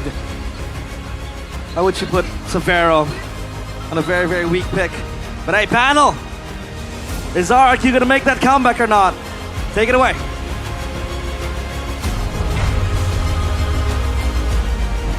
The Jakarta International Velodrome erupts as the kingdom rejoices as RRQ are able to finally get a point in this best of 7 series, taking game number 3 in the fastest game we've seen in this series. 10 minutes and 54 seconds. Very remarkable, very one-sided, and very fast and dominant. Now, Gani, what did you think about that game? Yeah, I think it was, this time around, maybe game 2 especially, the draft mnemonic, they were easier to execute. RQ did what Onyx did in this game. I feel like their drafts were less complex if you compare it to Onyx.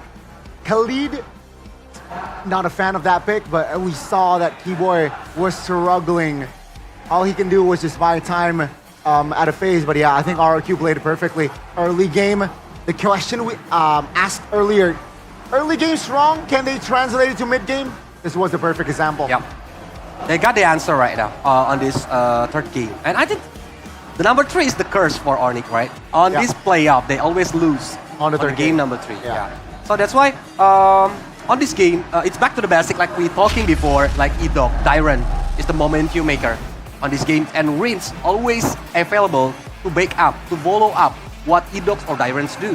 I agree, and that's why I asked RQ, go back to the basics, go back to what made you strong, because when you give this man player of the game presented to you by the official tournament smartphone Samsung Galaxy S25 series, like a Kalea, he's able to make these opportunities happen, finally. That was the LP attempt from Rins, trying to go toe-to-toe against Gila, Sans. That was definitely a cool moment and a bit of an aura farm for Sans. But afterwards, man, this Kalea in the hands of Edok, 0 deaths, man. He has been effective all the way from the beginning, and it seems like he was timing a lot of these purifies coming in from the side of Onyx as well. And look at how they were playing around with this early game lead. We talked about how they should plan out the transition from the early game power to the mid game power to the late game. The fact that they rotated and brought a lot of that weight over to the gold lane, understanding that Dyrod is on a Phobius that's independent on his own, can even 1v2 if given the right opportunities. They just made sure that Toy himself was also snowballing, and when you have the Harith damage output, now it gets difficult for Onyx because they have no idea where the real damage is coming from. This was an attempt from Keyboy to buy as much time as possible, so you can still see tricky moves from Onyx where they would avoid fights when RQ was pushing. We saw Kyrie farming as well, but eventually, just through brute force and playmaking, RRQ just forced the hand of Onyx. Intelligent gameplay as well. Again, if you look at the composition from the side of RQ, they're all very short range, right? Short range can steal the feather airstrike away. So yeah, they want to fight. They're not afraid on taking fights.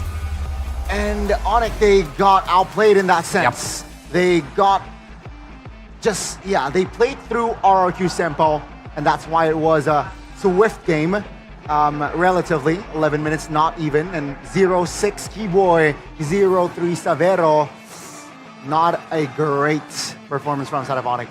Because the setup from RQ itself, since the beginning, they try to vine Severo. They know Severo will be like the nail in the coffin if he got the items or the power spike. That's why 3 kills to aim for the Irrital. And even Sans, they didn't let Sans playing in this game. Rins always stole the Feather Airstrike from Sans and always use it when Sans shows on his screen. And the funny part for me is that we saw a lot of moments where Onyx, because the Gata wasn't tanky enough, because the Khalid can't escape from danger, we saw Sans move into the jungle as the first member again and again, trying to abuse the fact that he has to purify. But because of that, you saw that one fight, Colius, where Edok noticed it, he did the flicker engage tsunami slam when the purify of Sans was 2 seconds away. That is definitely a crazy moment right there. If you take a look at the item timeline right here, you can see that Toy was absolutely on curve, just immediately getting a lot of these big items on the carrot, and with the early game power, it's forcing out the fights again and again. I think it was a really good thing that Goni mentioned in the game that it was very difficult for Savero because he was forced on a Sea Halberd after the Haas Claws. Is this a usual build that we usually see an Airtel on? No, definitely not. I think you see the Berserker's Fury a bit more before that, because that's the crit marksman initial power spike, the Haas Claws Berserker's Fury. But without that, no big crits. He's trying to lower the the healing, and also maybe try and chunk down a lot of these tankier frontline members like the Kalia, like the Baksha, like the Phobius. But in the end, it just wasn't enough. It was. Yeah, it was kind of forced in that situation. Yeah. And unfortunately, the power spike just had to be delayed because of that. And then it just really, they didn't have enough damage, honestly, to go against RRQ. So it was really well thought out by RRQ in this particular situation. The fact that they were able to bring Kalea in their roster as well. What other things can RRQ fine-tune to go 2-2 with Onyx? For me personally, I think don't change the winning strategy. No. Just use the similar strategy like if Onyx might be anticipated what heroes that RRQ use on the second game. But there's another option, like maybe if Kalea getting picked by the Onyx, maybe they can pick the Badang if the Badang is not banned. Right. I think the trade between Kalea and Farsa, that's something that RRQ did really, really well, knowing that Onyx really wants that pick. So I think this is the thing. You can't really outdraft Onyx by just banning out their options. Might as well go for some trades because RRQ have strong weapons in their own right. Depending on how this next game actually goes, we can say that things are very, very tight. And it has been quite tight along the different regions as well. As we take a look at this poster, 4 1s across the board. We see 4 2s coming in from NACT, a 3-4 for MPL PH. I think the only clean sweep is 4-0 down there, MCC for the EECA region. EECA. There you go. EECA, yeah. EECA region. But other than that, things have been quite close. Do you think we might go 4-1? It's still up in the air. There's always a possibility. It depends. I feel if you want to talk about Onyx RRQ, I feel like Onyx will take second pick and perhaps that might shift the energy. But yeah, closest PH. And it was dramatic, right? It was 1-0, 1-1, 2-1, 2-2, and it was neck and neck. And at the end, it was CLPH taking the dub. I expected Onyx RRQ to feel the same. Hopefully, RRQ can equalize to make it a 2-2 here. But let's wait and see. It's just 4-1, 4-1. 4-3, Latam? Latam. Latam 4-3. Because if we talking back to Indonesia, I think it's back to my prediction. It's gonna be a tight game. It's 7 full of game on the base of 7, so they're gonna use all the game. I mean, that happens. We're the real winners. The fans getting a full-on great show. But moving on to the possibilities, by the way, I like what Goni mentioned about the switch. Because remember, the Fanny factor. That's why RRQ is doing so much better on red sign. They can just ban the Fanny by default anyhow. But considering they're also trading more options right now, maybe it actually would, maybe the fact that they're doing that makes it that the drafting phase won't be really as one-sided, despite having that Fanny being a factor. Because technically RRQ can't pick up the Fanny. No. I think it's not up to par at this point. We haven't seen Citogen again on the Fanny so far, but chances are it won't really match up to Kyrie's Fanny. So even if there is a chance, it's really not wise to risk it. So we see what Kyrie can do. Well, either or, seeing that previous poster, it really does reflect how competitive things have been lately, especially in this season. So it marks up to a really good MSC journey. Yeah. Not really sure what to expect coming to that, but we'll get to that a little bit later on, as once again, going back to game number 4, right? 1, 2, 3, 4. Game number 4. So going back to the drawing board for RRQ, not forgetting their initial game plan is going to be very important. I think early game again is where RRQ finds their strengths, right? So if they're able to find a composition that allows them a better early game, I think maybe that might be the key factor for RRQ. I somewhat disagree. Early game, if the heroes, or let's say like, I think mid game is going to be very crucial for both. If you control the early game but lose out on the mid, it's useless. I think mid game is going to be, that's the real fight for the drafts. Mid game power spike and hero power. You mean like the first game, right? Because RRQ got the first 2 minutes. Yeah. But That's early game. Yeah. Onyx got the next. Position. But we'll discuss about it a little bit later on because we are going to take to Bude Clara Mongstar as she has something special for you guys. Bude? Yes, panelis berada di tengah-tengah Jakarta International Velodrome. Grand Final semakin memanas. Betul sekali Bude, mungkin kita akan cek ombak dulu ya karena ini luar biasa ramai. Sonic, mana suaranya? Bentar, jangan mau kalah. Yang ada di sebelah kanan, mana nih? Semangat dari Kingdom! 2-1, poin yang akhirnya sudah dikumpulkan dalam Best of 7 Grand Final antara Onyx melawan RRQ.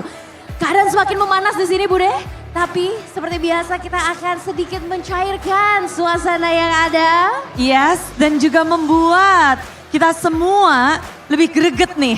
Karena kedua super fans akan diadu di Whack It! Jadi di sini kita sudah kedatangan dari super fans dari Kingdom. Ini siapa namanya? Michelle. Michelle siap untuk bermain Whack It ini. Jadi tugasnya gampang banget, hanya take turn, ganti-gantian untuk menyerang dan bersembunyi. Alright. Betul, dan gak cuma dari Michelle, di sini ada siapa nih dari Sonic? Radit. Radit. Jadi kita akan melihat dulu how to play dari Whack It. Silakan Bude. Iyap, jadi Radit main Edit nggak? Tahu hero-nya kan? Tahu? Tahu. Jadi caranya cuma kalian boleh pakai skill 1 yaitu Earth Shatter. Selanjutnya nanti gantian, pokoknya sekali dipakai gantian. Sekali pakai gantian, mau kena mau nggak kena, yang penting harus gantian ketika udah dipakai. Yang lainnya harus bersembunyi dan harus diingat nggak boleh pakai yang lainnya. Skill-skill lainnya dan juga battle spell tidak boleh. Kita akan mencari 2 poin untuk hari ini dan ya semoga nggak sampai besok pagi ya. Biasanya sih langsung ada yang langsung dapat, ada yang missnya banyak gitu ya. Jadi kita akan coba nih antara Michelle dan Radit. Mungkin kita coba dulu kali ya Bude. Langsung saja. Kita akan bersiap langsung, inilah dia di Whack It. Kita akan persiapkan langsung aja. Aduh, memegang HP yang sama seperti para pro player mainkan. Michelle, kamu player Edit nggak? Actually no. Waduh, ini dua-duanya agak meragukan, tapi nggak apa-apa. Kita akan membuktikannya di Land of Dawn. Kita akan mulai 3, 2, 1. Silakan. Sweet dulu. Oke. Berarti Radit dulu nih. Berarti Michelle ngumpet ya? Ngumpet. Oke. Kamu punya tips atau trik nggak sih buat ngumpet yang baik? Enggak lagi. Waduh. Kena loh. Wow, Apa oke. tuh rahasianya tuh? Gantian ya. 1 poin sudah berhasil didapatkan Radit ya. Kita cari 2 poin ya Bude ya di sini ya. Radit, rahasianya tadi kenapa tuh? Gak tahu, feeling aja. Feeling. Aduh, ini feeling. Ini Michelle, sayang sekali ya. Feelingmu gimana? Gantian lagi. Terlalu insecure. Nggak pernah pakai edit soalnya. Gak apa-apa, kira-kira aja kanan, kiri, tengah, depan, belakang. Mana ayo? Ini dibantuin nih. Michelle, ayo. Ayo. Biasanya feeling perempuan tuh paling tajam loh. Betul, instingnya ya. Gagal. Sayang sekali. Oh, gagal kok malah seneng ya? Oke. Kan nggak ketahuan. Oke, kita Gantian, coba lagi, gantian. kita coba guys. Iya, bisa yuk. Wow, berhasil ya. 1 sama nih Bude.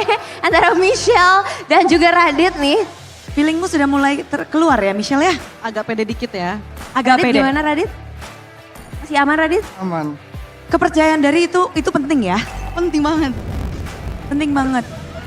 Bentar, ulangin. Gak lihat. 1, ayo 1 sama. tarik napas, buang.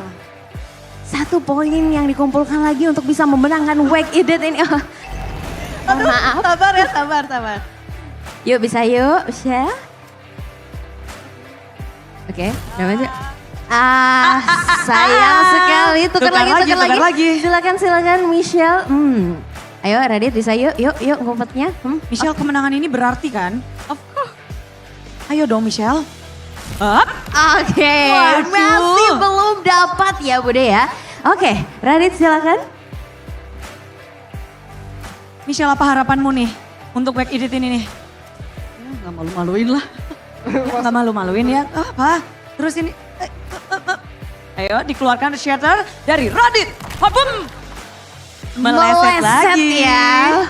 Masih belum dapat juga. Yuk, bisa yuk. Ayo Michelle. Kita akan keluarkan Earth Shatter dari Michelle. Akhirnya kita sudah mendapatkan Bude. 2 kemenangan dari Michelle. Oke. Ini kita speech kemenangan dulu ya. Speech kemenangan dari Michelle. Akhirnya setelah pertarungan mendebarkan, kamu berhasil mendapatkan kemenangan. Apa nih dari Michelle mungkin? Sebuah kata-kata, mungkin puisi, nyanyi juga boleh. Wishlist hari ini, malam ini, RRQ menang. Dengan kemenangan Michelle di Wake Edit. Michelle berharap RRQ bisa menang juga, ketularan dari Michelle. Oke, gimana nih yang kalah nih di situ? Sonic jangan mau kalah ya. Ayo kita, mic-nya hilang. Gimana kamu? Apakah ini mencerminkan kekalahan atau enggak dong ya harusnya? Enggak dong harusnya. Kayaknya sih gitu. Soalnya kan Onyx Semangat, di atas RRQ. langit. Soalnya Onyx di atas langit. Oke. Tapi comeback kok. Oh oke. Berharap. Berharap. Tapi oke, ini saatnya dari kedua super fans untuk memberikan semangat. Mungkin ada yang mau disampaikan untuk Onyx? Semangat terus Onyx di playoff ini. Grand finalnya semoga menang ya. Semoga menang ya. Menang. Tapi dia tertunduk lemas, sepertinya kekalahan sangat memukul ya. Tapi gimana nih Michelle, kasih sesuatu dong untuk RRQ. Untuk RRQ, anggap aja kita ngepur ya. Pasti menang. Juara! Wow. Tapi thank you banget udah bermain. Congratulations sekali lagi Michelle. Terima dan thank you. kasih Radit sudah bermain bersama kita. Boleh salam dulu. Oke, luar biasa. Boleh dong kita kasih tepuk tangan. Yeay. Fair play tetap ya, walaupun mereka bertarung tapi pada akhirnya mereka bersahabat. Betul sekali Bude, dan kita masih akan melihat pastinya di grand final ini. Tapi Bude, sebelum kita masuk ke game selanjutnya nih, Alisa sebenarnya punya tebak-tebakan nih Bude. Apa tuh? Bude tahu gak sih apa sih yang tipis banget tapi super kokoh? Sepertinya tangan Bude. Bude kan? Bude tipis sih, tapi coba aku tiup. Aduh, kurang kokoh ya? Kurang kokoh. Oke. Bukan Bude, Bukan jawabannya Bude. bukan itu. Jawabannya adalah Samsung Galaxy S25 Edge terbaru. Ini dong. Betul sekali, boleh kasih lihat. Begitu tipis ya, luar biasa dengan desainnya yang super tipis, cuman 5,8 mm saja. Dan ini tuh ringan banget Bude, jadi buat dibawa kemana aja berarti itu cuma 163 gram saja. Keren banget Bude. Iya, ini Bude aja dari tadi pantesan gak berasa megangnya. Betul sekali, kita Enak enak banget. banget kan ya. Dan ini karena Galaxy S25 Edge ini adalah Galaxy S yang paling tipis yang pernah ada Bude. Wow, makin seneng ya, dimana kita juga ngelihatnya ini desain yang baru, lalu tipis, nyaman, dan di tangan tuh keren banget sih. Betul, jadi kalau masukin ke tas atau buat cowok-cowok kan suka malas bawa tas ya kemana-mana ya. Jadi tinggal masukin di kantong tuh nggak bikin bulky celana ya. Emang nggak bahaya? Kalau kedudukan gimana? Tenang, kan tadi tebak-tebakannya walaupun tipis dia tapi sangat kokoh. Jadi pastinya tidak mudah ringkih Bude. Aman pastinya ya. Galaxy S25 Edge ini dilapisin dengan titanium frame dan Corning Gorilla Glass Ceramic 2 yang bikin jadi lebih durable pastinya. Pantas saja kita jadi nggak takut ya walaupun tipis, tapi ini begitu kuat dan pastinya membuat kita semakin pede nih bawa kemanapun dan jadi teman kita nggak sih? Betul banget Bude, tapi nggak cuma itu aja karena kita lagi ada promo juga Bude. Mau tahu nggak promonya Bude? Mau. Bude paling suka promo sih. Jadi buruan aja nih langsung ya para super fans yang nonton di rumah juga. Buruan beli sekarang karena lagi ada promo gratis memory upgrade ke 512 GB dan gratis 6 bulan Gemini Advance. Dan kamu juga bisa cek promo lengkapnya di samsung.com/id atau kunjungi toko Samsung terdekat untuk Galaxy S25 Edge yang tipis tapi powerful. Wah, ini lengkap banget gak sih? Dari desainnya keren, dari teknologinya juga keren, buat selfie-selfie juga keren, kameranya, tadi Bude fotoin kamu cakep banget loh tadi. Luar biasa, kita selfie-selfie aja kali ya Bude ya. Nanti kita akan selfie-selfie sembari menikmati Grand Final. Betul sekali, jadi pastikan kalian langsung aja dicek ya, karena Samsung Galaxy S25 Edge punya tipis tapi kokoh. Dan langsung saja Bude, kayak kita udah kamar, udah pada gak sabar ya untuk masuk ke game selanjutnya. Betul, karena ini akan menjadi poin yang penting bagi kedua tim. Akankah RRQ mengejar atau Onyx yang terus berlari mengejar benar-benar piala? Ada satu trofi yang diinginkan oleh kedua tim.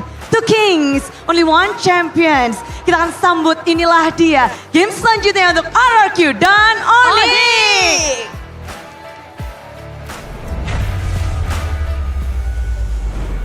Thank you so much, Bude. Thank you so much, Alyssa. And now we're diving back into game number 4. Guys, it's a best of 7. I'm starting to lose count here. But yes, RRQ comes back after a 2-0 from Onyx.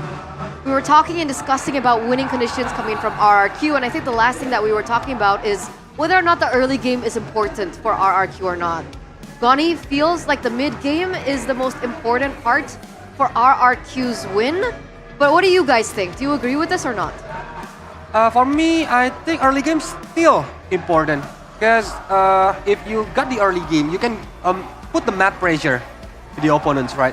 So you can get the mid game because RRQ during the first game, I think they throw on the mid game, right? So and on the third game, they answer the problems from the first game. That's why we're gonna see on the fourth game. Okay, but I think I found out what's more important than everything else that we've been talking about. Really? What's most important is GoPay. Guys, we're in, after 9 weeks of the regular season. We're coming into, what, the 5th day of the playoffs? Is this the 5th day or the 6th day? Wednesday, yeah. There you go. Do you guys not yet have installed, I can't English suddenly. I can't English. I can't English. I'm so baffled if you guys don't have GoPay yet. Arashi will tell you why. Well, if you go on GoPay, right, you can also get, you have a great app first of all, but you can also vote for your favorite champions in every MPL ID Season 15 playoff match at gopay.co.id/games. So you're guaranteed to win prizes, and for first-time voters, you'll definitely get free rewards of up to 59 diamonds and 1 token. And that's not all. That's the token that you use to spin for prizes in the gift arena. Yep. Because that's not all. Because the token can be used to spin for the prizes in the gift arena, like you said before, and the prizes you can get the electric motorbike. Yep. And the other grand prizes. That's crazy. That's wild. And on top of that, you guys can also get WDPs or free weekly diamonds or the weekly diamond pass. On GoPay games, it's only 14,999 IDR, so it's even more affordable than the regular season. And all you need to do is scan the QR code down below, and don't forget to use the promo code from the MPL ID Season 15 live streams to get 5 diamonds for just 1 rupiah IDR. So what you waiting for, guys? Go check it out at gopay.co.id/games, or of course just download the app in general. Very nice. There it is. Great success. QR. Scan it. Now. App Store, Google Play, it's available. Yeah. It's so valuable. It's simple. Yep. It garners to everything that you guys need back at home. Oh, look at Kyrie. He's laughing. Yeah. Smile, he's chill. He knows. I feel like Kyrie's so handsome, Polius. If I be Kyrie, I think... No. What were you gonna say? I love my wife, Saki. I love you, my wife. Aku nggak ikut-ikutan ya. No, I love my wife. I'm not involved in this. All right. Menjauh. But yes, what was that? Who had first pick? Did you guys catch a look? Okay, so Onyx on the second pick. Oh, Yep. side. So RRQ are black on blue side. Yeah. So they will have to still ban the Fanny, unfortunately, which means they can only have 2 bans. And so far, we've seen most of it go to the mid lane, but also to that Badang, right? So now they have a chance to first pick one thing away though. But the question is, do they want that Farsa? Do they want that Badang? If we follow the pattern, they want the Playmaker. So I'm assuming the Kalea once again, the hero that gives Edok the player of the game for game number 3 should be the contested pick here. Okay, we're looking at a Kalea pick here, contested pick between both of these teams. Yep. RRQ go for the Fanny, like you mentioned earlier on, Arashi, the Badang, and the Luo Yi, which means Onyx are the ones to actually ban out the Kalea chip and the Baxia. So what do RRQ pick up first? Do they go for the Hayabusa or something else? Maybe Farsha. Ah, yes, Farsha. Yeah. If they didn't want to give Suns his Farsha, I think they can pick it now. Assuming that Suns doesn't really have any other solutions, but off the bat, I do think that the Farsha, when it comes to Cryo picks, has precedence here. But if they do so, they're allowing Onyx to pick up a good jungler along with possibly another good roamer, whatever's left. Unfortunately for RRQ though, both the Hayabusa and the Joy is available. So even if they do give up one of those, it's not the end of the world. Alright, let's see. There you go. The Cryo to Farsa, taking it away from Suns. Gonna be useful in the early game. Like we mentioned, RRQ and the early game. I think Gatot Kacha here is not bad. And Hayabusa? Hayabusa for Kyrie. Gatot Kacha again just nullifies the feathered airstrike potential. But then again, Onyx can also find other avenues to deal with that feathered airstrike. But I don't mind the Gatot Kacha and the Hayabusa here. Do you really think Onyx will go for Haya? In this early... Yep, Gatot, yeah. But for Hayabusa, I think not in this first pick. Okay. Maybe on the third pick. Yeah, because I think that's the Kyrie's signature heroes, right? So using Hayabusa against Farsha, it can directly dive into the Farsha itself when the feather airstrike happens. Right. So for Onyx right now, they already have this good AoE, and they have a good way to deny a lot of AoE coming in from RRQ. So off the bat, it seems like Onyx are gearing more for a team fight. Now RRQ, they can kind of match that, or they can pivot over, try and go for something a bit more, I was gonna say pick up heavy, but with the Fredrin and the Ranger, you know, it's still pretty flexible. So they're leaving a lot of potential up to the second phase. This is what I was about to mention, because so far, sure, the Assassins are usually a pick for Kyrie. But so far, it seems like he hasn't been more geared towards the Hayabusas, you know? So I was thinking maybe they want to go Joy again. Yeah.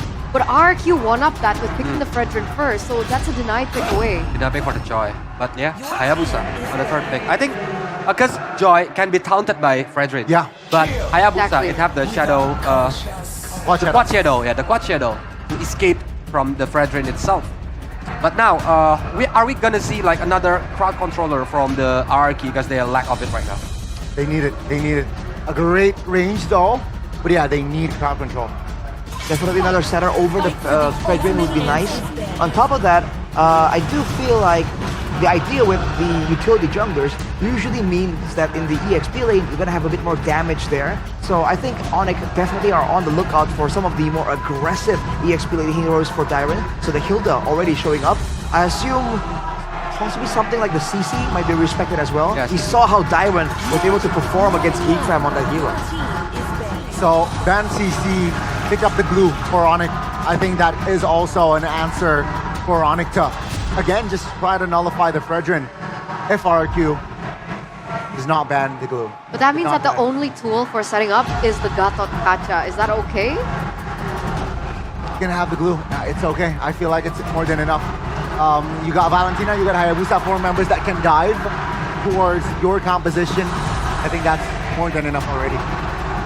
Considering the members of RRQ right now have good dashes, I think it's okay. They should be able to still chase far enough, but a bit more crowd control, or at least some kind of slow, would really be nice to have for Onyx if they want to dictate the tempo and the movements around the map.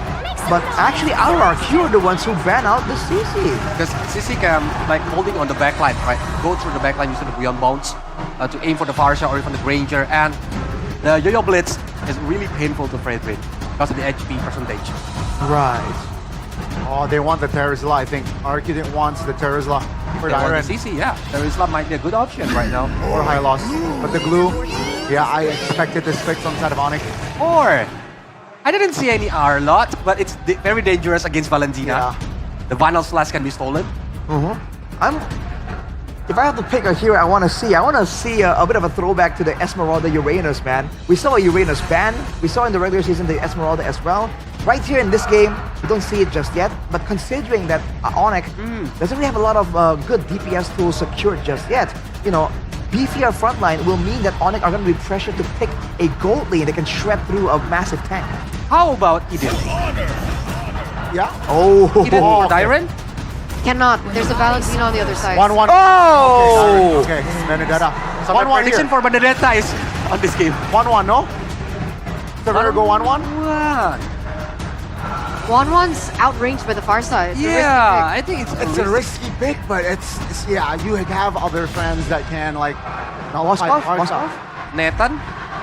Oh, Nathan. Whoa. Natan is bold. If they want to... Against the Bennett? Have the range. It's bold, that's why it's bold. Let's go.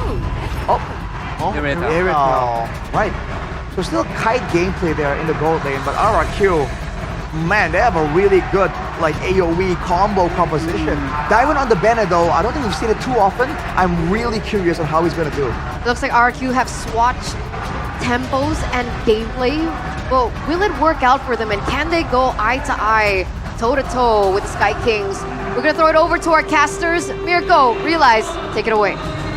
Thank you, panelists. This is an epic game because now we see I love an it. Edoc special to take and the Benedetta as well in the hands of Dyren.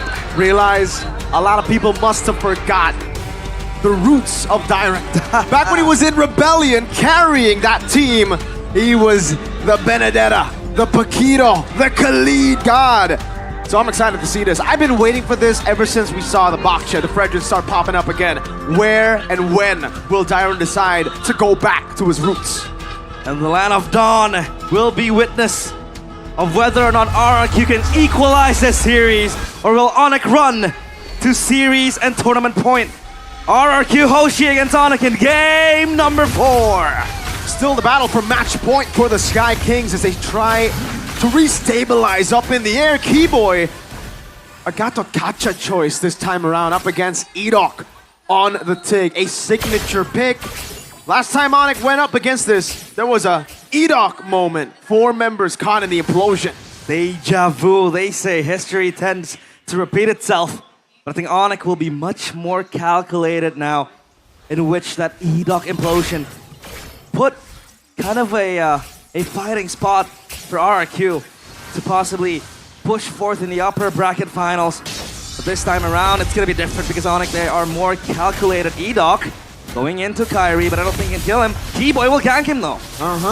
Good red tree from Kai, securing it already. Rin's walking up as well. Quad Shadow for the flicker.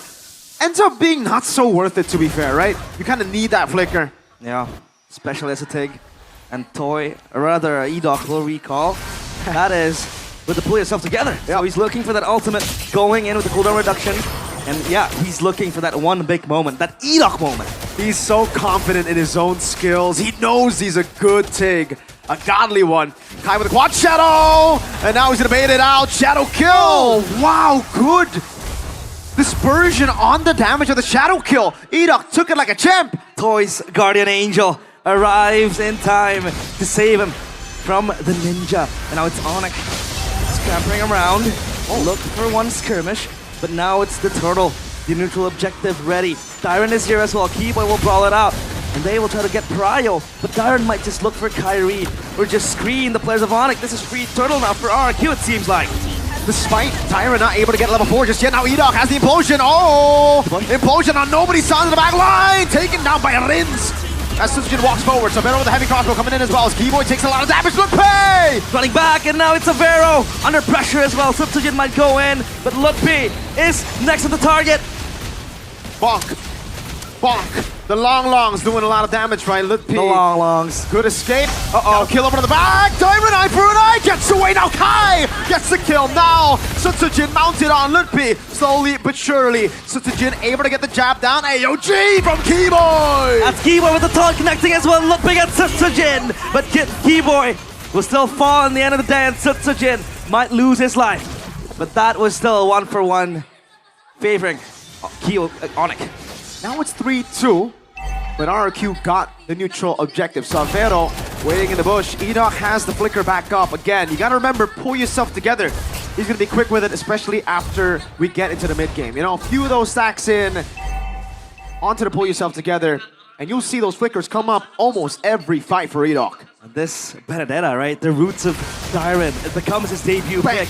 An MPL ID Season 15. The Ranger, it is accustomed to Toy, and the Tig, it's an Edok special. But Keyboy and Severo up top, they might be under pressure because Rinstone is close by. They might collapse on this, but look at the two players close by as well. For Onyx, this is a 4v3 practically. If Sutsujin wants to follow up as well, this might be a brawl! Edok! Finding an implosion with a airstrike by Rins, but it's turned around. No damage! No damage! The implosion is not sacred enough. And Edok, he might go for that. But no follow-up, no damage like you said. It's not enough just yet for RRQ. They need to wait for a couple of more items. The timers as well. They're looking for those moments. And then they can follow the implosion. Because the implosion becomes invaluable if you don't have the damage to follow up. Edok might set for it. But no damage means nothing. And now Turtle next in the menu, taunted, is Lutpi. All full stacks for Lutpi already as he jumps in. Now Mount available in the backline. Tyron jumping on the sides. Still Kai looking at the play as well. Tyron again. Eye for 9 this time around. Turtle still being contested. Lutpi on already. Savero with the heavy crossbow coming in. Sutsujin with the retribution. A jump back. Lutpi flickers forward. He's jumping in. Looking for the mount. And he mounts with Sutsujin. But Edok still waits in the wings. Keyboy's far away as well. Lutpi dismounts. A taunt over. No split. No spread. Kai finding the quad shadow on the timer. But Toy gets the kill. And Keyboy will have to run all the way back. Sans back in the mid lane. Sutsujin and Tyron sent to deal with the wave. RRQ looking alive. They're keeping Onyx at bay. Look at Edok though. He's going for Keyboy, but I think Keyboy will be fine with the Unbreakable. So all good for Onyx. But RRQ, they look relentless by the minute. Sutsujin even invading that orange buff. Savero cannot do anything. If he wants to swap, he's gonna lose a lot of time. And all he can do is just wait for the wave to crash. But Toy is taking his time on that. Even though Dyron has 0 kill participation so far, you can really see the impact of the fights if you replay it. He's always just been waiting in the bush, knowing that if Onyx just make a misstep, it's gonna petrify 1v1. Dyron on a signature pick. The quad shadow coming in as well for the airstrike with the shadow kill. Dyron!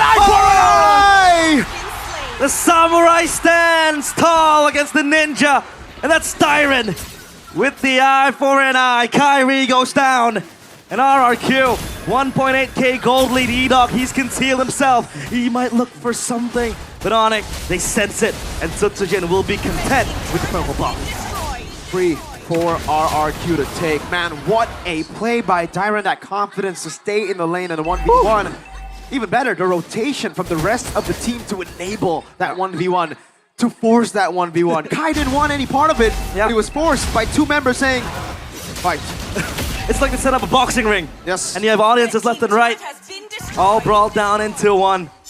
And now RRQ, they activate the side lanes. Toy able to get that tier 1 turret. Up top as well, gone. And now Turtle is next on the menu, next on the sights of both teams. But RRQ, they might have the upper hand. Keyboy though, hiding in that bush. He might look for an angle. But Edok is here with the Sacred Hammer! Finding the implosion and the kill. Oh, Sky Piercer realize. He's going in, Keyboy. He has to run for the hills, but Dyron! Wow. Onyx cannot handle the relentless Kings who just keep on sieging, who keep on fighting. Kai will get an orange buff, but RRQ will get his. Onyx outplayed in their own game. And now I think they have to bank on Savero with late game power. Whoa! Almost, man. Heavy crossbow defensively by the Irithel. 4,000 gold lead. The Kingdom, they're going crazy in the international velodrome here. And for Onyx, They gotta keep it chill. But even if they do, this is why the Benedetta gets so much value. Final blow gets you out of there if you go for an all-in. The eye for an eye, that anti-CC up against a composition with a lot of CC to force you to fight in their own box. RQ have so many ways to poke, disengage, engage, catch with Edox, but mainly as well with the look at the CC chain on Sutsujin and then Dire with a Petrify. Kibo in the back, finding the taunt. San, that's Sonata steal. Taunt over to Lippy. Able to flicker around to safety. Kibo with the AOG, but the airstrike. Trying to cut him down. Kibo, revitalized, taught it up. He's gone! Done and dusted, that's Toy with the killing spree. And Kyrie with the shadow kill clears the minion wave in the mid. Sans has to be content, he pops the stolen feather airstrike, but that's RRQ. Like you said, with the chain CC, they can layer it up. They have the Petrify, they have the Taunt, they have Edoc with the icing on top. So RRQ, I feel like this is an all-rounded draft from them. It's a punish to purify. It's also a punish to flicker. If you've got, wait, hold up, feather airstrike of Savero's HP bar. Lippy in the back. Oh, that's not a landing there. Savero will be forced to back away. Back to the point. If you go flicker here, there's so much range, and then there's that CC. If you go purify, that range will catch you too. It'll be easier for Rins, for Toy to land those Death Sonata, so it was a forced error in the battle spell choices for Sans and Savero. That's why you're seeing it. It's just given on a silver platter to RRQ Onyx. I don't think they will entertain the idea of just contesting this RRQ Lord. This is all theirs. This is free for the taking, and that Lord will even bolster up their chances of winning this game, closing up the series. Edog is looking for Kyrie! Shadow kill ready for Kai. Will he pop an implosion? Final blow! Petrify! Edog on the take. There's a reason on it. Keep banning it. Kyrie is just prey in the eyes of the Predator, and that is Edog, the hunter, gets hunted. Kyrie is gone, and now it's RRQ on the driver's seat. Ever so comfortable. 7,000 gold lead, 7-4. A big item power spike from Mr. Toy as he picks up the Wind of Nature to deal with technically all the damage. It'll really be up to Sans at this point. Savero and Kai, it's gonna be even more difficult to dive into the back line as the Lord marches in the mid lane now. Go for the shove as well. Holy Defense already procced into Sans, teals away the feathered airstrike. Kai up top with the pod shadow used. Relay push coming in, AOG from Keyboy. Not too sure about that Keyboy. An AOG to his own demise, a free stack to Toy on the Granger. He's speeding up with the Sky Piercer. This is gonna add more insult to injury. They might look for something. The conceal play, Edog is going in, but look, is there. First onto it, mounted up already. CC immune, bringing it back all the way. Sabero comes in with the quad shadow as well. Explosion! Oh! Edog trying to read it, but Kai was a bit too smart with it. Quad shadow! Oh! Lippy with a shutdown. Kai disengaging. Savero already there. Lippy playing hide and seek with the RRQ. He's going in again. Savero is there for the backup. So Tuchin pulls him back. Dyren! Quad shadow over to the back. Dyren has the final. Oh! Shadow kill! Oh! He gets translated over to lead the Wanderer. Savero! What? He's going even further! And now it's Onyx on the pounce back. Dyren is gone. Toy as well. They might look for this mid tier 1 turret. Mechanical outplays here and there. AOG over the Rins. Quad shadow coming in. Sutsujin very low. A ton over. Feather airstrike. Oh! Played again! Oh! Back to back to back. Bit by bit, Onyx disintegrate to pieces. The Sky Kings again, showing their mortality in the eyes of the Kings of Kings. Savero might just overextend. Hey. Keyboy is there, Lippy is there to shadow him as well. Dude, Kai, quad shadow in, didn't use the gap close on the quad shadow, used the shadow kill instead, knowing that Mr. Dyren still has final blow, baits it out, and then takes the quad shadow over. That's how he was able to get the kill in the end. And then they were able to just prolong the team fight again. Kai got a bit too overzealous, got punished. Sutsujin and Rins, who was still waiting, knew that Kai was going to go for that, knew that Kai would have that killer instinct to kill Sutsujin, but in the end it was traded again. There's something with the Hayabusas in the playoffs. Yep. It feels like it was used by Rin. They got heavily battered.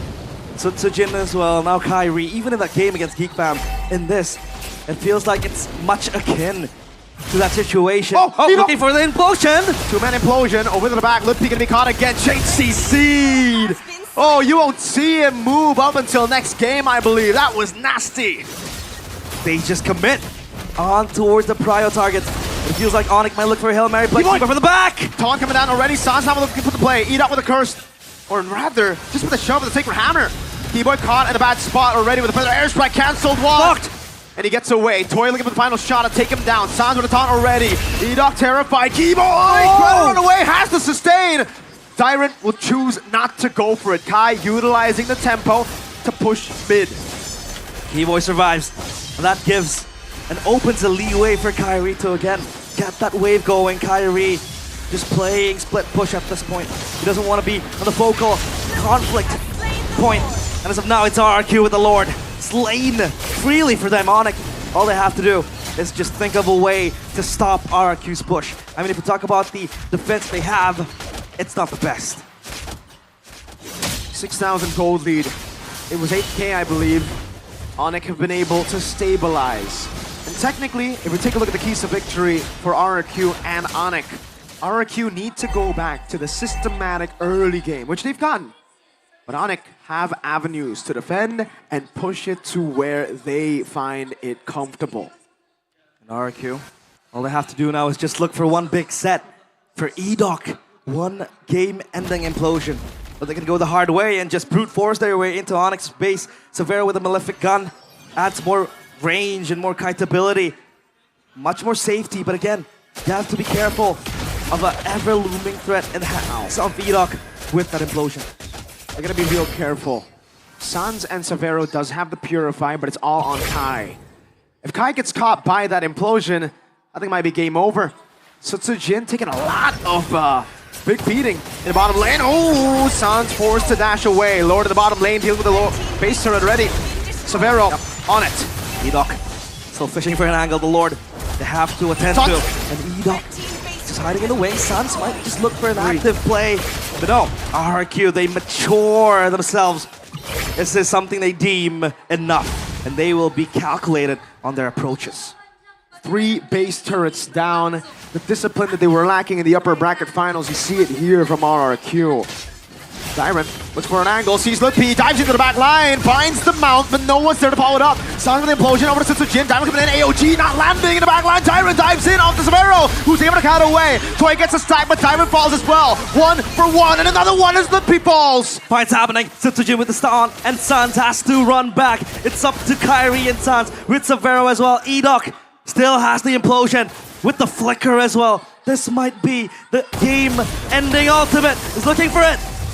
Who does he go on? Quad Shadow utilized. Oh, Edok in the back line finding him, but the Shadow kill will still be able to clear out the mini waves. Now, Kai in the back, further airstrike, Sans dodging away, going for the splash. Oh! Toy secures the kill. Crystal! Kai going for the kills. The minions aren't in. Kai defending again. The minions finally come in as Toy goes in and ends the game. To equalize in a best of 7, 2-2. The Kings of Kings again seething their swords, and the Sky Kings bleed. 2-2, they equalize in this grand finals, a best of 7. It comes down to what could possibly be 2 more games. Bang. There you go, bang bang. The confidence of Toy on a signature pick. RRQ, they made Onyx bleed in game 3. Now, they have dragged the Sky Kings down from the skies to eye level. They're back on the ground, baby. It's mano a mano's fists. If there's anyone that could take down the Sky Kings, it has to be a king. Or a robot. The Kings of Kings, no less. Or a robot. Yeah, no, I'm joking. Your robot's in the garage. Hey! Mechanically fixed. What I know is the Kingdoms and the Sonics are here in the building, but the Sonics have gone real quiet the last 2 games. And I'm talking the ones on Legend, Mythic seats, but also the one on the panel. On the What's panel? What's going on with Gotti? I wonder how he's feeling. It was so emotional. Back on the panel desk. And take a look at this one final push. The minions, they were stopped, blocked by a potential clear. It was only Kyrie. There was no chance of doing anything in that point, I guess. And it's RRQ. They breathe life back into this grand final run they have. It's still up in the table. It's still up for anyone's taking. Hey! Goni, Arashi, how you feeling up there? Linus Eterna too. Eterna?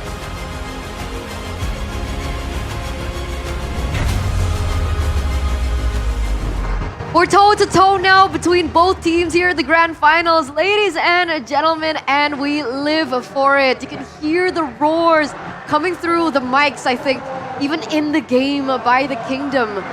Arashi, how are we feeling?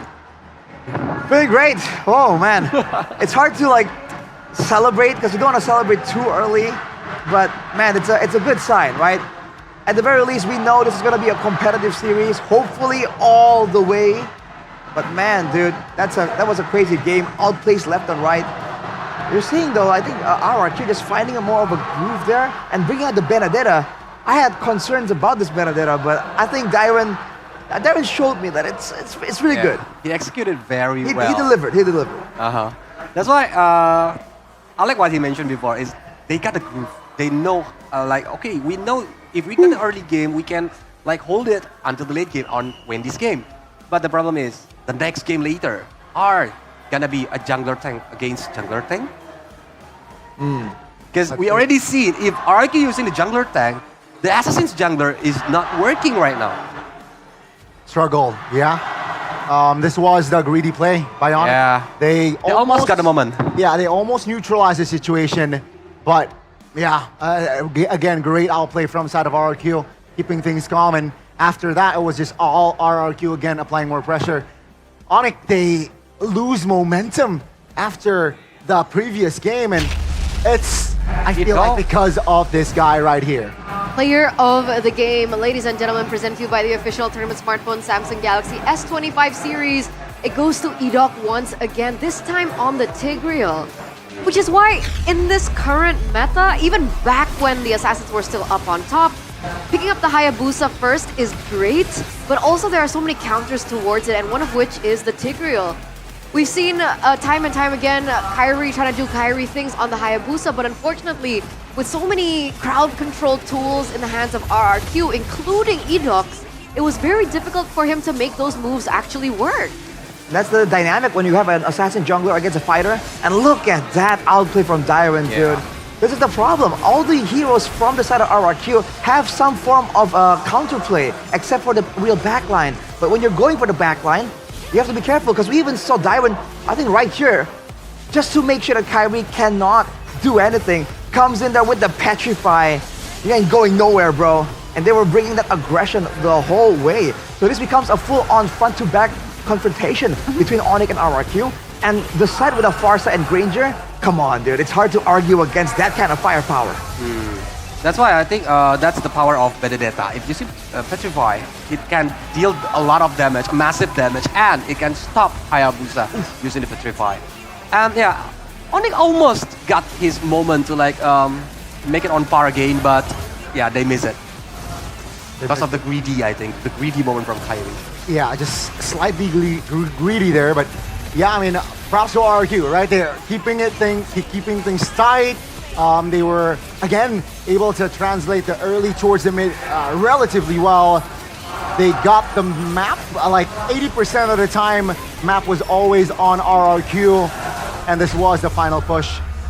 Nothing that Kairi can do there. Honestly, it wasn't just Kairi, was it? We saw a lot of weird movements coming from Keyboy, even Lutpi getting caught out here and there. Was that odd to you guys? A little bit. I think they were really not as composed. But then again, this is what happens when your team is on the back foot, right? You can't really dictate where the fight happens, when the fight happens, and you let go of the Tigreal, you get imploded. And it's crazy to me that this guy can make the Tigreal a team fight engager into a pickoff hero. Like, brother, the whole time Onyx were struggling, this is what they can do, RRQ, when they have a good engage tool, but also burst damage. Okay, before the fight even begins, Keyboy gets jumped on, Lutpi gets jumped on, and when they are ahead, it's going to be so difficult to try and do anything, even if all the ultimates are down, as long as RRQ do get one pick off after using all of those ultimates. That's why the misconnection between RRQ on the first game, they answer it on the third and the fourth game. That's why they always back up. They always do the follow up every time his teammates like initiate the team fight or initiate the takeoff. That's the good things from RRQ. Now the problem is from Onyx. How they can answer the movement, the aggressive movement from RRQ. Are they gonna, like I said before, using the jungler tank, so it might be more secure on the early game? Or they have another answer? Because I think back then they were comfortable letting the gold laner just outplay. We remember CW and the other options Onyx have fielded. They're really good at playing weak side and being attacked, and they know that they're gonna be attacked, and they're really good at playing to kite back and play safe. But now with Savero in the picture, you can see that he's struggling to deal damage. Did less damage than the Valentina in this game, because even before talking about Edok and Sutsujin with all this crowd control, there's Dyron on this Benedetta. And in the early game, that was the critical factor that allowed RRQ to just get so much control. Usually it will be the mage, it will be the roam, zoning, but when Dyron is right there, it's making sure that all the damage dealers are so far back, there's nothing Onyx could have done in the early game if they wanted to really try and contest anything from RRQ. What happens if we look at this right now? Are there any timings or particular items that really stood out to any of you guys? I guess not the main items, but the respect from Dyron. He built the Dreadnought armor early on, I guess the first 5 minutes there, where, yeah, he understood that he will be one of the tools that RQ will be needing to zone members. Sure, he built the Heptasis, sure, he built the Malefic Roar as well, but in addition, he built the Dreadnought armor just to have that extra durability when taking on damage. For me, it was the fact that we saw Sans on the Valentina. He went for the Lightning Truncheon first item. And me personally, that's not an item I would go for. Like, even if it's not the Lightning Truncheon, it will be the Enchanted Talisman or the Glowing one, usually. I think that's the build we've seen so far. So him going with the Lightning Truncheon, I think shows that he wants a bit more wave clear and a bit more team fight damage. But unfortunately, again, against a Farsa, oh man, tall order. Yeah. Looked like he did struggle a little there. But we are going to take a look at this first. Ladies and gentlemen, the MSC battle plan. From lower brackets to champions. Oh! Yeah. So far, the trend is the champions come from the lower brackets. Uh-huh. And technically, it has been true for a couple seasons here at MPL ID particularly. But it looks like the same story can be said amongst all the regions elsewhere. So if that's the case, then RRQ are the ones that come from the lower bracket. Is it written in the stars, Arashi? Oh, maybe, man. I don't, to quote a certain man, I don't believe in patterns, but one can always hope. One can always hope. Finger crossed. Fingers crossed, indeed. Yeah. Oh boy. If you're looking at the TLPH, technically they are from the lower bracket to the big champion. But if you're talking about this ID playoff, Onyx are from the play-ins, not the playoff. It's even worse than the lower bracket, right? Because once you lose, you're gonna just... You're right. Eliminated. There was that risk for Onyx. But refresh my memory, in MPLPH, who were number one on the standings? It wasn't Onyx, it was TL It was and Falcons TL. and Falcons AV Brand, I believe. No? Or Number one on the standings for their final week. Oh, I'm bad with history. Yeah, we should ask Professor KB right there. Or Mr. Miracle Man, unfortunately. Yeah, exactly. Can't access him. We're exposed for not remembering that well. The walking encyclopedia. But Who's the upper because if TLPH were number one on the standings, technically RRQ were as well. Oh, So- wait a minute.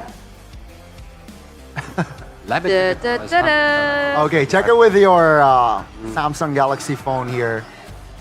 Right? Again, is it written in the stars? I feel like a lot of people would hope that it is, by all means, but you never know, right? Sometimes, Including you. Including me, sort of. Because sometimes, again, esports things, man, sometimes it doesn't really make sense. Like, you have no idea. The momentum, the crowd. And by the way, speaking of the crowd, I just want to give a shout out to the crowd in the Jakarta International Velodrome right now, because people are still walking in. It's crazy, even outside in the festival. So we're gonna get a little bit of a check-in with Alyssa to see how things are going. Alyssa, what's up?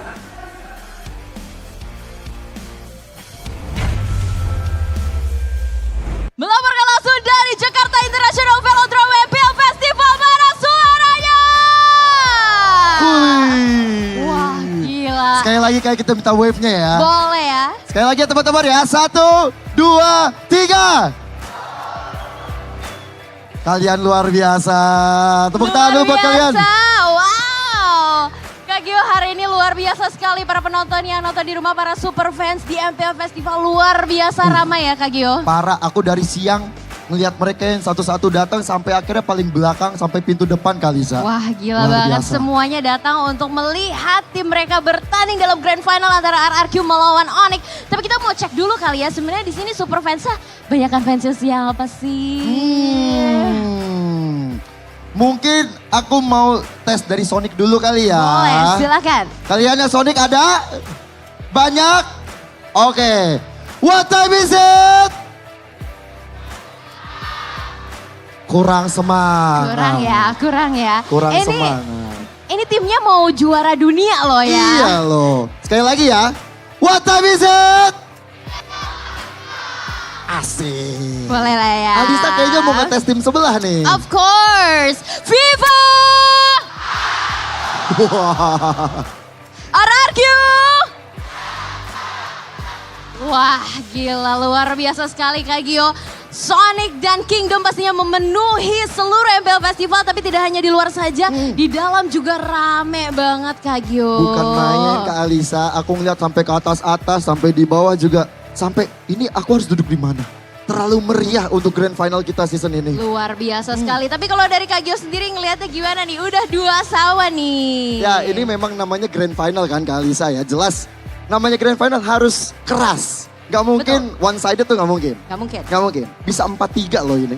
Pasti, kelihatannya sih seperti itu ya. Tapi 4 itu akan dimiliki oleh siapa itu yang kita masih bertanya-tanya. Betul. Tapi di sini Kak Alisa, setelah 5 hari aku di festival, aku ngeliat booth rame-rame banget juga tahu. Wah seru banget. Ada booth apa aja sih kayak bisa dikunjungin? Ada one play. Kalau kalian mau cari MPL card ada di situ. Betul sekali, bisa dapetin langsung kartu-kartu pro player kesayangan kalian ya. Aku kemarin udah beli 1 card pack loh. Dapat siapa kakak? Dapat Kyrie. Keren. Iri. Ada yang mau card packnya? Ada yang mau? Beli ya, ditunggu. Oke. Langsung aja. Terus habis itu ada booth apa lagi nih Kak Gio? Ada Dunia Games. Itu rame juga tuh. Ada boothnya Kacang Sukro juga. Di sana ada activities juga menarik. Ada boothnya Good Day, RSV Helmet. Ada juga kalau yang lagi lapar gitu ya, bisa langsung makan seblak di Kilafood juga. Benar, dan juga banyak sekali merchandise official dari tim-tim yang berada di playoff. Betul sekali Kak Gio, jadi banyak banget keseruannya. Buat yang lagi di rumah, kalau misalkan deket-deket Jakarta International Velodrome langsung aja dateng ya.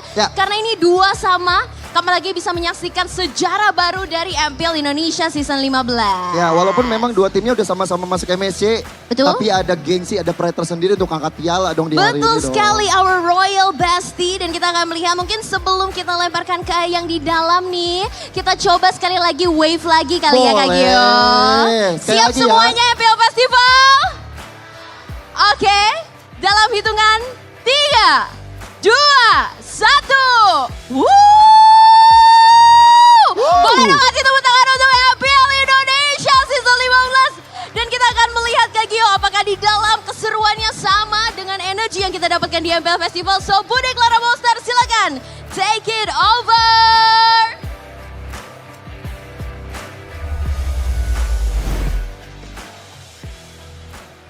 Yes, di Jakarta International Velodrome di dalam, di Legend dan juga Mythic. Bude bersama-sama dengan semua super fans sedang menyalakan flashlight. Kita ingin mencoba sesuatu juga. Di luar sana ada wave, di dalam sini kita juga akan membuat wave yang akan mulai dari Legend di atas, dari tempat Kingdom, lalu setelah itu akan ke arah belakang, lalu ke belakang sana di Sonic juga kita akan melanjutkan Sonic Legend, nanti akan turun ke Mythic di area Onyx dan berakhir di arah Kingdom Mythic. Oke, setuju? Setuju? Mana dong semangatnya? Di MPL Playoff! Oke, siap ya? Kita akan langsung aja bikin wave, kita tunjukkan kekompakan dari MPL Indonesia. Inilah dia, kita akan bikin dari Kingdom Legend. Woohoo! Sonic! Langsung juga yang di Mythic ini, Mythic dari Onyx. Kingdom Mythic. Dan wih, benar-benar kita bisa satu suara. Dan memang semangat juga kita bisa tunjukkan bahwa kedua tim ini membuat kita bangga. RRQ dan juga tim Onyx sama-sama mendapatkan 2 poin. Tapi kita juga ingin mendengar suara dari kedua tim. Coba kita cek ombak. Ini banyak yang percaya. Akankah RRQ di game selanjutnya?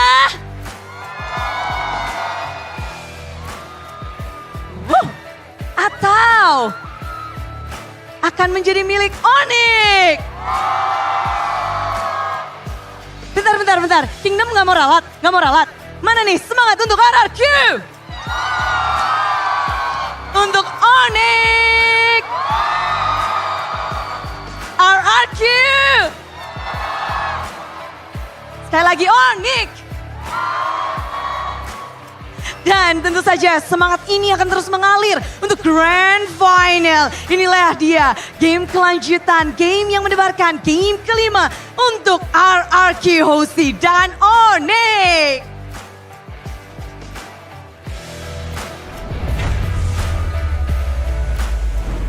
Wow! The energy is electric at the festival with Alyssa. Did you see how many people were there? Wow. With Gio as well? Thousands of people. 3,000 of people. 3,000. Maybe even more. You know, I wouldn't put it past the Kingdom and the Sonics, and even in the venue as well. It's fully packed. The turnout is crazy. Looking like a concert with the flashlights. I was like, wow. Because we can see some of the audience members here from where we were sitting. I was like, why are they putting out their flashlight? What's going on? It's insane. It's insane. I'm all for it. I love it. Every time RRQ gets it to the playoffs, gets it to the grand finals, that's the crowd we're gonna get. But ladies and gentlemen, because of that 10,000 gold difference, we are gonna give away free diamonds. So for the first 100 people, please do scan the QR code right now to get a chance to get 110 diamonds for only 1 IDR. It's basically nothing. You know, when I scan the QR, you are the panelist, you cannot claim. Oh, well, tough luck. So there is no ordal. There's no ordal. There's no Inside man. nepotism. Yeah. It's all fair right here. If you're fast, you're gonna get it. But you better be quick though, because we had a friend, me and Mirko, had a friend of ours come here yesterday. And when it popped up over here, he took like a couple of seconds at most, scanned it, and it was too late. It says they're out. Too late to apologize. I mean, tried to scan considering it. I tried to how scan it many with my thousand people are in the venue right now, like And they're fast, dude. They're fast. they are. They have that retry Like reaction time. There you go. Retro reaction. Retry. Oh, there's another one. There's another. Rewind. I already put my phone. Another one. Again, guys, scan the QR if you guys want to get your hands on 110 diamonds for only 1 IDR. 1 IDR is basically nothing. You can't buy anything with 1 IDR. No. It's like What year is it? worthless. You know, maybe back in like Right? 20, 30 years ago, 1 rupiah can get you like a pencil. But this is not those days. Is it back in your day? 'Cause Even in our day, we're the same age. What are you talking about? I will. A little no. bit, you know, yeah, we're not Speak the for same yourself. generation here, Rashi. Speak for yourself. But Really. what we can agree on is to have a good day, you should get your hands on Good Day. Bring it up, boys. Bring up the Good Day. What flavor you guys got? My favorite, fantastic mochaccino. Ooh, same. Cheers. Arashi, same? Same. All right. I'm waiting for the day we finally get our hands on the avocado delight. The avocado one? The avocado. The avocado. Avocado. Avocado. Okay. So boys, This is my second bottle, actually. please enjoy it. Yeah. While I talk Yeah. about this I'll for take a sip, a I'll take a bit, sip. right? This is my, yeah. Good Day is a ready-to-drink 3-in-1 bottled coffee with a variety of delicious flavors, including the fantastic mochaccino that they're enjoying right now. There's also the original cappuccino. There's the tiramisu bliss, avocado delight, and of course the newest edition, groovy cookies, the ones that we enjoyed during the regular season. So I gotta ask, do you guys like the mochaccino better or the groovy cookies more? Is it really that I like both? Okay, that's fine. Yeah. That's fine. Well, I think me and Mirko, we're cookie people. Cookie people. We've been very vocal about that since week 1. Like, oh, we like this cookie. This cookie thing is kind of unique. We're cookie people. Cookie people. Okay, okay. I agree though. I enjoy the groovy cookies. Hey, let's go. But of course, with the groovy cookies, you're already having a good day. Obviously, you don't want that day to be ruined with lag. So, to get stable connections, please do check out IndiHome by Telkomsel, because with the IndiHome package G21, it is offering speeds of up to 100 Mbps for just 375k IDR. So, subscribe now on the My Telkomsel app, or of course, check it out on the official website, tcell.id/nacional. Thank you. Yeah, I use it as a streamer at home. Exactly. 100 Mbps. That's fast, Rashi. It's really fast. I mean, the previous game. Whoa. Okay. That was Ouchies to Onyx. relatively fast. 10 minutes and 50 something seconds, I think. 10 minutes and 54 seconds. Yeah. To be exact. Exacto mundo. But to be exact with your hair care. Okay. Head and Shoulders is the solution for you. Move on to Head and Shoulders to wipe out 100% of wet and itchy dandruff. Plus, there's also itch protection with the exclusive Mia and Zilong edition. Whether you are more of a minty guy or you're more of a lemon guy, Head and Shoulders is the choice for you. Plus, taking a look at that hair cam, man, that's what you get, guys. Chefin's in the building. CITB. That's Chefin in the building, Goliath. Chefin in the building. Because every time he loves to see like the beautiful person hair. using the hair. The beautiful hair. Yeah. Crazy. I heard he's trying to grow out his hair as well. Oh. Maybe like, you know, get he can be the model. Maybe he wants like a man bun. A man bun. All right, so you know, a guy's got to go through that phase at some point or another, right? I mean, Godfrey had a man bun phase. I had that phase. The Aaron Yeager phase. Aaron Yeager. Unfortunately. Unfortunately. Well, we actually have confirmation right now. Yep, RRQ gonna be on the second pick. Oh, Onyx. So Onyx up no. Oh, no. Onyx up to second. Yep. Yeah. All right. RQ still on blue side. So, that's the deal here. Interesting. We were thinking that the red side is going to be critical for RRQ to get victory because of the Fanny factor.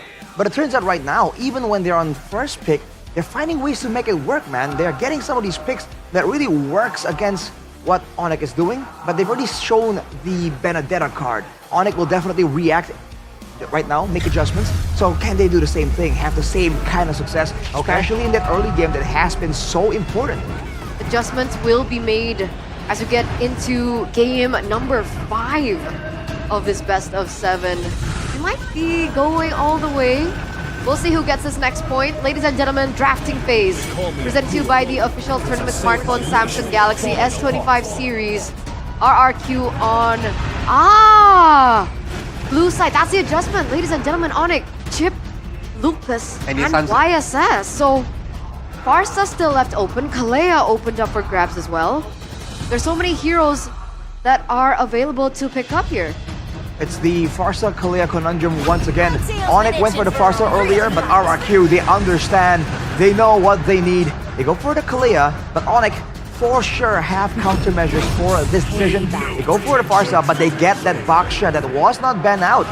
Now this was what Colios was talking about. Is it gonna be a utility jungler showdown? And if it is, you know, then the mid lanes, the gold lanes, everyone has to chip in to do more damage because sustain is what that jungle utility brings to the table. That's why if you look at the Baksha, I think Kimi is like maybe out of option for RQ mid laner right now. But if using the Kalea, maybe Valentina and Fredrin might be a good or wise option for RQ if they want to pick it right now. But interestingly enough, so far the Valentina hasn't found success. Yeah, actually. But then again, it's also the Valentina against the Farsa, right? Yeah. So it's not exactly the easiest kind of game. But RRQ, wow, against the Baksha, it's not a Fredrin, so they go for the Joy. But there is a chance that the Baksha could go somewhere else, and then the Fredrin might be coming out soon. Again, with a Farsa as your damage output in the backline, that's a real possibility here. That's still a flex here, right? Let's see here, last pick for the side of Onyx. What do they need? Against this sort of composition, I think you would want to secure another Irithel. Okay, at least this time Severo can be more active with this Aerith. A lot of security available as well, more sustain. And again, sustain has been so important due to how fast these fights are going.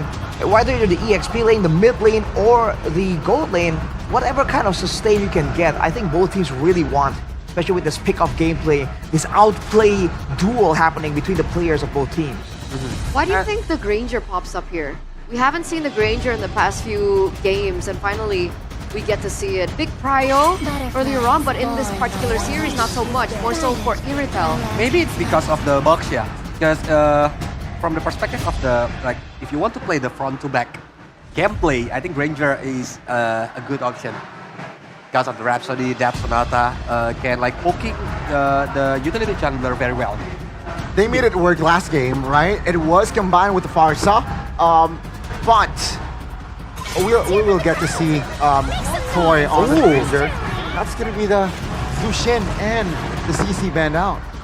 It's very interesting. So I think they want to go for this high-pace style with the Farsa Baksha. We've seen RRQ execute on it. Now Onyx might try and do the same thing. And the last thing they want is for Rins to be on a pick that can survive. They can be annoying and escape from a lot of these big plays. So RRQ now, after banning with the CC, actually because they're banning out the CC and not picking it, that's an interesting decision. That might mean they themselves want to go for something beefy later on, either in the EXP lane or the room. Because technically Phobius is still open. Yeah, Right. but it can be denied by Onyx if they want to pick it. True. With the glue ban as well, that might be exactly what Onyx are trying to do. Ban away the matchup against the glue and then get that Phobius. Just like that, it's a nasty front to back, dude. Although, it's also a very small amount of magical damage with the Harriet and the Farsa and the Baksha. Onyx damage might be a bit too one-dimensional. Good sniff though. Yeah, I think they know that what you mentioned, right? Physical damage is lacking. Hayabusa band out. I think Onyx, they will approach this game like they did first game. Leave Kyrie's hero last, right? They picked up the Lancelot for the first game last pick, so I think their approach is going to be the same. So that's going to be the Baksha roam, I feel like. Now, just be a EXP. Don't overthink it. Phobius should be the... Oh, okay. What? Baksha Lutfi again then. They're denying Edoc's hero. Yes, sir. Or It still could go Kyrie, right? yeah, Lutfi can use like the damage heroes. True. Arlot might be good. It's still, Ito maybe. it's still a flex. Main point, Baksha is still a flex. RRQ, seeing this, how do they respond? Okay.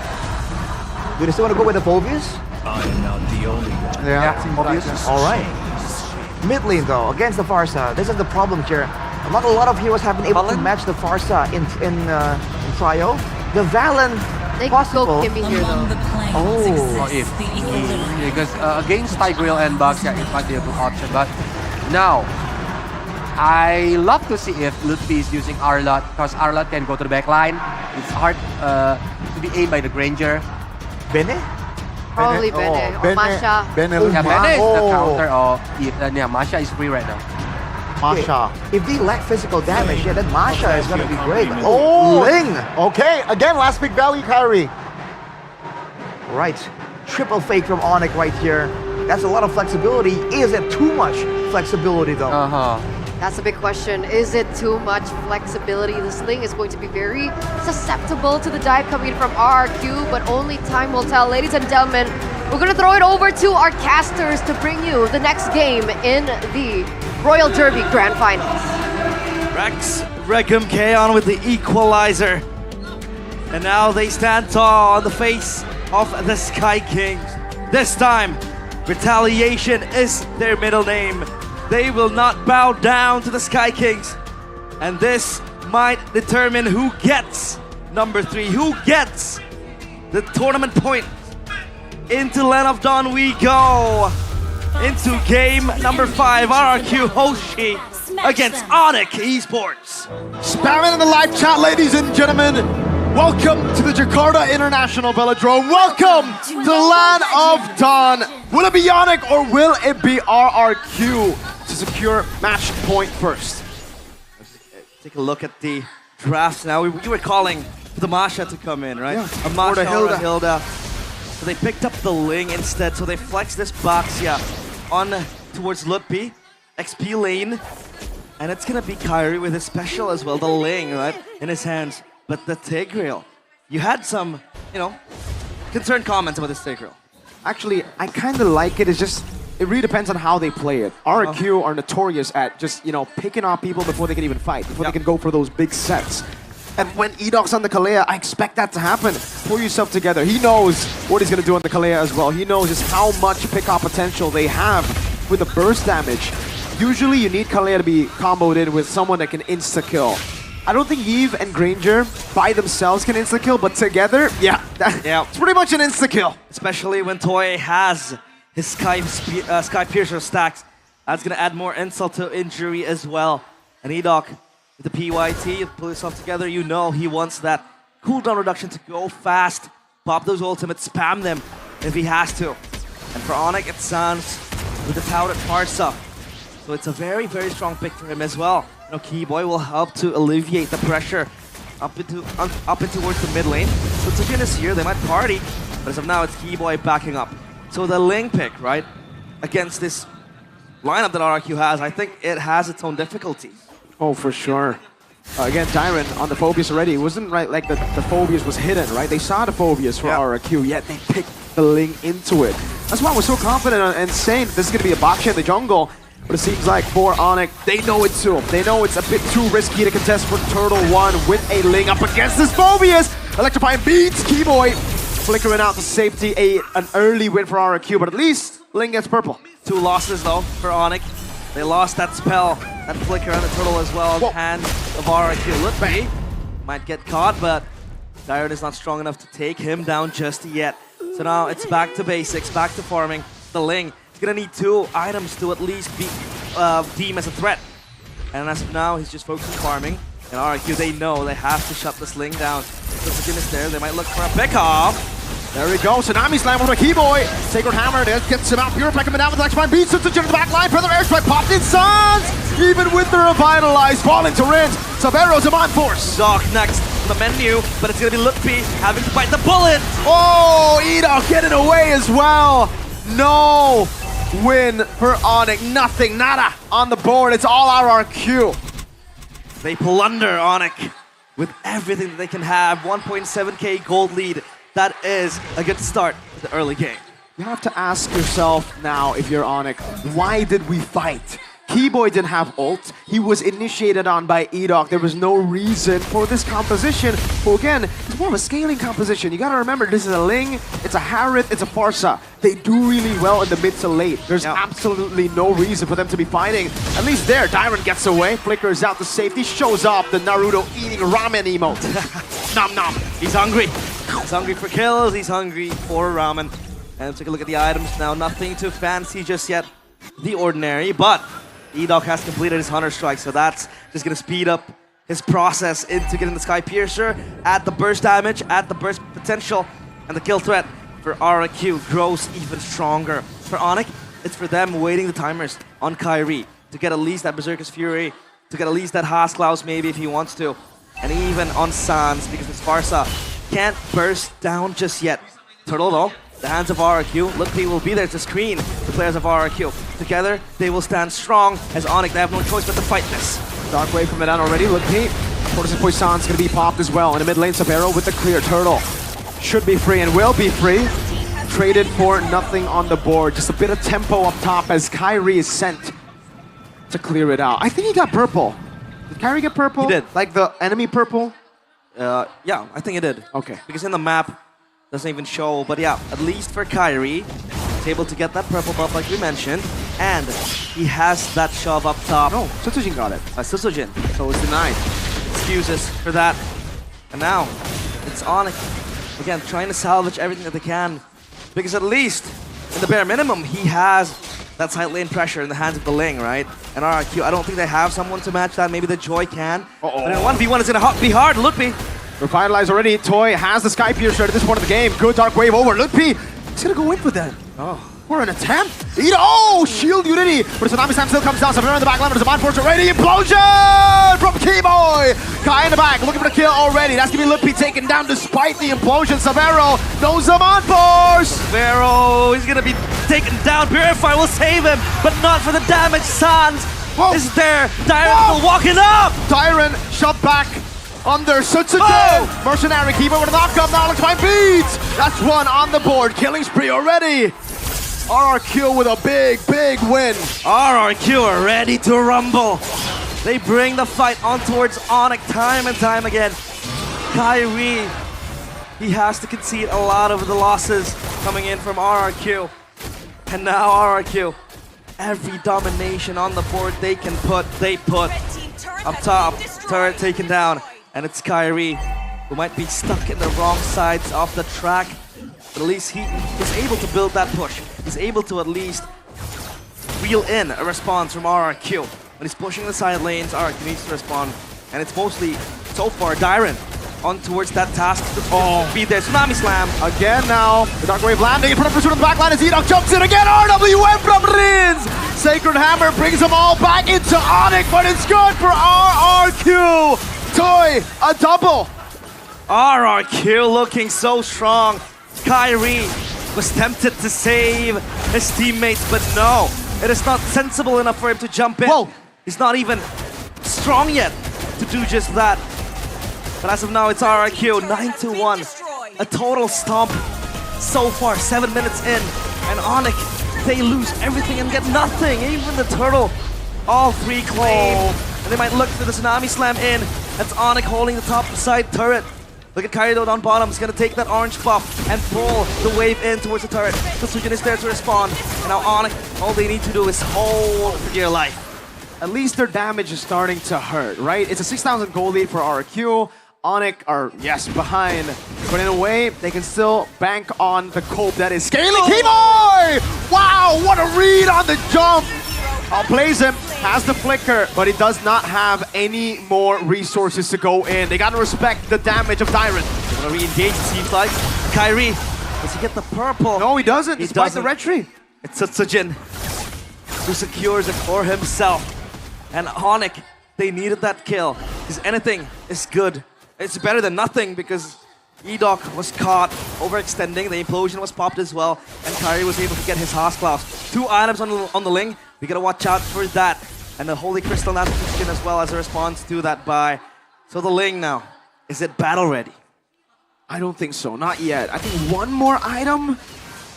Technically it is battle ready. It just really depends on the targeting. Ladies and gentlemen, we got a legend, not in the building, at home. I believe he's in the GH gaming house of RRQ, but a legend. To our left is R7, restreaming from this place. At home is Lemon, awaiting favorite for Shepard's least favorite. Prosperity of the Kingdom. Tsunami Slam, free kill for Toy. Unstoppable, another Sky Piercer stack. Look at that damage from Toy. The bot force coming down now into the back line again. Top of the blaze, utilize Keyboy. Part of the implosion, but it's not enough. Severo Purify out. Sutsuji electrifying beats already. Somehow, 2 for 1. Fighting for his life was Severo Kyrie. He has low energy, he has to recall. Edoc does not sense this. So that's Kyrie going home, but having to be taken down. So Lord now, hands of RRQ, 5k gold lead, dwindling slowly. But they can't really distance themselves. As of now, Onyx are the ones to chase down RRQ's lead. It's gonna just pull up pretty fast. As of the late game, I think RRQ also has that insurance. I mean, the Granger is stacking up 5 kills to his name. Tsujin yet with a kill, but he's there with the first damage. Dyron jumps in. Support sounds to the back line again. Tsunami Slam with a... Oh, Keyboy! A massive pull. The airstrike right there, but it's not going to be enough to take anyone down as Rins kites away with Toy. What a crazy set, but Kai was late. Severo was late. Kyrie watches in dismay as once again, he does not have a piece of the pie. He hasn't been joining the fight. All he has been doing is just playing down bottom on the far lanes because that's what he can do. Because one set from RRQ just dismantles the entire lineup of Onyx. Look at the Tsunami Slams. Look at the Phobius just jumping around. And for the Ling, this is one tough game. He's deathless so far. Now item check, Sun Sojin with extra defense. And that's Severo, not yet with the Holy Crystal. It's 10 minutes, going to 11. So many massive sets that have amounted to nothing for Keyboard. Oh my lord, Toy with the poke, his Rhapsodies and Death Sonatas. Bottom lane cleared out and the wave utilized by RRQ up top, but they're slow pushing it. They want to try to manage at least 2 waves. They have to. As of now, it's RRQ looking to barge into the Kingdom of the Sky Kings. The Lord is preparing himself. Edoc! Good implosion to catch him again. Edoc gonna be taken down. Tsunami Stab still finding it, but it's gonna be the kill over. Lippy diving into the back line, but it's gonna be the Purify out as Toy gets a kill. Severo with his Zaman Force already. Now on Dyron again. Sutsujin backing away. Severo with another Chrono Dash. Kai jumps in, bites the shutdown. An assassination from Kai. They might have just saved him the game. Kyrie, he gets that kill to Rins, and that was Severo. Courtesy of him. The burst damage is there. Zaman Force popped as well. Dyron in the back. Sutsujin would like to find beats, but Severo's playing in the Zaman Force. Turret taken. Sans. Wings by wings. Looking for a play. Does not have the Feather Airstrike. Kai coming in. Feather Airstrike now finally up. Dyron tries to read it with the Dark Wave, but Kai knows there's something fishy going round. He wants to chance it. You know deep down that killer instinct in the blood of Kyrie was boiling. But he has to play it safe for the team. And now that goal lead is just going even further. Replay though, presented by the 5-4 Samsung OSA 25 series. A good set from Keyboy. A defensive implosion, I'd say, because Edoc was going in for that Tsunami Slam that could just potentially put down Onyx even further. But Severo again re-aggressing with the Zaman Force. He knows that he could kill, or rather take down Rins as well. Kyrie to the rescue. He was quite late. He had to recall from down bottom. Thankfully enough, they were able to sweep down Rins as well. This is the same cope that, Onyx Philippines were using up against TLPH in a lot of the games in the Grand Finals where they had a Ling and a Harrod. They would always be able to bank on late game. Late game is going to be the main focus for Onyx. Again and again, the Ling will become a menace when the late game does arrive, but will that late game be there for Onyx, right? They have to hold as of now. Keyboy might look for a moment.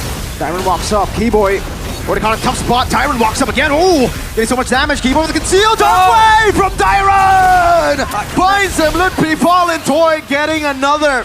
Again and again, Keyboy cannot save himself. Bar's team as well. So RRQ, that was Dyron with the cancel of the conceal. When you have a player like Dyron and Edoc, I think Gatot Kacha and Hilo should just be permanently banned out. RRQ are really, really capitalizing here with the Phobias on Dyron, with the Kalei on Edoc. It hasn't looked this good since Season 9 for RRQ. You gotta put the driver in the right car, right? You can't make them ride a motorcycle. Exactly. You need them to ride a good car. Don't force a fish to climb a tree. Let him swim. Words to go by and words to live by, and that's RRQ. Finding that formula. You don't need to have to put Edoc on a box or Dyron on a passive hero. And that's what Onyx have been trying to do too. They've been trying to play with their comfort, Kai on the assassin. But as we get towards the later stage of the series, I feel like this box should have been just placed in the jungle instead. No. Yeah. Rins. Oh, RWA! From Rins! A snipe from Toy! Tsunami Slam! From downtown! And that's Keyboy gone as well. Toy with the gun down. There's a man force bomb as well. They go for the back. Kyrie! Up against everybody. He finds the shutdown, but he does not have a pinch poise! Sun Sojin will shut Kai down! And RRQ are a step closer for regaining, for reclaiming the throne that was once theirs. Bang! Bang! Bang from Toy! Raise your banners! As RRQ one step closer to immortality. The Sky Kings in disbelief, showing their mortal side. Slowly, the celestial being crumbles piece by piece. And RRQ Hoshi giving hope and a potential rebirth to the ever so strong kingdom. As a young man from the Philippines, a good friend of mine would say, in a position like this, I'm so kingdom, yo. Look at the banners being raised by RRQ, the fandoms, the kingdom in the building, the crowd erupting after every single play. That home ground advantage is starting to eat Onyx up. The realization of what has made them so strong as well. Tyron, Edok, I hope you never get Gatot Hylos ever again. And that's for the better of the kingdom. It finally clicked. It finally comes full circle that RRQ are using their winning conditioners, are using the right lanes, the right picks to capitalize on Onyx. The Sky Kings, they might get too greedy with that link pick on Kyrie. Sure thing, it is his comfort, but RRQ, they go with what works with them. They have gotten too greedy. We called it out here at least before, we got into the game. I shook my head when I saw the Ling. Yes, it's a comfort pick, but you gotta play through your strengths right now, and they've given all the strengths to RRQ without taking what's theirs. Look beyond carries. Well, Eterna, how is Goni holding up over there at the panel desk? I got some tissue for him.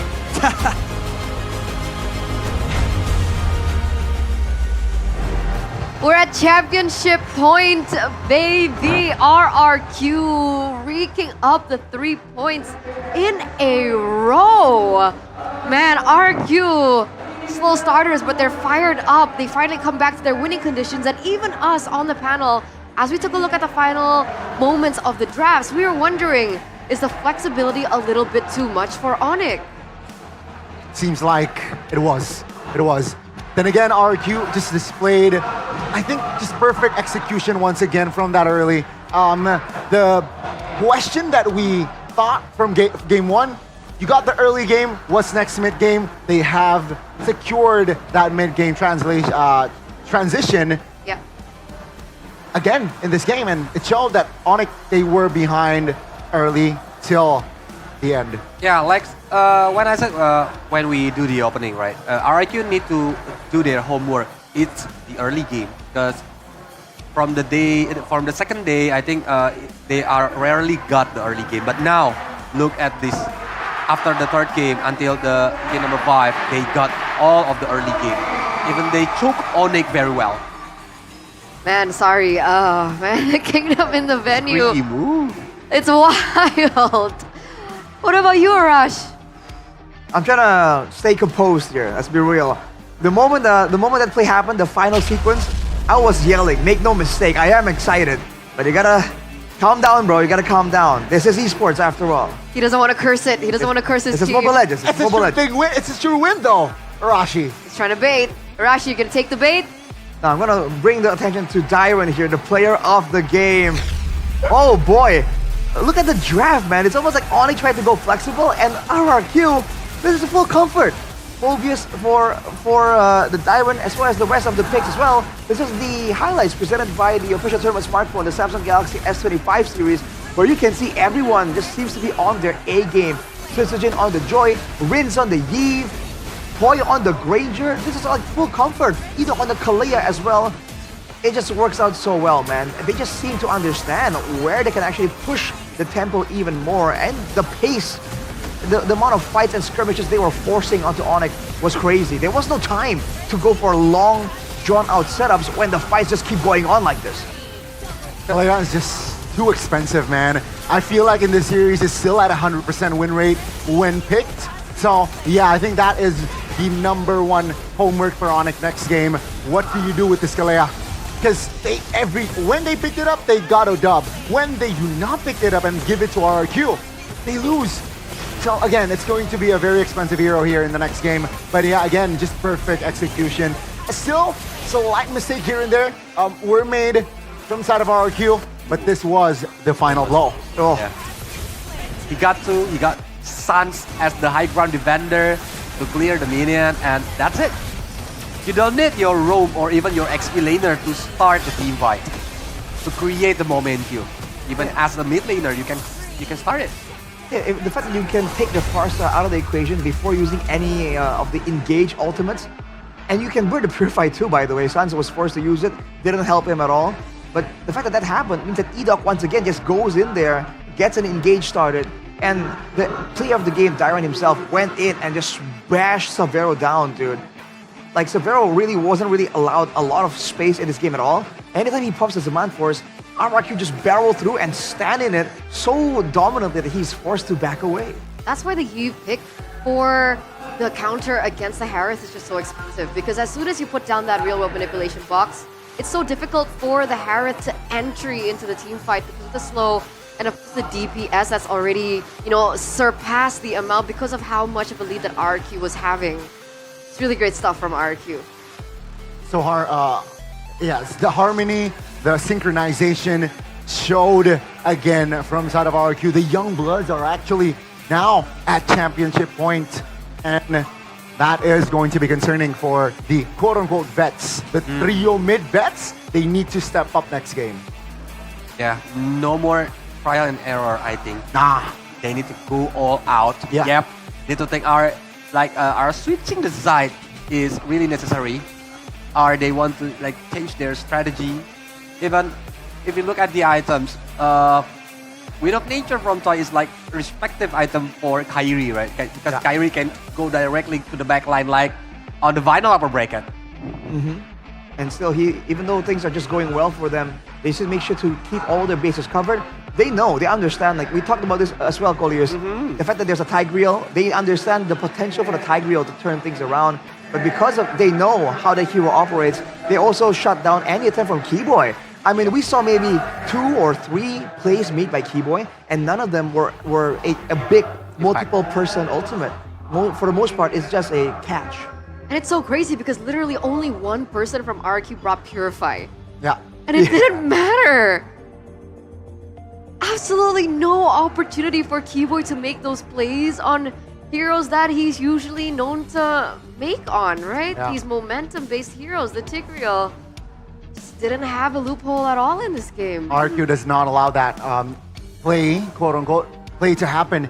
Props to them again, but I do want to shout that minute 8, Susujin, second item, Holy Crystal. That's already significant damage that Susujin can bring to the table. And that's already I'm sure Onyx, they knew that, okay, Susujin, we need to stay away from Susujin. That's why RQ mid-game spike again, so crucial, minute 8. Yep. That's why Suns is facing a very hard time. Yeah. Because a lot of heroes can do dive to Suns itself. Yeah. And that's why it can trigger his Purify easily, even without using the reward manipulation, the Tsunami Slam, or even the others. Yeah. I really think I'm inclined to agree with Connie a bit more right here, that it seems like the way they're really able to get so much success and enable everyone is by overwhelming the reaction time of even a team like Onyx. Because you saw that Susujin usually is a bit too passive, he can't find the windows, and sometimes he overextends. Too over-aggressive. But look at this game right here. When Onyx are forced to deal with the Yeve damage, with the poke from the Granger, with the Phobias that's just diving in, smashing everyone, and Edok always waiting on the wings, looking for a chance to go in, you can see that Susujin had a lot of better moments here when he's able to get in after all of the resources already used up. And it's like it just makes it a lot easier for him to execute on his more calculated style instead of his instinctual style. That's why there's a point to be made for player of the game for a lot of these different players. Oh, and yeah. I think finally, if you guys aren't aware, how we choose the player of the game is usually by vote. So whoever is working both from the Indo desk and the Indo caster desk and the English desk, we all vote, but the votes have been so mixed. It's quite insane. But we're gonna go and check in with Bude Clara Mongstar once again before we head into the next game.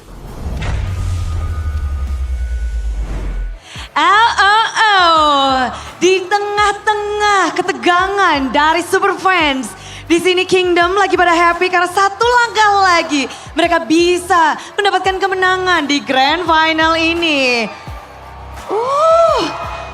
Lihat betapa menyalanya dari Kingdom. Dan kalau dari sisi Kingdom, Bude juga udah melihat bahwa ada yang dari jauh-jauh untuk mendukung RRQ hari ini. Jauh-jauh dari Bogor, kita langsung panggilkan Deden from Bogor. Halo Bude. Halo. Boleh disapa-sapa, biasa kita ngeliat Deden tuh di live stream. Oh ya benar, Hari biasanya ini di live stream. Kesini khusus kah?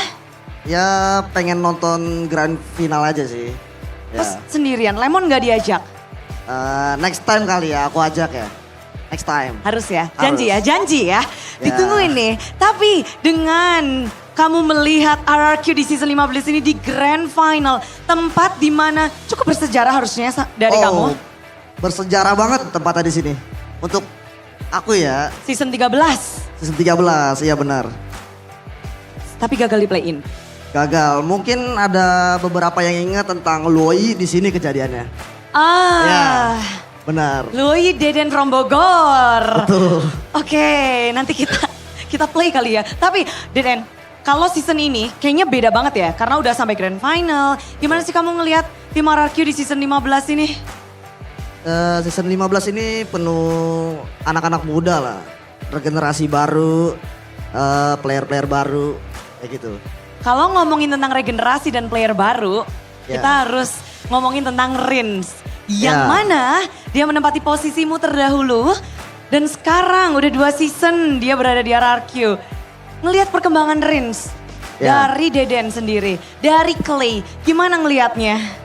Perkembangannya ya seperti anak muda, gameplay yang agresif terus masih panas, masih haus akan juara gitu.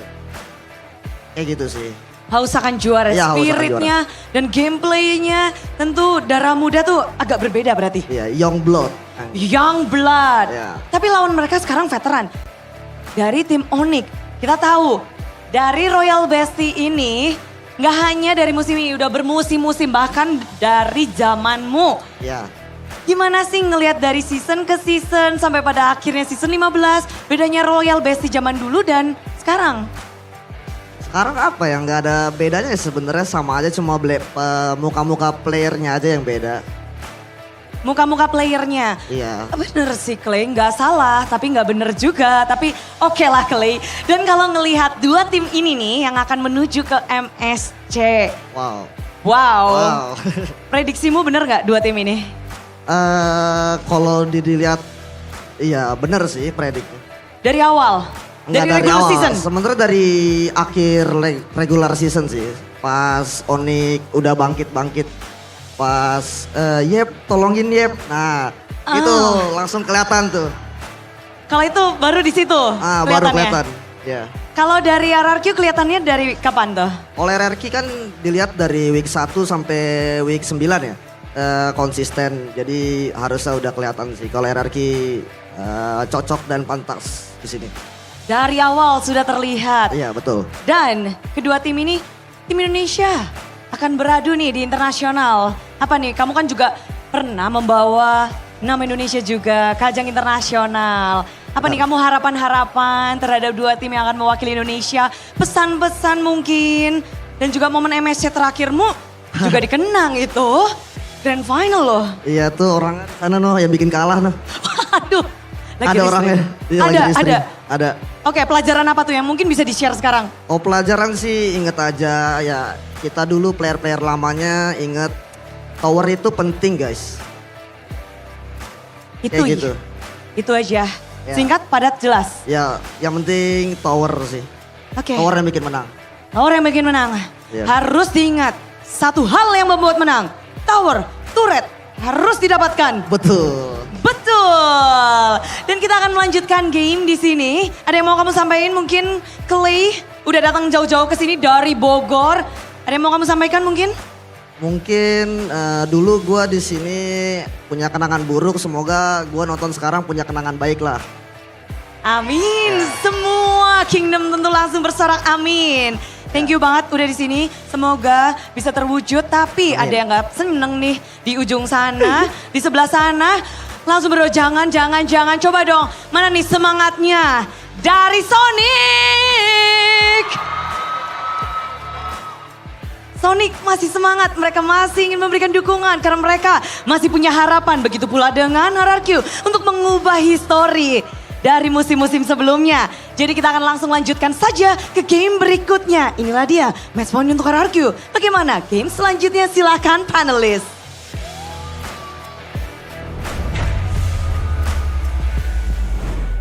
Thank you so much, Bude. A little bit of a check-in with Deden from Bogor or Clay, a previous RRQ player, if you guys just tuned in to the MLBB MPL ID scene.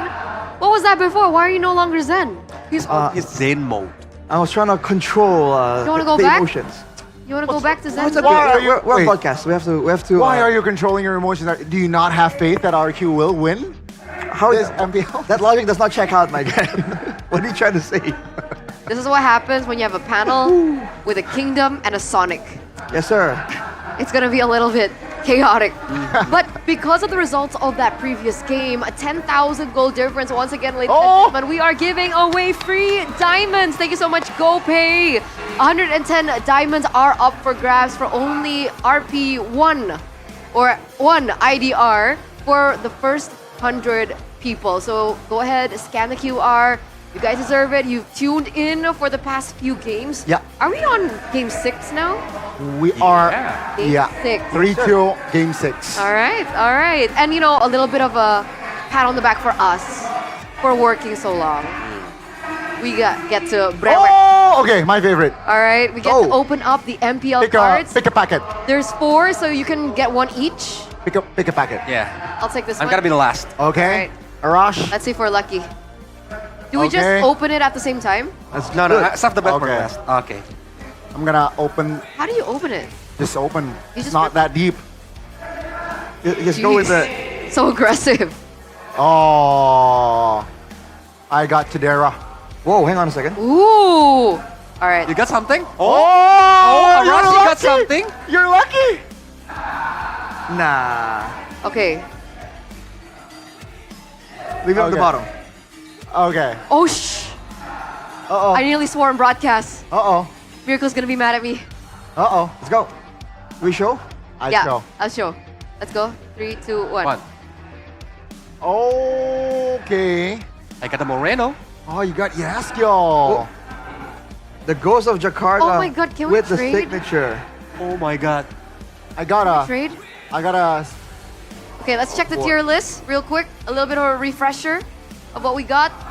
Yes. All right. I got the B tier Chidera. That's the picture, literally. Ah, I got a okay. Tier A Moreno. Oh, you got tier A Moreno? That's so cool. Yep. All right, Arashi, what's your highest? I got tier A Yeheskiel. Oh, I want that one. Okay. I want that one. Can we trade these? I got a tier B. Tier B. Tier B Luke. Luke. Okay, that's not too shabby. B01. Oh, sorry, I got tier B actually. So And then I tier got the tier whole A only Arashi. Navi team. All right. Oh, you're lucky, Arashi. You know what that means. Means You know what that means. means Somebody you know- will win. Exactly. What? Somebody will win. What do you mean? Can I say? What do you mean, Glenn? What do you mean, do you Arashi? mean? Who will win though? That's Pretty gonna be nice the card. question. Pretty nice card, actually. It is. It Got is. Luke. It got Okay, some. okay. It got some curves in it. So Yep. sexy looking card. Oh, can I see it? Yeah. All right. Yoink. I knew it. Enjoy it, Trina. You know, you've been a loyal fan. And loyal fans deserve to get rewarded. That was fun. Not like realize. What? What happened? What is it called? A chaser when you're like a bandwagon. Oh. A bandwagon fan. Someone in the back. Oh, okay. Whoa, whoa. Oh. Okay, unboxing going on. Unboxing going on. In the audience, let's see what they pull out. Waifu, Michelle. There's one pack for all of them. 3, 2, 1. Okay, who's that? That is. Yeah. Me? No, No. that's Azura. Azura. Okay, Azura from Dewa. What did Waifu get? Oh! Hey. That's the. Okay. That's Dreams. That's not bad. That is dreams. That's not bad. Oh, whole team. Oh, The whole whole team. team of Geek Fam, I believe. Yeah. Yep, Geek Fam. Yes, That's Geek sir. Fam. All right. What's next? What's the next card? Show it to us. Oh, Oh! shiny. Oh! Who's that? Not bad, not bad. Is it Chidera? That is Chidera. Dera. Oh, cool. Tier, I believe. It's like the Yehaskiel one. Final one.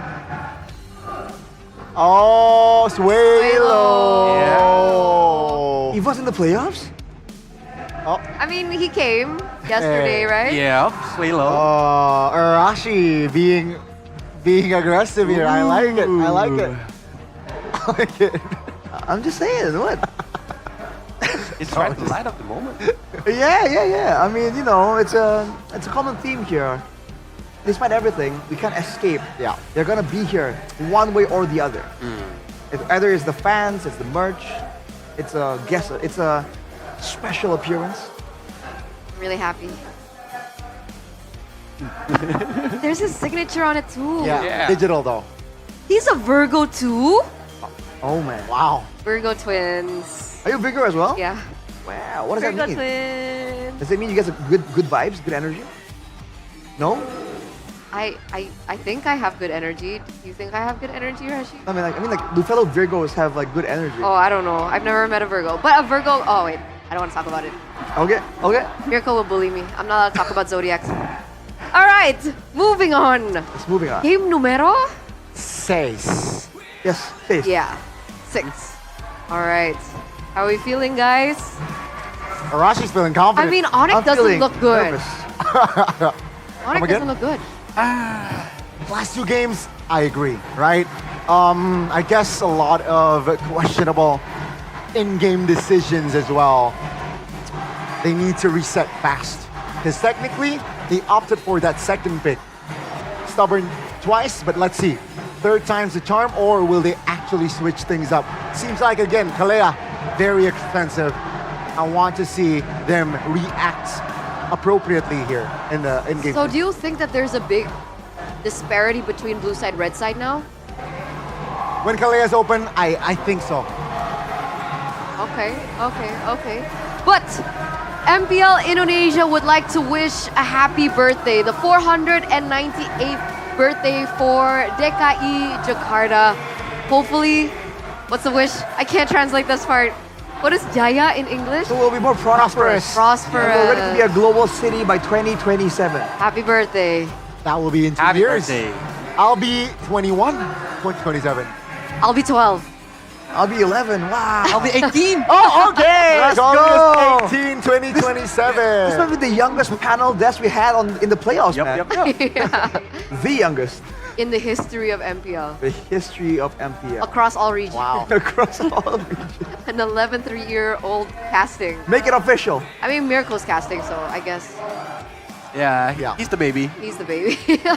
He's the baby. Yeah, I'm glad he's not here, or he'd be bullying us back. But he can hurt us, right? Mirko, can you hear us? I'm kidding. Yeah. I was joking. No backtracks. But to make Jakarta continue to thrive and host more international scale events, in line with the governor of DKI Jakarta's vision to establish the city as a global city by its 500th anniversary in 2027. Yes, Arashi. Did you see the lines there? Those are not lines. They were lining outside of the main area. Those were people. They can't even, I've been there, right? They don't even have a good look. They have to look through the leaves and stuff, but they're still there. That's crazy. That's the MLBB enthusiasm, right? Indonesia. Oh, Okay, first pick again Still blue side. for RQ. This is championship point, boys. Yev's locked in though. Correct me if I'm wrong. On the previous grand final, the score is 2-3 between TLID and RQ, right? Yes, sir. RQ got the 3 points, then TLID Equalized 3-3, and then got they last won game. back-to-back. Cornelius, why are we talking about old news? No. I'm just trying to make a connection here. Yeah. So are you confident Trying to connect the dot, bro. RQ will lift the trophy Yeah. today? No comment. You said you don't believe in patterns, bro. Yeah, I don't. So why you get angry? I'm not angry. It's just like, sometimes we have to let go of the past. Yeah. To embrace a brighter future. I should be a politician. Nice. nice. But drafts are upon us, ladies and gentlemen. Championship point for Rex Regum Kaon. They win the drafts here. It's a sure win to lift that championship title after failing to secure it last season. Already making it to the grand finals. But these are the drafts presented to you by the official tournament smartphone Samsung Galaxy S25 series. Fanny Badang Luoyi banned out by RRQ. The Sky Kings go for the chip, the Kalea, and the Joy. So a lot of shakeups here in the drafts. Farsa is open.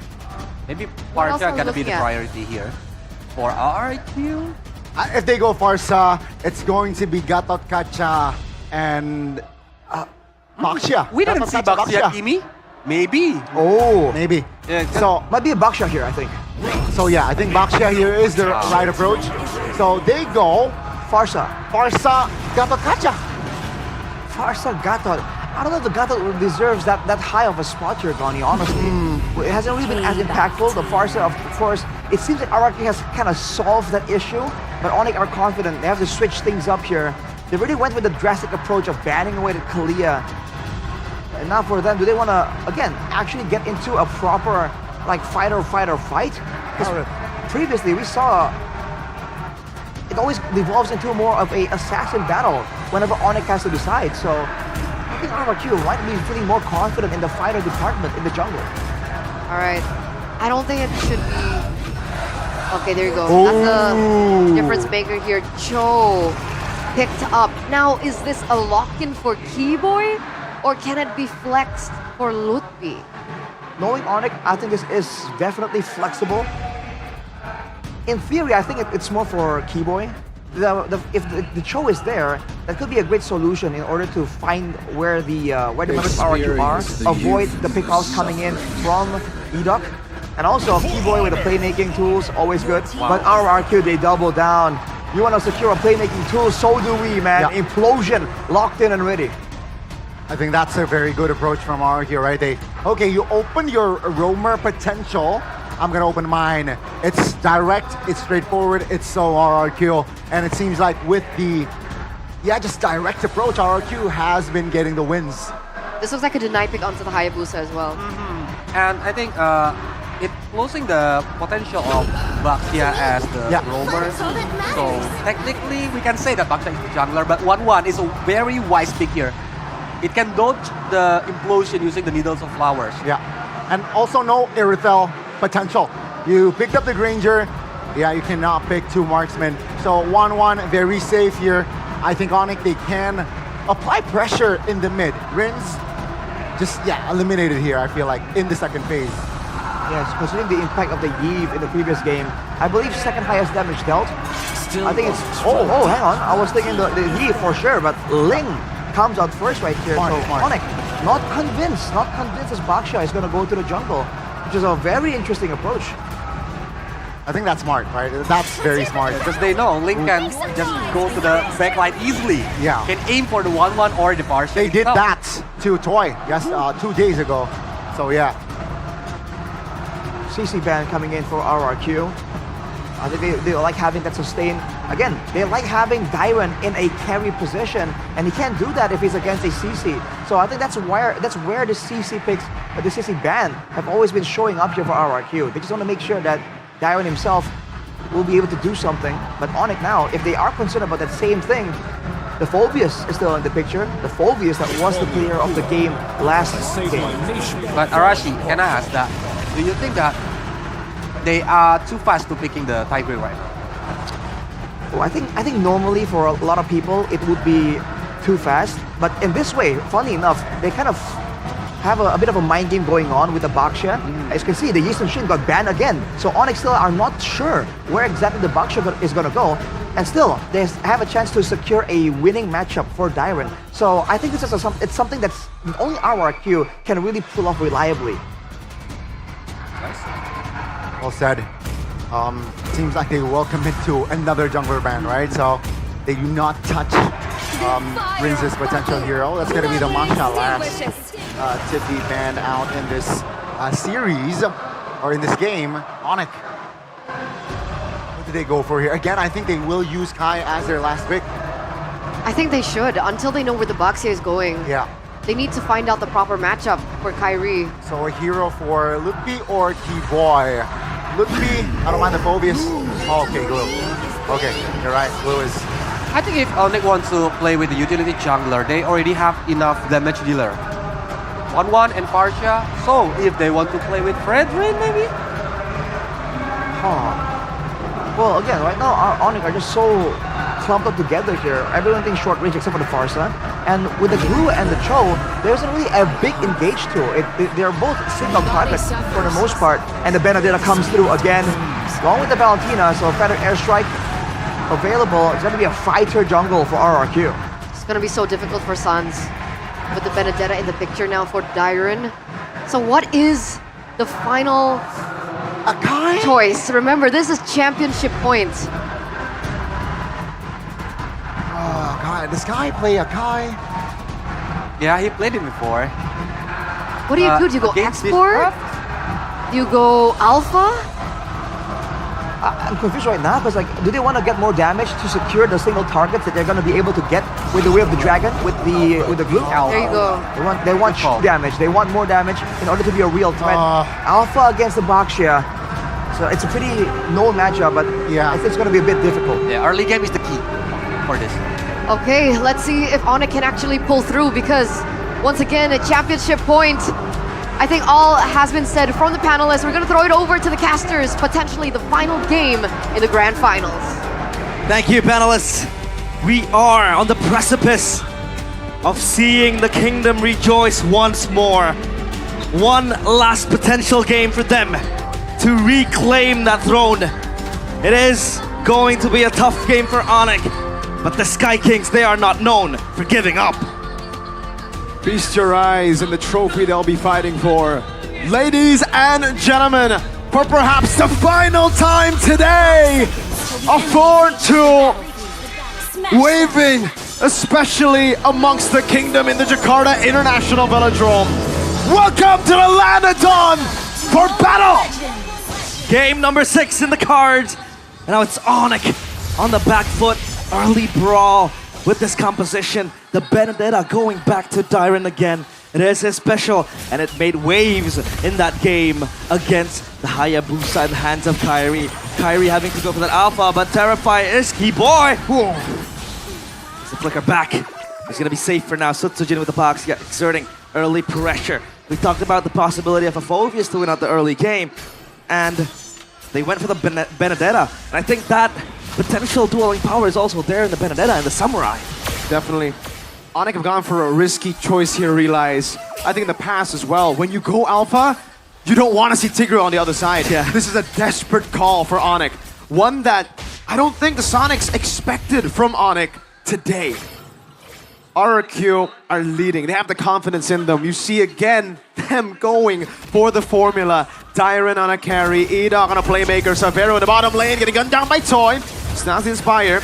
But a healing there! Oh my lord! Spear of Alpha to the back. Suzuki gonna be caught in the tough spot now. Pops in the Poissons. Keyboy, Jikundo.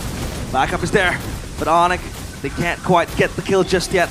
And Sutsujin with the healing. Obviously as a Baxia. Now Toy will reset the lane.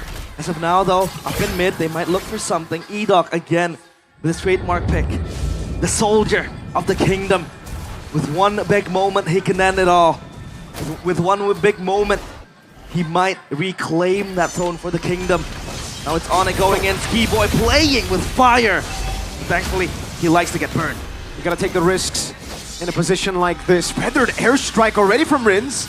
Sans playing it safe, dodging away from all of it. Won't get level 4. Sutsujin on Turtle. Kyrie might look for an angle, Keyboy as well. Now with the Spear of Alpha. Edok in the back line, Kyrie gonna be caught. Spear of Alpha defensively as Keyboy runs away. Dyron mounted, eye for an eye, getting him out again as the Turtle is still being held down by Edok. Now holding it still in place. Another airstrike pop. Where's the retreat? Not in yet. Sans! Very low, Purify out. Kai with the retreat! Sacred Armor! Not even given the chance. Edok again with the Tigreal. Sends RRQ to Bliss. Dyron almost getting the kill. Litpi barely surviving. The Sacred Hammer might just turn into the Sacred Crown. As that pushback denies Kyrie of a potential retreat steal. And he's down to a kill as well. That was Edok with the first blood, opening things up for RRQ. Onyx, they have to look for a response. But as of now, it's all just them being desperate to look for a trade. The kings who fell, the kings who fail. Always the runner-up, always a loser in the minds of many, are now 1,000 gold ahead, up against the Sky Kings, who came in to the grand finals as the overwhelming favorites, the team that put RRQ down in the lower brackets to battle out against the Kingslayers. The Sky Kings has been distant from the skies for at least the previous season, but they are still the Sky Kings. But the Kings of Kings, RRQ, they show that they are immortal. Shield Unity. Severo with a panic already. Inspire use. Toy looking for the siege again in the bottom lane, but it's going to be cleared out by Severo. Just a few shots at that turret. And it's the slow build again for RRQ. That Testudo that has just been so reliable for them. Again and again, it's Onyx having to look for a response. Building up the items is Sans as well. Honor Strike completed on Toy. He might go for the Sky Piercer. It's a 1v2. Sitsujin is rolling in the action. Severo is caught! Shield Unity. Severo! Feathered Airstrike coming down. Severo! Still able to survive for a bit, but finally gets shut down. Kai! Kyrie with the Spear of Alpha connects, and now he has to run for his life. Keyboy with the kick! Way of the Dragon. Sitsujin taking down Sans. And Keyboy bringing life back to Onyx. But it is still a 2-for-1. Onyx now will look for the turtle. No Rins, no Sitsujin. This should be free, but it's traded. RRQ in the bottom lane, keeping their MM down below. Turtle for turret. Is it worth it though? Less. No way, Tyrant. Oh, get the turtle for them. Severo! Oh, able to escape. One more shot!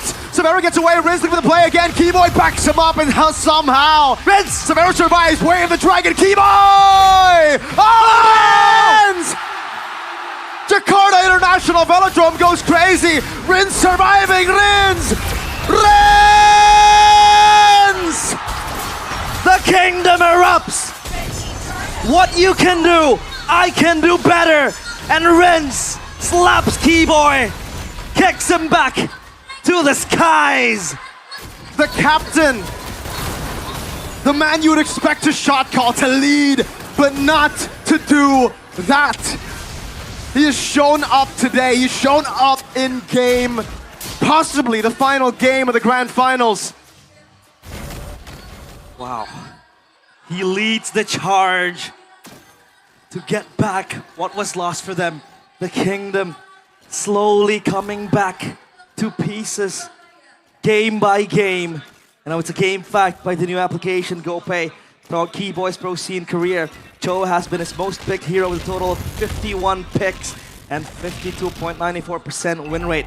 To do that in front of Keyboy is disgusting. To do that, oh, Edok. Implosion onto one. Sansa in the back line. Shield Unity coming down as well, but it's going to be the burst down over to Lippy, who will fall. Toy picks up yet another Sky Piercer stack. Tier 2 in the bottom lane collapsing as well. The sky's falling. It looks bleak, it looks dark. And it feels like RRQ are inching closer to get their fingertips on glory, on prosperity. And RRQ, today, they might just do it. Keyboy again as the bait, looking to just survive! His favorite pick, his pocket, his comfort. And RRQ shut him down. Sitsujin diving to the back line. Purify out for Sans. Lutpi already with the spread as he goes back to normal form. Kai on the Alpha. Game-changing ways. Where does it come from for Onyx? How does it come from? Up against an RRQ with a composition that suits them, with a composition that is built brick by the mastermind for them. The mastermind in the very castle walls of the kingdom. Again, just formulating this plan. The sacred plan. Again, with the ultimate from Sans. Looking to clear the wave. That's Edok holding his ground. Let's be on mid. Split pop, Kyrie. He isn't able to just pass his way through the front line of RRQ. The Spear of Alphas hasn't been working, hasn't been coming clutch. And Severo has to farm up a bunch before he gets online. But by then, RRQ has soared very high. The glory that RRQ have been chasing has been echoing throughout the chambers for a long time. Their last title was in 2022. Keyboy looking for the kick, will be able to find Rins now. Sounds of the better airstrike. Rins gonna be taken down by the Spear of Alpha. Tyron! Implosion from Edok! Electo final blow connects, and that's Severo in a 1v3! Crossbow tank popped in already. Toy with a double kill now. Sitsujin getting tickled by that crossbow of Severo. 3 for 2. Rins and Edok down. But that's Lippy, Kyrie, and Keyboy as one package shipped back to their places. And RRQ again breathing life back into the hopes of a rebuild. And a fun fact, by the new application GoPay, we've delivered 422 dynamic assets, 294 posters, and 143 host segments in MPL ID Season 15. For this final match, let us just enjoy the game. The content team is signing off. They think it's done and dusted. For all the Sonics back at home, tell us what you think. For all the Kingdom back at home, tell us what you think. Is it truly over for the Sky Kings? Ladies and gentlemen, it's now or never. If Onyx want to stay, if Onyx wants to win again. Props to the content team for all the effort put, but now it's Onyx backs against the wall. RRQ again mounting that lead, charging into the dying ninth. And Onyx, they want to Lord dance this Lord. RRQ still holding their trigger. This Keyboy looking for a play. E-Dog still dancing as well. Darren up top, building that wave. They have to respond to this. Sutsujin stuck, mounted. Sutsujin brought back to the team. Kyrie looking for the play. E-Dog already hovering over. Sabero! Oh! Able to dive into the back, but it's going to be the kill. Lutpi taken down. Keyboy with a kick. Way to drag it over to E-Dog. A shred down. Crossbow attack, not popped there. Sabero with the chase. Now, Rins has the way the dragon. Sutsujin is waiting. Shield unity. Shunpo! Keyboy spotted out. The usurper of the kingdom. Cut down. And as of now, Dyren. Still, RRQ holds control, but Dyren is so close! Oh! Dyren! Finds the assassination now. Can they recover? Dyren running away. Sans looking for the play. Dyren! Almost taking the Purify out. That is big info for E-Dog. Kyrie again in the wings. The celestial being descending back to Earth. Reclaiming this kingdom, no Purify on Toy. That is big info. And Lutpi goes in with the kick as Keyboy! It's off. It's very off. Keyboy caught in a tough spot. Oh, Sacred Hammer from E-Dog. An implosion from E-Dog as Rins shuts him down. Sutsujin barely surviving. The glowing wand is ticking on him. He has to run. No implosion. Rins in the bush waiting. Sabero finds him. They can't go for Lord. Sutsujin in the base already, regenning. E-Dog still there. But no implosion, so he has to play with the pushbacks, with the Sacred Hammers. And now Kyrie fishing for that steal, but no, he's screened up. He's body blocked. Stance! Dyren almost finding a final blow to the back line again. Dyren looking for the play. Kyrie in the back. Keyboy with the way to Dragon, pinning him down again with a feather airstrike now. Dyren, overzealous, tried to slay the Gila, but ends up dying for it. You're a madman if you want to kill the madman. That's Gila Sans for you. He's able to call forth and summon his own bodyguards. That's Dyren having to bite the dust. Item check now. That Heptasy is going full damage for the Benedetta Dyren as well. And now Granger is just beating his way onto the last item potentially in the bag. For Severo, it's all about the defense with the Winner Nature. The catalyst of the crown, E-Dog. The man you have to put your eyes on here, especially for Onyx. They're gonna be aware of his moves. One big implosion will seal the deal, will seal Onyx's fate, and will carve RRQ's name into the books. Onyx getting sieged down in the mid lane. That mid turret is evidence of Onyx, of the Sky Kings, holding on for dear life. But as of now, a wave of army marches onto them, saying this is our kingdom, holding on. Onyx again, Keyboy with the concealed play, looking for a Hail Mary, but Rins is able to distance himself. He spots that out. The Lord cleared, and RRQ, they want to reset. 5,000 gold ahead for RRQ. The timer is ticking down for Onyx.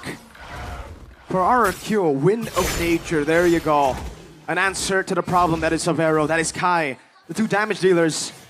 Now, even more pressure on Sans to not just play well by evading from the many threats into the back, but also to target perfectly.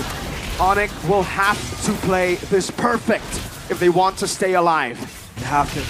It's a game of inches at this point for both teams. It's about not dying, it's about playing it safely. RRQ, they have been disinclined to take risks after what happened to Dyren. And look at Toy, Winner Nature completed as well. Yep. So that is a safe Granger with 7 kills and 0 deaths. Full stacked, I think, for the Sky Piercer as well. So now, Onyx just need to hold their ground. 5.2k gold lead. They don't even have access to go out of their jungle. Look at this. They can't. They're caged in. The Sky Kings, Divine no more. Caged beasts. Onikar right now. Sea Halberd will be the final choice for Savero for his 5th item. Leather Jerkin still in play. Keyboy with the conceal, looking for the play already. Toy in the bush. Purify gonna be used in. Feather Airstrike in the back line. He doesn't find it. Wave the dragon in the back. Let's see if they can find it now. Toy pops into with an nature. That's gonna be Kai. He's dead. And the Spear of Alpha connects. It's Toy living to tell the tale. The god in the jungle down. Lukpi somehow able to recover it. And Onyx, signs of life, signs of the glory that they once held on to. The gods do bleed. The kings do bleed. And RRQ down to 2-3. It's Edoc.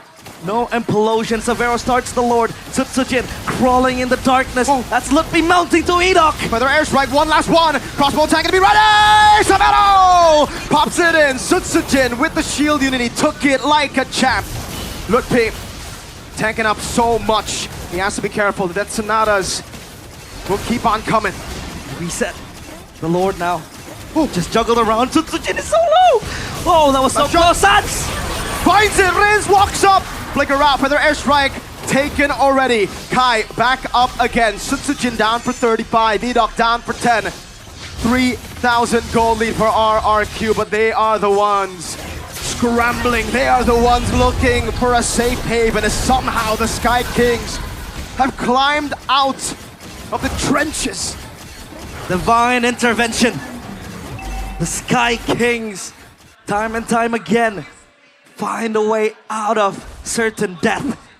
The castle walls and the castle halls are shook at the very sight of the Sky Kings going back online into this game. Wave up top, down bottom's gonna be attended to by Dyron.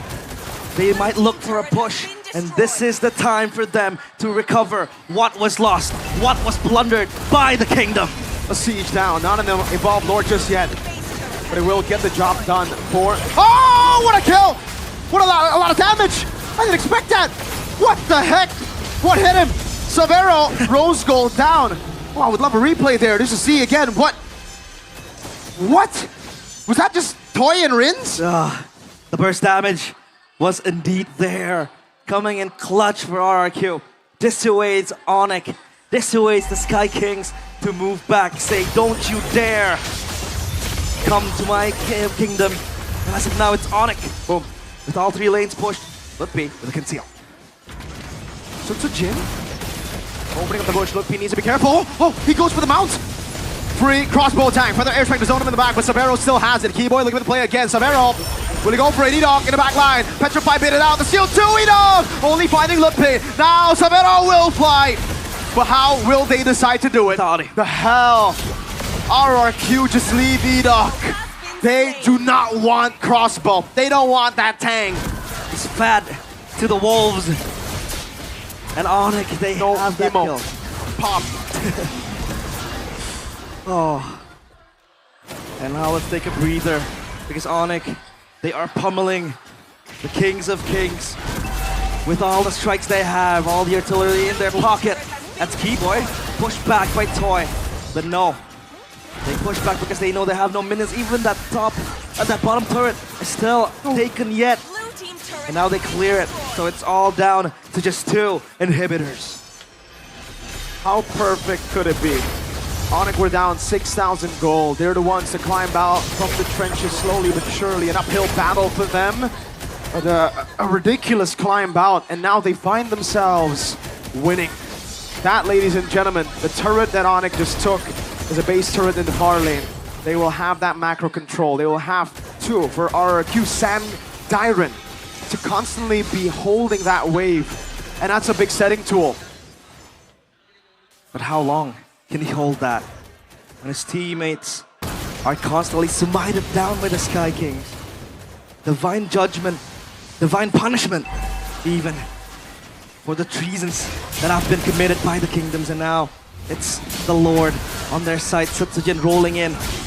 looking for the potential steal. Toy spots on Lutpi in the bush, so Lutpi has to move. Reposition is the name of the game. Dyron is just gonna respond to that split push up top. So RRQ, they're down to 4 men in the siege.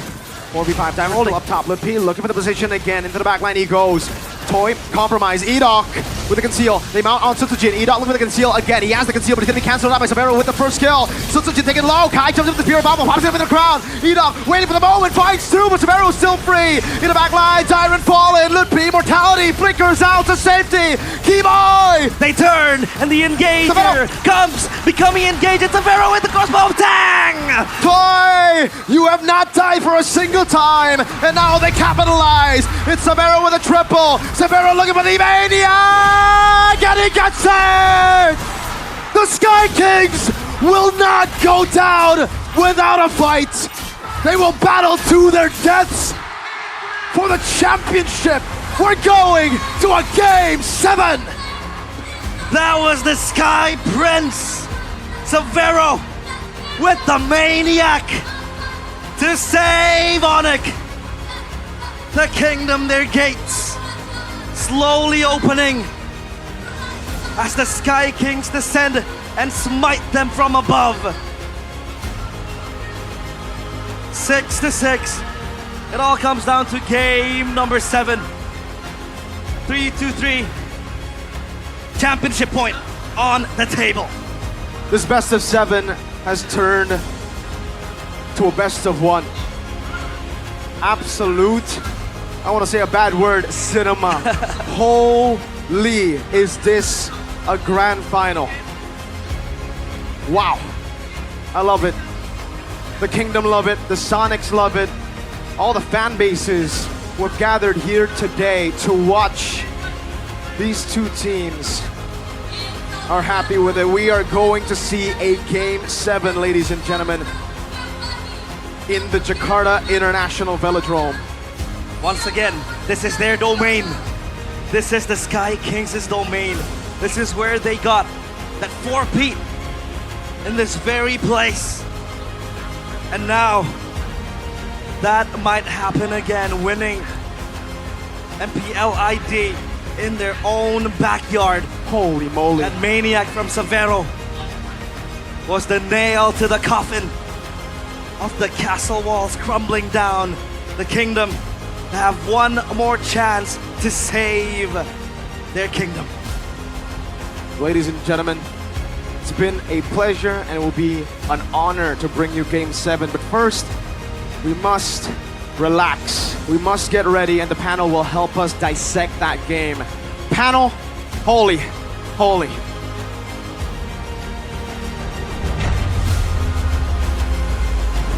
We share the same sentiment, boys. Don't worry, man. All the way 7 games in our grand finals back to back as Onyx strike back here to prevent that championship point from happening. Now it's up for grabs for both. Arashi looks a little bit nervous now. Hey, I've been nervous. Looks a little shaky. 3-3. May the best team win. Yep, may the best team win. Yes, sir. Oh, man. Yeah. You voted for RQ. Yep. May the best team win. Let's dissect that game 6 a little bit. Now, boys, what happened? Because it looked like RRQ was controlling most of the game until some point. What was that point? That fight that pick off before the Lord. Yeah. I think that certainly is it. Yeah. Because if you look at I think Collins was mentioning it as well as we were watching the game. Hey, RRQ are controlling, but the goal difference is what? 5K? 6K? Only 5K. It is still an amount that can be overturned in a single good team fight. And that is exactly what Onyx were waiting for. Once they do get the pickoffs, they made, and initially they got the Lord. Once they were able to stall the game with that Lord, I think at that point, it is Onyx game to lose at that point. Yeah. RRQ are the ones trying to do something crazy, but in the end, you know, with the composition, Onyx were just too clean with it. Yeah, after that turret top from side of base, from the side of RQ was taken down, it was just Onyx controlling the macro game. And this was one of the pivotal moment, I feel like, where you gotta pick. It's a 2 for 2, but it's favoring Onyx, and of course this was the final touch from Onyx. That's why patience is the key, I think. And I think RQ takes their own strategy because last time on the Final Upper Bracket they are using Alpha and got comeback, if I'm not wrong. So this time, Onyx is using the Alpha. Yeah. Almost, it's similar about the moment, and yeah, here it is. Yeah, your MVP or player of the game presented to you by the official tournament smartphone Samsung Galaxy S25 series. And it's peculiar, right? Because the longer the game goes, usually the Wan has little impact because of the itemization choices that are usually built in by the enemy team. But if we take a look at the breakdown, we only see, what, 2 Immortals and a single Winter Crown? I believe some of those items were swapped around as well. Let's be real here. It's a 19-minute and 40-second game. There have been item swaps going around and around for both teams. But in the early game, again, it was just really dominant from RRQ. But at the same time, there were still some plays made by Keyboy. And this the Cho that's a signature pick by Keyboy, once again shows to be so valuable. In the early game, with the pick that they have, they were able to brute force a lot of these fights, even though there were moments being made by Onyx. But afterwards, there were plays like this where they were just able to give RQ just giving Onyx 1 or 2 kills, and despite the outplays here from Toy, from Rins, I believe, earlier in the game as well, stealing the way of the dragon from Keyboy.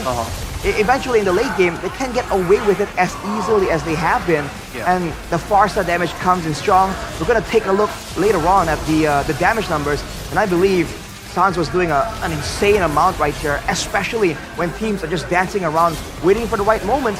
And on top of that, Daiwan as well on the Benedetta is still doing damage, still gonna be a bit tanky. But now the members of Onyx have equalized the gold lead. They have items as well, so he can't really be as dangerous as he was in the early game on that Benedetta. That's why I tell you that the passion is the key, because they know that Savero against Daiwan is very good composition, right? The heroes itself. So the one who can just dive in into the back line is only Dairon or Idok using the flicker. Without flicker, Idok cannot go to the back line. Yeah. That's why Savero and Sans play almost together, I think, everywhere. Yeah, they never got too far. Yeah, it's a good like communication, right? Just staying tune in and also on the same page. But mind you, this was Savero picking up the Maniac in the grand finals in his rookie season. That's a new blood. Again, just showing up, not just in the playoffs, in the grand finals. Yes. It's a good bonus, I think, about the Maniac. It can boost his morals up for the last game later. But please, Savero, don't get satisfied. No. Hopefully not. Hopefully not. Don't get satisfied, because Maniac is not your goals, right? You need to get the trophy. But that final moment, that final clutch factor coming in from Savero, I think really was the groundbreaker for Onyx, the nail in the coffin, as people would say, because he outplayed all those resources that were thrown at him, and he was able to get a Maniac on top of that. Arashi, could you break down that moment just a little bit more? Well, again, RRQ, after being so dominant the whole time, we're finally on the back foot. And if you look at the composition from Onyx, they actually have a surprising amount of chase. That's how they're able to survive in the early game. Again, distance management. Get the 1-1 away from danger. Get Keyboy, with 3 movement tools away from danger. Sans as well. And then that's why Lutpi was just paying the price, getting taken out again and again. In the late game, once they have the damage, along with the mobility, that means that once RRQ lose the frontline battle, once they crumble, once they lose Daiwan and Sutsujin, it's immediately time to run away, and Onyx has the chase. So you can see Savero moving forward and yet still dodging from everything. And at that point, none of the outplay tools was left. I think they really went all out, knowing that if Onyx get that Lord, their early game composition won't be able to really turn things around any longer. Just the finesse from Savero, it was displayed in this game. Sure, taken down twice early, he was able to recover. But shout out Sans. Yep. 0 deaths on a Farsa against a Benedetta, against Valentina, right? Combined it with the Tigreal, he was able to space himself very, very well. So this brings up the question again, the topic Mirko really likes talking about. Is it better to have some utility in the mid lane, which can allow you to make crazy plays to have so much dominance, or is it better to have some damage? Because that was the big difference there. In the final fight, when they were just moving around, you can see that despite the full inventory slots, the members of RRQ just had to falter back because of the damage difference. He talks about the damage difference earlier on. It looked like Savero had more damage still as compared to Sans. But obviously, it's a drastic amount compared against Rins, who was on the Valentina. So it pays both to your argument earlier on about utility versus damage. Because technically in that last bout, unfortunately, Rins wasn't able to utilize most of the damage from the Feather Airstrike because it was triggered off early, I believe. So then Sans had a little bit more value in that team fight at the end of it. And I think RQ already know that they are racing against time. Because Dyran on the late game against Savero using 1-1. It's like his kryptonite. That's why it's very hard to Dyran can give much damage to the Onyx backline, but yeah, Savero did his job. It's very conditional because I would argue an opposite argument depending on the itemization choices, which is why I brought up 1-1 in the late game usually falls off because of the choices of the Winter Crowns or the Immortals. But in this particular game, we're going to take a look at it once again here. There weren't a lot of Immortals and Crowns up actually towards the end of the game. Was it because of the swaps? What's going on? I mean, you can see 2 Immortals there for Dyran, for instance, and for Edok, he did have an Immortal, but at that point, I think it's there were some swaps, but I think they were really tunneled on just making sure that they do force the issue. And on that note, I really felt like they really maybe should have went more for a force of a fight under the base initially, because they were really winning. They were winning a lot, but I guess because they weren't winning by an insane amount, like 10k gold, they weren't confident enough to go for the immediate end, and they went for the base towers instead. That's how Onyx were able to survive just a bit longer, stall out the game. But true, at the end of that fight, without those items to really cancel out the 1-1, Savero just had a lot more impact to just go in the back line, and he's a lot safer compared to Toy as well. Now, there's another thing I really wanted to discuss was drafts, right? Because after the drafts ended, I'm hearing a lot of opinions coming down on Onyx draft, particularly the Cho in the early portion of the drafts, plus the Alpha to close things out. A lot of people thought that this was a bad pick on Onyx. But what do you guys think at the end of that game? Initially, I thought, it was a little bit early to show Cho, right? Because Cho isn't really, quote-unquote, the meta right now. So why pick Cho in the first phase? It seems like they just want to have a security in that. Again, what we talked about, trio mid. They picked up the Farsa, they picked up the Cho for, potentially, right, at that point, for Keyboy and as well as Sans, at least secure 2 hero for the third. And then they close things out with that last pick, Alpha. So like or not like Alpha? I don't like. Initially, I don't like both picks. Okay. Actually, it's hard. If you like using the Alpha, if you want to win the early game, you need to snowball. But at the end, they got the comeback moment. All right, so it worked out for them in the end? At the end. Because it's they know how similar to things with RQ, right? They know how to utilize the heroes. Okay, we'll discuss that a little bit after this because we want to remind you maybe for the final time, boys and girls, Gamer Snack like champs with Sukro. You guys tasted it? Polios, what's your favorite? W original, the yellow one. You like the original one? Okay, give me the Kribo then. Hey. Fight me. The Kribo is. I like the Kribo one. It's really good though. Can I have some? Yes. I'm on team original myself, but I gotta say, Kribo the number Kribo 1. flavor is respectable. Oh yeah, just put it. Oh yeah, okay. There you go. Hey, what other job allows you to eat on the job? Food taster? All right, point made. Hey, go on. ASMR. Yeah, I'm not talking. This is how good, by the way, boys. Need more energy, bro. With a match like that, maybe I might even get some more food, something quick. It's so something good. that's quick and nourishing. Oh yeah. Do you have any ideas? Hokben. Yeah, sure. Especially if you haven't gotten paid, you're on a tight budget. Have you gotten paid for MPL? I don't think so, right? For the playoffs? For the playoffs, not yet. Okay, so if you're on a tight, budget, Hokben actually offers the MPL Hoka Hemat. Hey! And not to mention, for every purchase of one MPL Hokben package, whatever it be the MPL Hoka, ramen, or the MPL Hokben fried chicken, you guys can actually get a special code for free in-game items in Mobile Legends. How cool is that?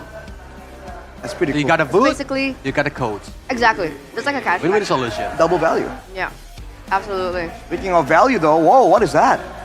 I need some protection for Game 7. Oh yeah. This is gonna get. You should wear it. Dirty. Oh my god, it fits. Is it? I have a bigger head. And this one is the original one. It's the MPL, not the team. It's a flat MPL one. I see. Yeah. There you go. There you go. You're welcome. But now you know how it looks like when it's actually worn. And then, I gotta say, man, it's pretty swag. It's pretty Cool swag. design. Oh, my hair is. But what more swag Messy. is invest in gold, bro. Hey, Severo got the gold. And then crossbow tank popped. So you guys get the gold, and perhaps you might fly high in reality. So you can secure your future today because it's time to invest in gold. Start from just 200k IDR. You can own US gold bars. Guaranteed 100% authentic, completely safe, highly profitable. And gold is kind of expensive right now, so I think and it's still moving up. So I think it's a good investment. It's a safe investment as well. Okay. You're still munching, huh? I'm busy. Yep. Don't bother me. Yeah, this one. I still have this one. Okay. I'm finally done. I think why I'm still munching is I'm still hungry. All right. All right. Do you have any like solutions, recommendations? Have you tried that booth outside? The At the festival? Kyla food. Kila food. Kila food. Have you? No. Dude, they have like local flavors there. I mean, it's so good, man. Yeah, like they have baksos and all that. The sablak. Exactly. If you Right? go to the festival, you're missing out if you don't try it out.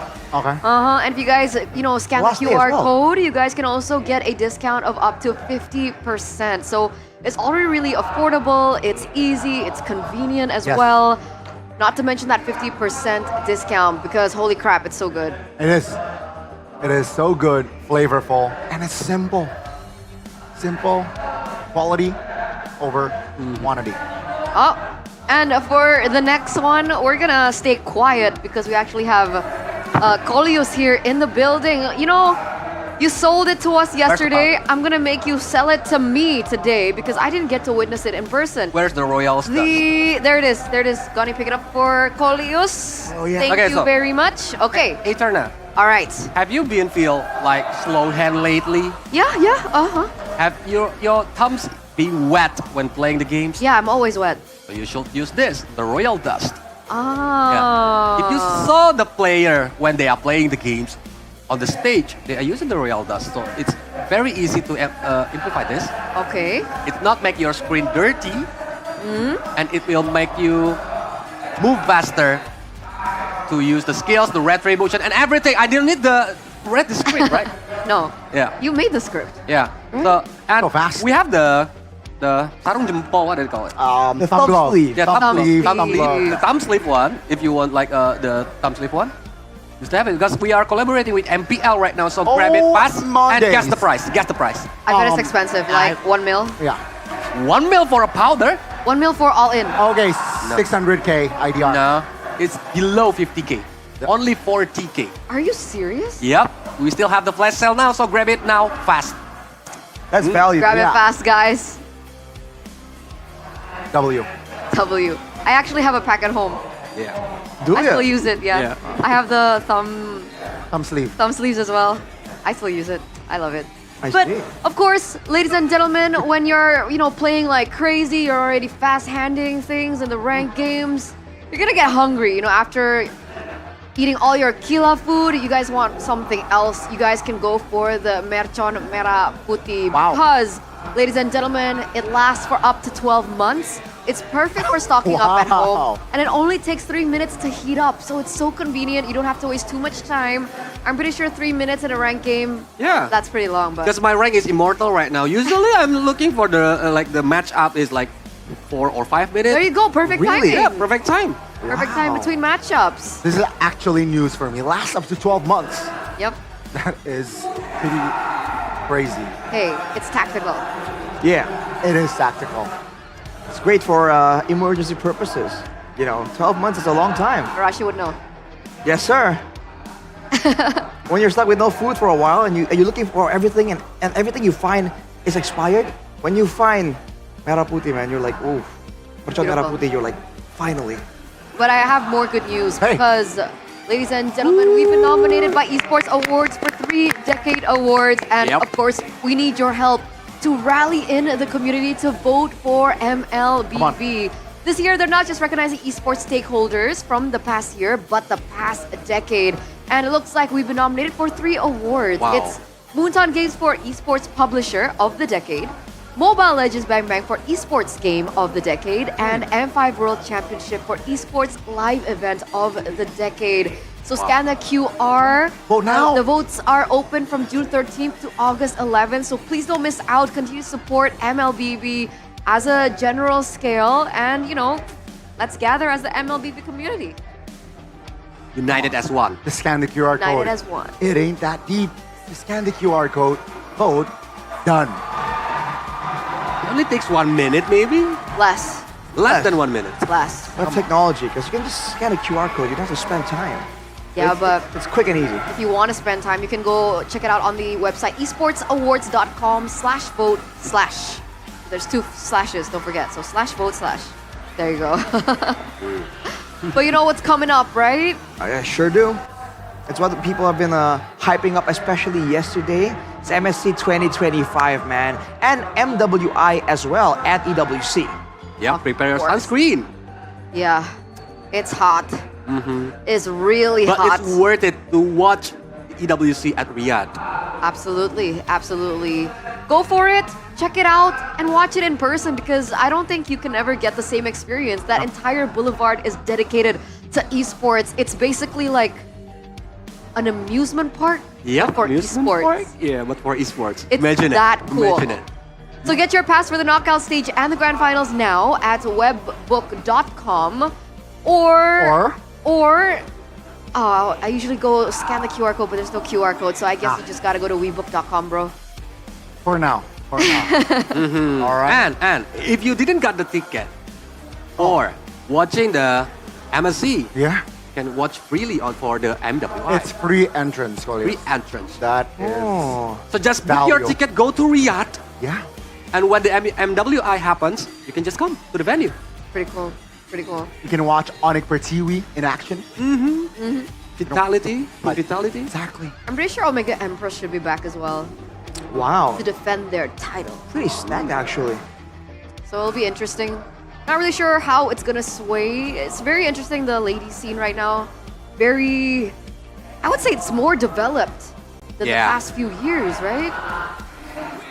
It's getting more mature, actually, if we're looking for the meta, the gameplay itself from the ladies. Because I think they watch the professional scene a lot for the men's professional scene. That's why they can like adapt what is the gameplay that maybe they can use for the ladies scene. I mean, again, there's so much to take inspiration from, so that might actually be the case, especially with the meta still evolving, man. We're seeing crazy picks come out even now. Want to see more, though. Want to see more crazy. Even more. Even more. Let's go. I mean, we have one more game, right? Oh, yeah, we almost forgot I'm about ready to that. see everything. But this is it. Every off-meta pick, dude. Bang. And 3 off-meta picks, 2 meta picks. Because why not?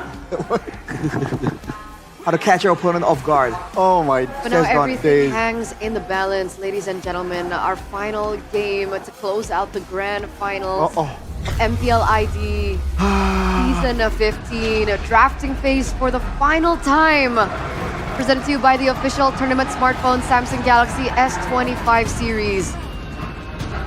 And it all comes down to this. Yeah. We'll see who will be getting red side and blue side in just a minute. That trophy is on the line, and there it is. RRQ on blue side once again. Oh, Fanny, Luo Yi, Badang banned out. Kalea, Joy, Chip banned out. RRQ first pick Baxia. That's the same bands from last game? Yep. If it's not, I think so. Wow. Final game right here, and it might be somewhat of a rehash. The big problem for RRQ in the previous game was the Cho that allowed them to buy so much time, allowed them to make the plays happen, as well delay it even more. We'll see if that comes through again for Onyx, or if they want a different solution. No. Barca Cho. or maybe they need to consider about 1-1, right? Because last time the 1-1 is the key factor for the Onyx to win the game number 6. If they want to anticipate the 1-1, they go Irritel here, but then that's also just showing their cards early. No.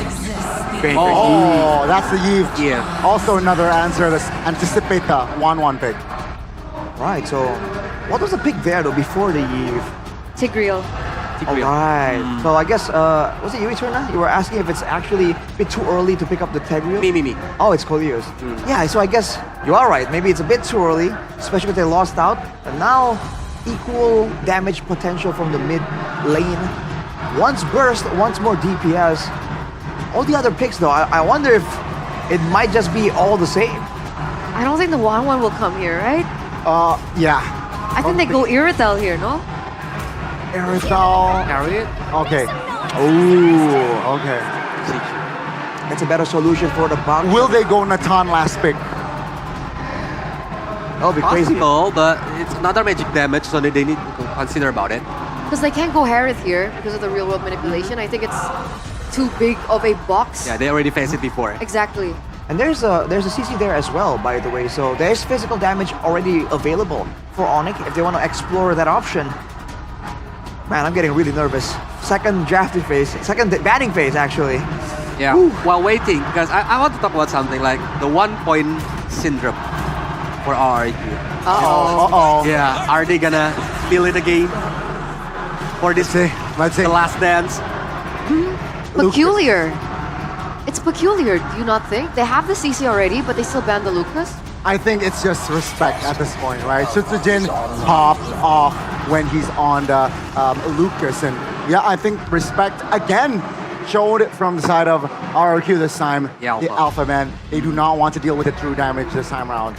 I like that idea, man. The Alpha is definitely a part of the reason why the front line of RRQ were they've taken out a lot faster there. That's true damage, and on top of that, that's sustain as well. So it's more of a best of both worlds. Just the kind of pick that Onyx would like to use to get an advantage. Yisun Shin still not allowed. It's been respected so much by Onyx, probably for a good reason. Final pick here for RRQ. What do they want to exclude? Huh. What are we thinking here? Another jungle ban? I think if they he didn't want to face the utility jungler, maybe they can ban Fredrin, but or Hayabusa. Hayabusa 4-0. Link. So Coleo's got the closest guess. The closest guess. Physical damage assassin. Yeah, that was our sports minister, by the way, earlier on, Mr. Dito. But yeah, first pick, second phase. They have range, they have sustainability. Do they want to flex Kyrie again? I think that's the blueprint of Coach Yeb here, especially in the grand finals. When they're on the red side, it's always Kyrie last pick, and I don't think Game 7 he wants to change So that. gold lane then. Irritel? I think Irritel is the safest pick. Ooh, Claude. Or Claude. Right, so I think they both understand that, especially for Onyx, they understand that they can kind of like stall out the game. They believe they have what it takes. They have the Cho after all. If they stall this long enough, the Claude will be a monster in the late game, and it's gonna have so much more damage output. Oh man, Sutsujin on the Hayabusa and the God Taught Kacha as well. Akai, you think? Akai jungler. They flex Kyrie because Kyrie can play Haya. any kinds of jungler, right? Utility jungler, fighter jungler, or even the assassin jungler. But now, I don't think Akai might be a good option. Lancelot? Not Another Kyrie. Lancelot? It's not Kyrie-esque. They go X-Borg here? Ooh, that's interesting. True damage for the Baksha. Survivability to weather out the early game damage. That might just be the play, Turner. Oh my truth. Suyo! Interesting. Okay, they want to have the fast rotations. And let's see. They want Kyrie to be able to farm, man. On the Alpha, on the Suyo, these are two of the heroes that farmed the fastest last season. They want to make sure Kyrie can keep up with levels and have a chance at that late game turnaround. Don't forget the objective. Yes, sir. Let's hope it works out, boys and girls. The final game, we're gonna throw it over to Mirko, as well as Realize for the final time in the grand finals. Boys, destroy it. One last game to decide the champion. One last game to decide which king will be etched to immortality. It is one last game of Onyx against RRQ Hoshi. Welcome to the land of dawn, where glory will echo. Welcome to the Jakarta International Velodrome for Game 7 in the Grand Finals. It all comes down to this. All the sweat, the blood, the tears. As Onyx, they pick up that Claude. We had our own stern comments about it. But again, Dyra not on a carry. The Baxia, we have been vocal about this. Keyboy brawling his way into that mid lane. And Edok on Agatot Kacha. This could not be further away from the previous win cons of RRQ. How they've been able to walk back up, to march back up, to getting match point first, hell. Now we look at the emblems again. Tenacity for the Claude. Bit of defense there for him. Tenacity as well for both the Gatakacha and the Baksha. They really want to just try to out-sustain. Uh-oh, Blade Surge knocking him down. Edok able to sustain a taunt as well. Quad Shadow coming in. Kai will fall. 1 for 1. It's a flicker around. Keyboy falls for Sans to survive. Oh, Severo might go on Toy here. He's low. He's gonna be fine. Severo gets the Warriors' boots. Adds that physical defense on towards him, but Tsutsujin, 2 kills. This Hayabusa might just go off to a snowball. Kyrie is here to fight that off. D-Boy backs him up, but no further advances are to be made. Severo with PMI pops away. 2v1, a sprint coming down as well. Severo taking a gamble, almost finding Toy. He has the BMI back, I think, but Toy will just walk away. Sprint traded for not even a Purify here. He was contemplating about it. Tsutsujin, Lippy is gonna be okay. Edok so low. But they can't afford to go for it. They can't afford to waste their resource. They know Tsutsujin will be looking to farm here. And Kyrie getting a level advantage will be of immense value for Turtle number 1. Now Lippy up top against the Baxia. Obviously CC gets more prio with the damage she's able to deal. And that gives them leeway to open up this neutral objective. Number 1, Keyboy screens for the team. This Cho has been the solution that Onyx needed since the start of the series. Who screens effectively? And Keyboy with the Cho does that. Wonderful, with wonderful brilliance. And Severo. Oh, watch out the lands with Shadow Kill 2. Severo with the regen. Blazing duet from Severo! He gets the kill. It's Keyboy with the kick. RWM opening wins. Severo, what are you made of? Keyboy and Sans with a backup to the young gun of Onyx. The Sky Prince saved together by the elderly Sky Kings. They come to his aid. And now Onyx, they turned and flipped the script around. The glowing wand secured by Sans. And now Onyx, 1.1k gold lead. They flip it easily.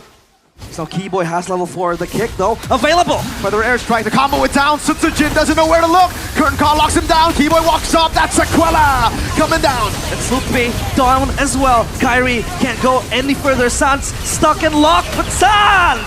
Queller on Tyrant. Katon! Last shot. Now the slow. Kyrie dodging away from the bullets.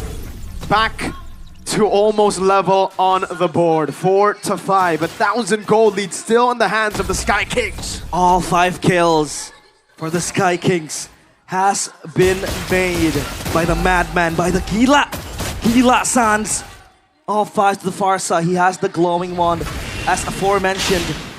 But it's Kyrie struggling to just go quickly, right? Tsutsujin, that 2-kill lead he has down the drain. Counter-strike secured, Rins with a glowing wand as well. They are battle ready, it feels like, at this stage of the game.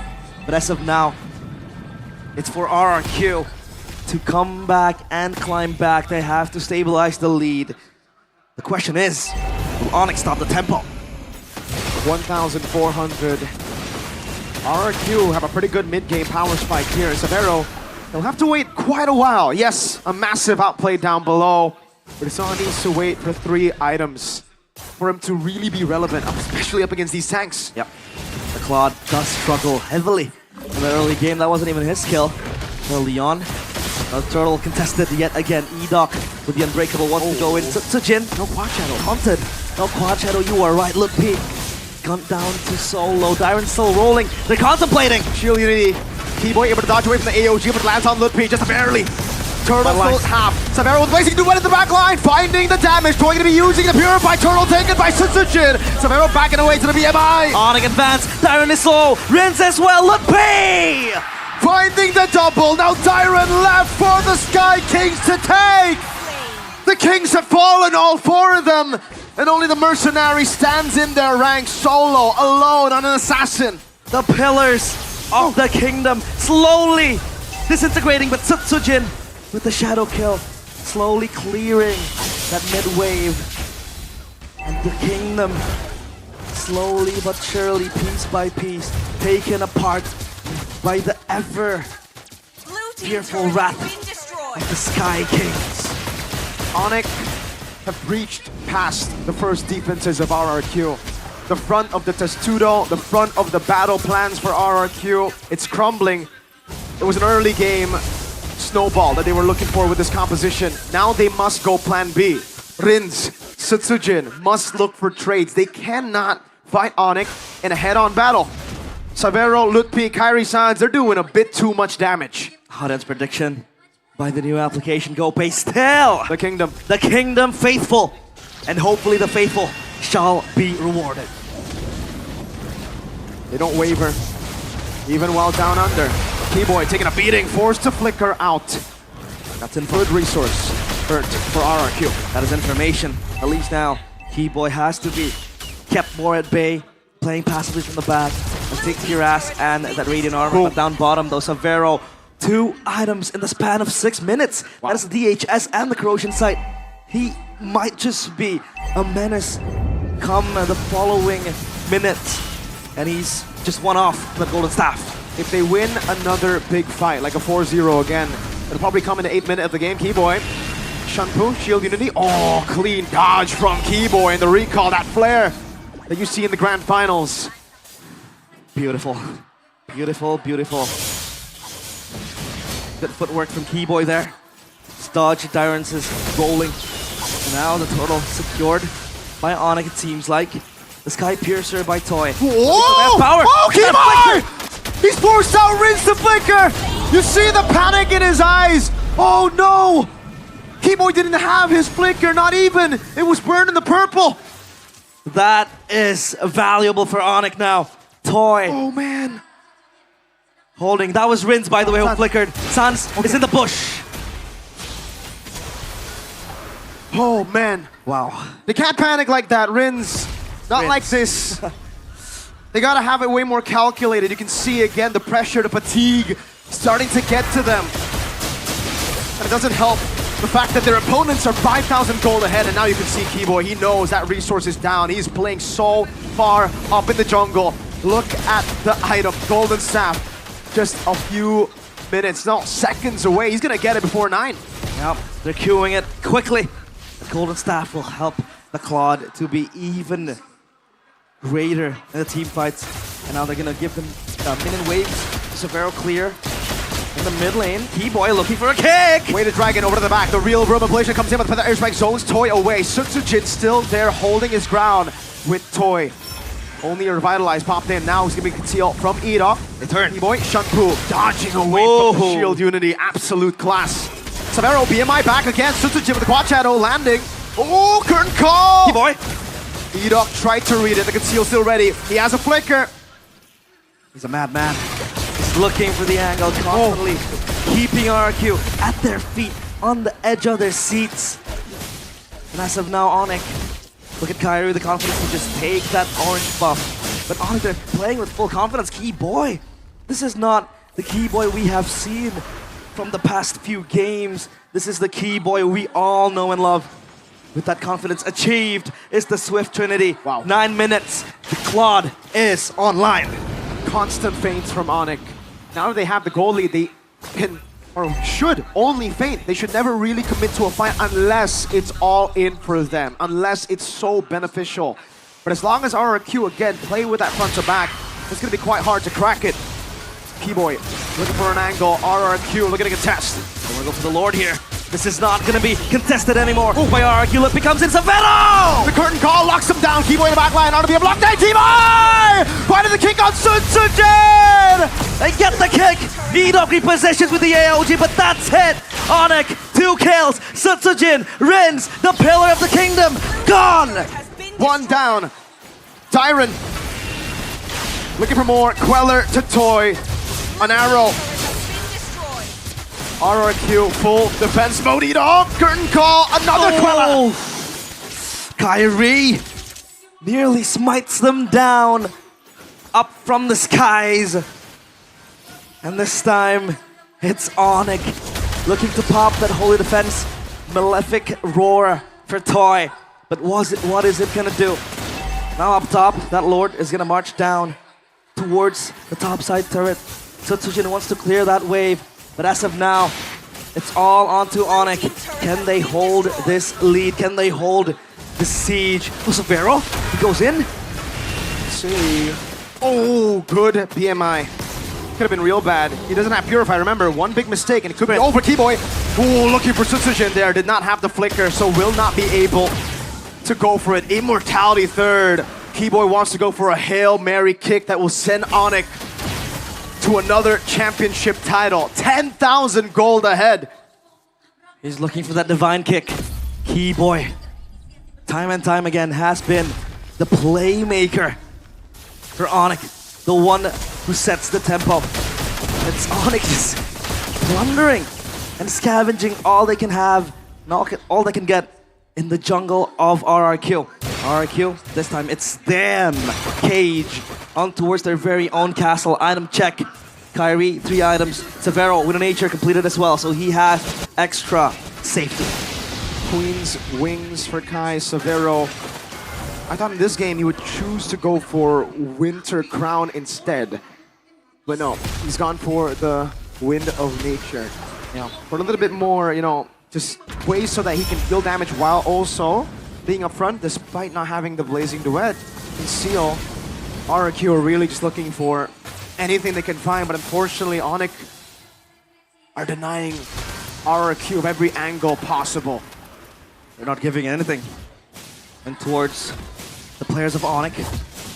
So just Keyboy holding the immortality completed as well. Now down bottom, it's Kyrie. So just shoving around Keyboy. Almost get taunted. RRQ again.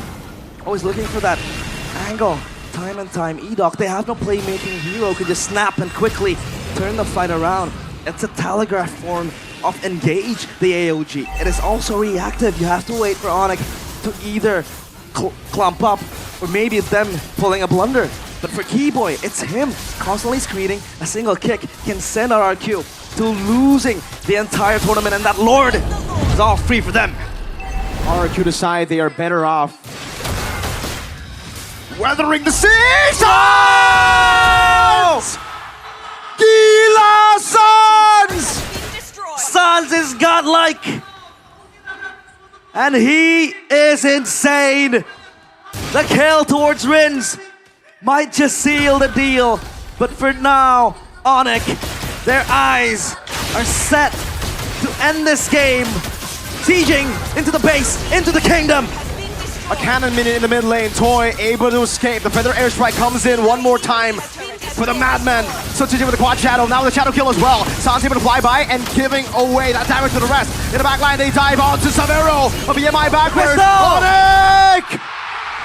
It echoes far and loud throughout the world. The crown returns to its rightful place. High above, where only kings dare fly.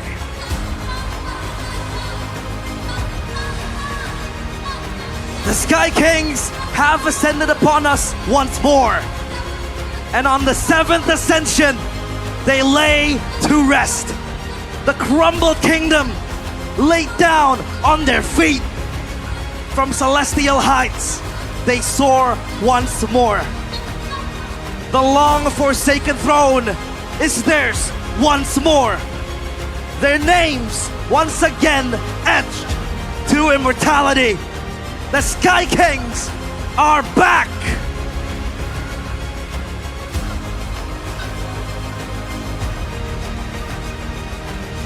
From 9th place to champions. The struggle, the journey, the drama of going all 7 games. The lower bracket blessing that we've been seeing throughout different regions will not be a blessing for RRQ. Rather, the curse for RRQ at being runners-up will continue. The thrill and the agony.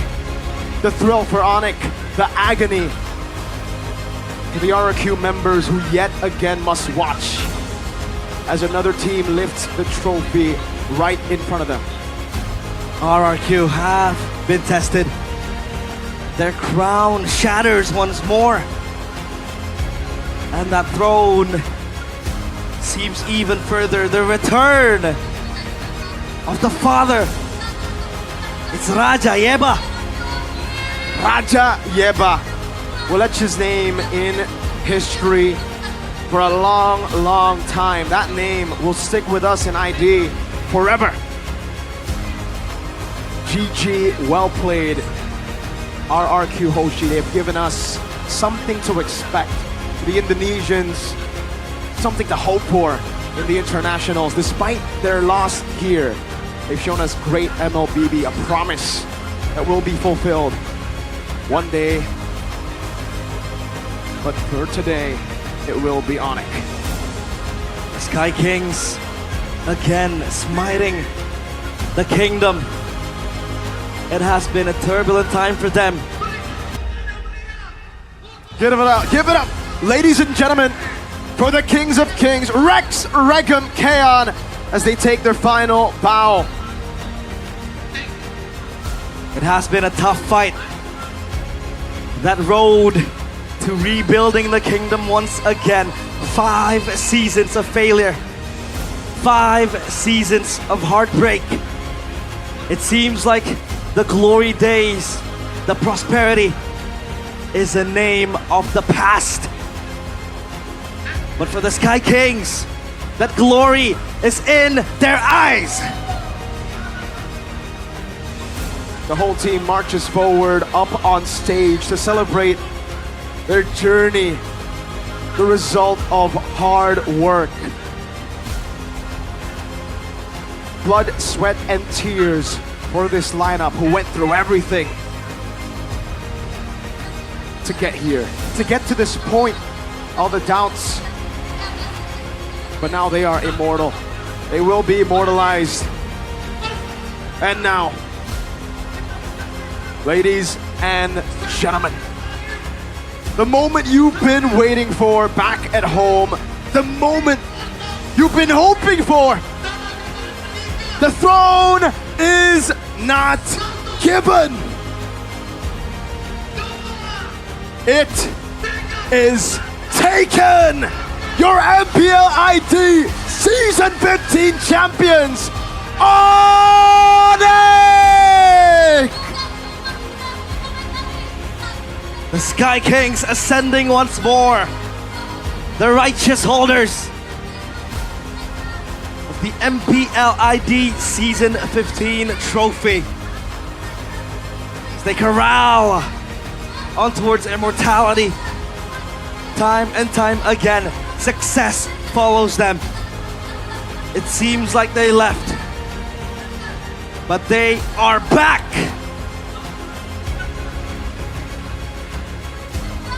Onyx have done it, ladies and gentlemen, but our work here, me, Mirko, and Realize will be signing off. It is done for us. Now we must watch again as we'll get some answers to that phenomenal performance from our champions of Season 15. We have Bude, Clara, Mongstar, and Alyssa up on stage.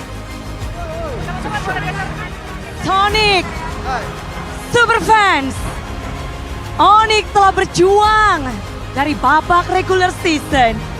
Mereka datang dari hashtag 9, namun pada akhirnya Sonic kali ini mereka berpesta. Perjalanan tim Onyx telah terukir.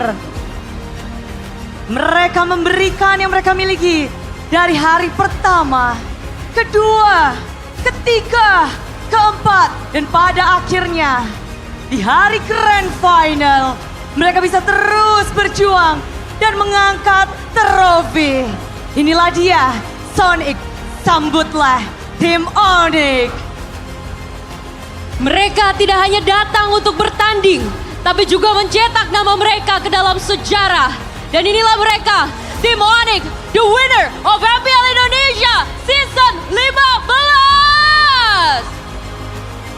Dan kami turut mengundang Bapak Dito Aryo Tejo selaku Menteri Pemuda dan Olahraga Republik Indonesia untuk berkenan memberikan tanda kemenangan, tanda dari Raja Galaksi, tanda bahwa mereka telah menjadi yang terbaik. Bapak Dito Aryo Tejo akan memberikan medali dan juga cincin kepada tim Onyx satu persatu dari para player, dari coaching staff, dari semua support yang dimiliki oleh tim Onyx. Setelah kita tahu Onyx sempat terdelay untuk mendapatkan cincin kelima mereka. Musim lalu mereka gagal untuk mendapatkan cincin kelima mereka. Namun saat ini kita bisa melihat satu tangan mereka penuh dengan cincin kemenangan dari MPL Indonesia.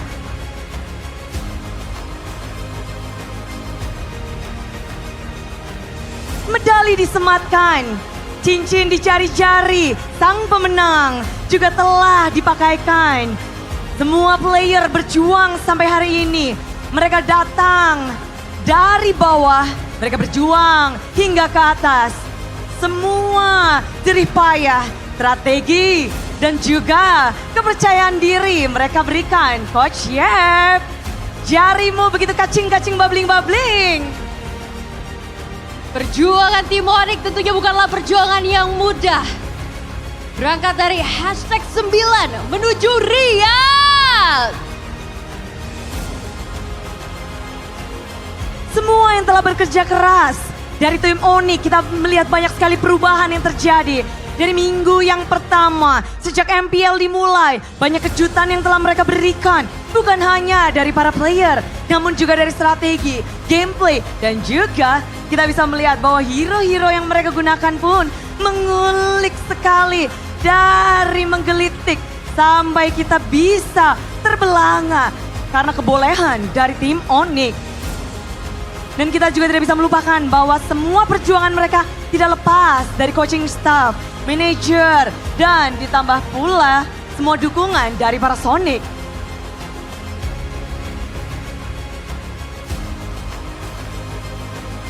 Semua keluarga dari Onyx kita bisa melihat bahwa mereka menselebrasi. Mereka berjuang, mereka terus tumbuh. Dan tentu saja kemenangan ini telah disaksikan oleh seluruh super fans, oleh seluruh Sonic. Dan tentunya kita penasaran bagaimana dari Bapak Dito Aryo Tejo melihat kemenangan dari tim Onyx. Kita akan mengabadikan momen ini dan benar-benar Bude penasaran bagaimana dengan pandangan dan dukungan juga. Karena mereka adalah sang juara dari MPL Indonesia. Betul sekali, selain ini kita juga akan mendengarkan dua patah kata yang akan disampaikan nantinya oleh Bapak Dito Aryo Tejo selaku Menteri Pemuda dan Olahraga yang mewakili PBSI. Dan tentu saja Pak Dito, kami ingin mendengar bagaimana tanggapan Bapak terhadap kemenangan ini, terhadap MPL. Kita tahu Bapak selalu hadir untuk menyaksikan momen demi momen dan mereka akan mewakili Indonesia untuk ajang MSC. Ya, yang pasti pertama-tama saya ucapkan selamat untuk tim Onyx 2 kali dalam berturut-turut saya hadir di Velodrome, pemenangnya masih sama. Dan saya juga ucapkan selamat juga tim LRQ dan seluruh peserta. Yang paling penting pesan saya, 2 tim ini akan berangkat ke IWC di Arab Saudi, di Riyadh. Semoga bisa kembali memberikan juara untuk Indonesia. Sekali lagi selamat dan semangat! Terima kasih Pak Dito telah menjadi saksi lahirnya juara di Jakarta International Velodrome. Kami persilakan Bapak untuk kembali ke tempatnya karena telah menyematkan juga medali, cincin dan juga sebagai saksi kemenangan dari tim Onyx. Betul sekali Bude, dan selanjutnya kita akan turut mengundang Ibu Ariba Macy selaku MX Product Marketing dari Samsung Electronics Indonesia untuk memberikan hadiah berupa handphone Samsung kepada tim Onyx. Kepada Ibu Ariba kami persilahkan. Dan tim Onyx akan mendapatkan Samsung S25 Ultra sebagai hadiah dari kemenangan di MPL Indonesia Season 15. Asik! Kemenangan ini tentu membuat Onyx akan semakin membaik dengan dukungan dari Samsung Galaxy S25 Ultra. Mereka akan semakin semangat berlatih dan push rank terus karena harapan besar kemenangan ini bukanlah akhir melainkan langkah awal untuk kemudian mewakili Indonesia di MSC at IWC nantinya. Betul sekali, perjalanan Onyx masih panjang, terutama dalam mewakili Indonesia. Jadi kita akan melihat bersama-sama perjuangan Onyx akan dilanjutkan nantinya di IWC MSC 2025. Kami akan menabadikan momen ini bersama. Kita akan berfoto bersama, boleh? Onyx, Onyx. Jangan kelayapan dulu, kita berfoto bersama. Tolong kasih space di tengah. Kita akan mengabadikan momen. Semua berpesta, semua bahagia. Pastinya sang Raja Langit yang kembali mengambil tatanya dengan lokasi yang sama. Kita juga tidak menyangka-nyangka pastinya. Namun inilah juara yang harus kita dukung. Terutama dalam langkahnya mewakili Indonesia dalam WC MSC 2025 yang akan dilaksanakan di Riyadh. Baik, terima kasih Ibu. Boleh kembali ke tempatnya dan udah dapat banyak hadiah. Masih ada hadiah kelanjutan Alisa. Betul sekali Bude, karena selanjutnya kami akan mengundang Ibu Gloria Famiela selaku Wakil Ketua Bidang Kompetisi yang mewakili PBSI untuk memberikan giant check kepada tim Onyx.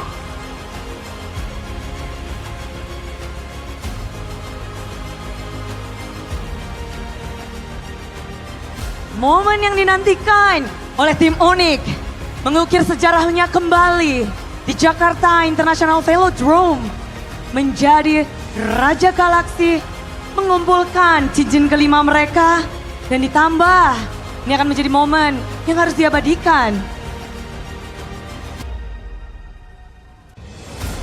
Lihatlah ke depan untuk menandakan dan mengabadikan momen di mana ini adalah hari untuk Onyx. Ini adalah kemenangan untuk Onyx. Konsistensi, kekuatan dan tekad yang tak tergoyahkan. Dan ini merupakan wujud dari perjuangan tim Onyx yang lagi-lagi mencetak sejarah kelima mereka. Yap, dan terima kasih telah bergabung bersama kami. Dan kami juga akan selanjutnya mengumumkan final MVP. Kami persilakan untuk Ibu Ariba untuk kembali. Ibu Baik. Gloria. Ibu Gloria. Kami berbahagia dan nanti kita akan mengumumkan final MVP. Semuanya pasti pada penasaran. Siapa yang akan menjadi final MVP? Dari Onyx udah rame-rame nih. Tahan Bude. Lalu Siapa? Siapa Sonic yang akan menjadi MVP?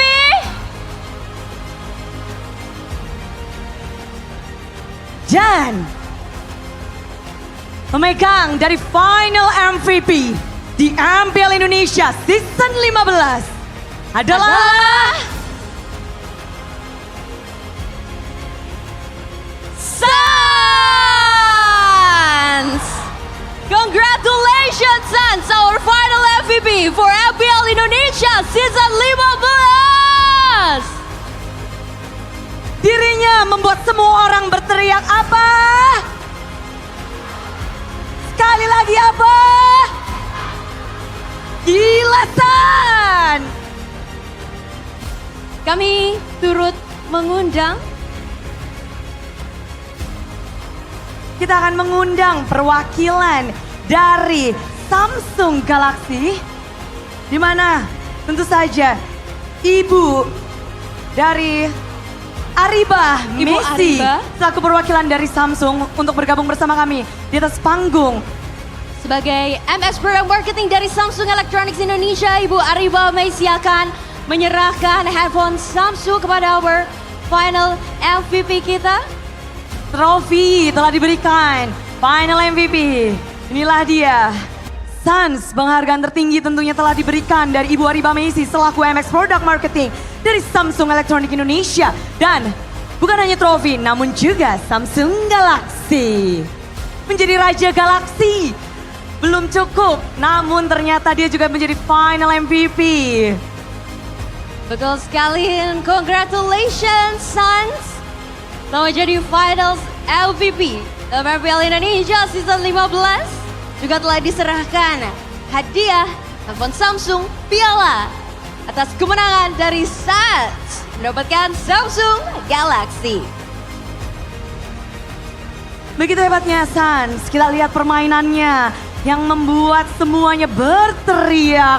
Gila Sans, gila Sans, gila Sans.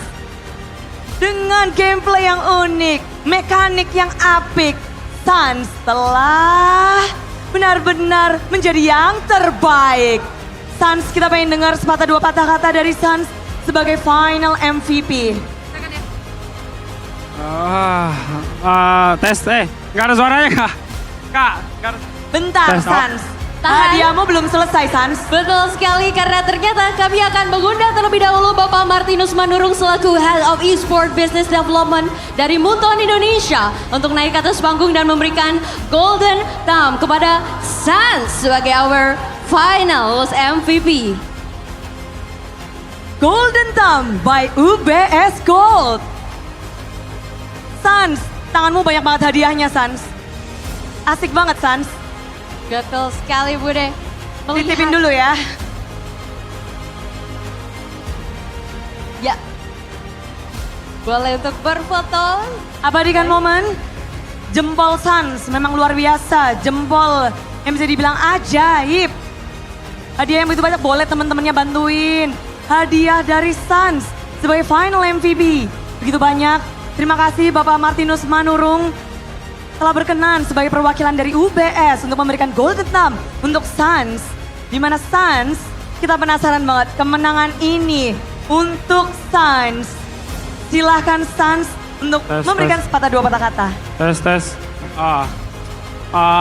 Pertama terima kasih yang udah datang. Udah datang untuk menserukan final match ini, dan terima kasih buat Sonic, buat pacar saya, dari RRQ juga makasih yang udah datang, sama orang tua juga yang nonton di Makassar. Ya ini semua dari hasil kerja keras saya sama tim, dan saya juga berterima kasih dengan Coach Adik, Coach Yep, Coach Badinton, Cewek, dan Kak Indah dan lain-lainnya. Tim gue juga membantu untuk dapatin MVP ini, dan ya gue berterima kasih banget sama teammate gue. Thank you yang udah datang guys, let's go! Terima kasih banyak Sans. Happy birthday Heart, happy birthday Po. Baik, selanjutnya Happy birthday. Ini jadi Bude bakal langsung membiarkan Coach Yep. Coach Yep, mungkin do you have something to words winner speech for you and your team. You can say something. The winner speech.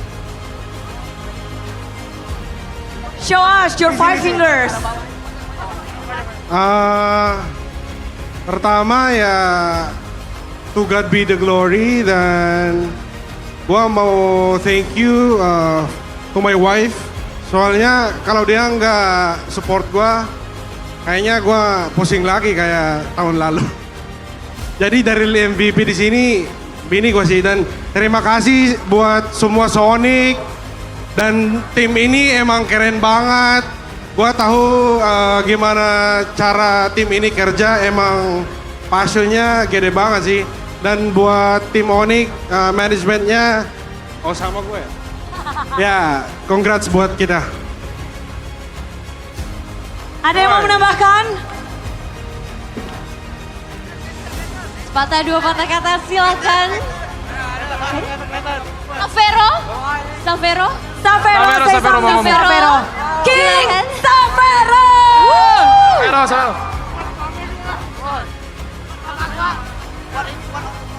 Mama gua. Ya, gue mau bilang thank you buat orang tua gue yang udah nge-support gue dari dari awal itulah e-sport dari MDL sampai sekarang. Sama gue mau bilang buat coach ini, Coach Yep, Coach Adi sama Paddington yang udah percaya gue dari dari awal masuk MPL sampai bisa juara kayak sekarang. Sama makasih buat Sonic yang dukung kita hari ini. Dukung kita lagi di EWC nanti. Silakan, mungkin masih ada untuk winning speech. Happy birthday, bisa. Sure. Gua cuma mau tambah happy birthday to my wife, Heart Miranda. Happy birthday, I love you. Happy birthday, Miss Heart. Hope you have a blessed one with the winning team of Onyx. The gift is the trophy. Oh yes, exactly. Ini hadiah yang luar biasa ya tentunya yang tidak bisa didapatkan siapapun, Miss Heart. So, tim Onyx berkumpullah di trofi terbaru kalian, MPL Immortal Cup. Kalian berhak untuk mendapatkannya, kalian berhak untuk mengangkatnya. Dan bersiaplah Indonesia, MPL Indonesia Season 15. Sambutlah sang juara kalian, Raja Galaxy Tim Onyx.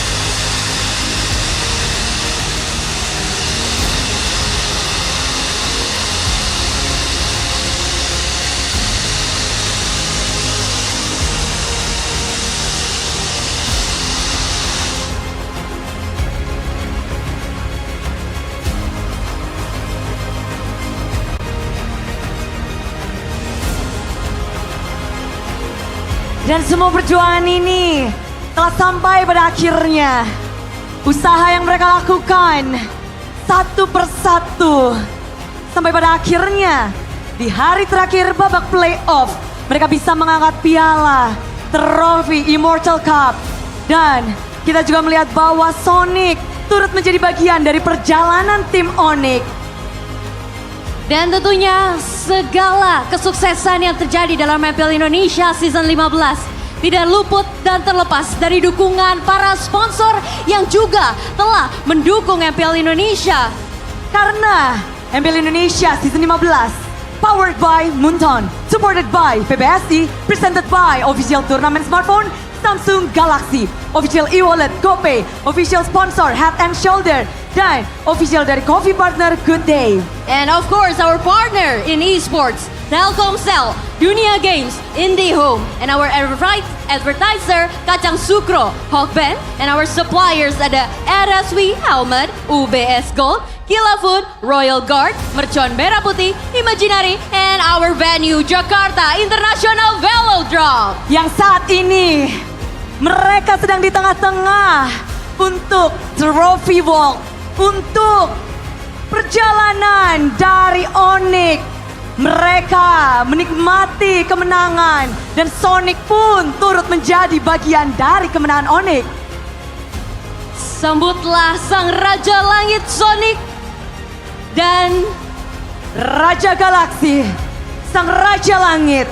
Inilah dia, tim Onyx, dan mereka masih akan berjuang terus di MSC at EWC bersama dengan tim RRQ Hosi. Kita berjuang untuk Indonesia dan kita akan terus menjadi dukungan untuk mereka, memberikan segalanya. Terima kasih sekali di sini Bude Klan Mongstar dan juga Alisa Natali pamit undur diri. Terima kasih banyak. Jangan lupa dukung jagoan kita dalam EWC MSC 2025 dan sampai jumpa di Riyadh.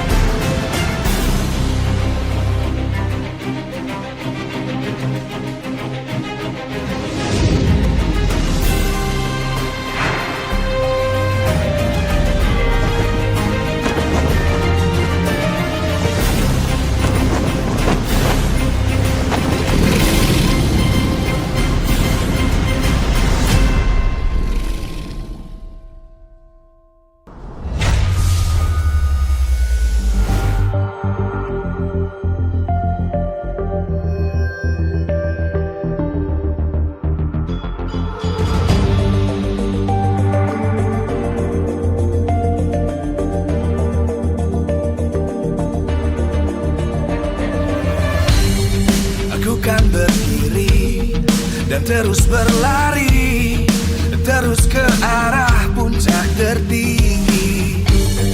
Ku takkan berhenti, hanya sampai di sini.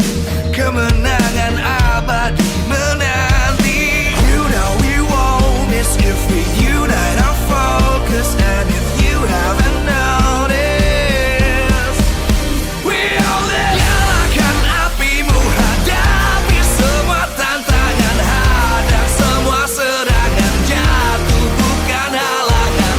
Bakar semangatmu, janganlah engkau menyerah. Kita akan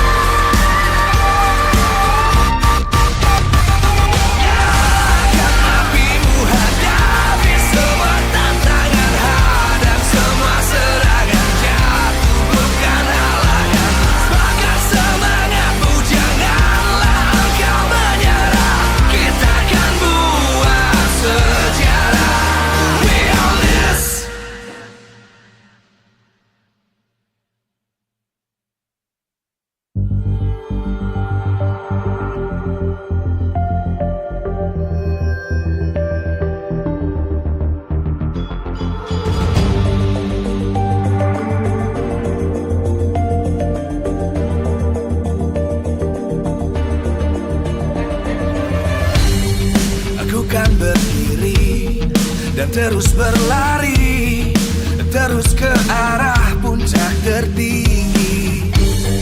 Ku takkan berhenti, hanya sampai di sini. Kemenangan abadi menanti. You know we won't miss if we unite our focus. And if you haven't noticed, we'll nyalakan apimu, hadapi semua tantangan, hadang semua serangan, jatuh bukan halangan. Bakar semangatmu, janganlah engkau menyerah. Kita akan buat sejarah. We all this, we won't miss. We all this, we won't miss. Saatnya beraksi, jalani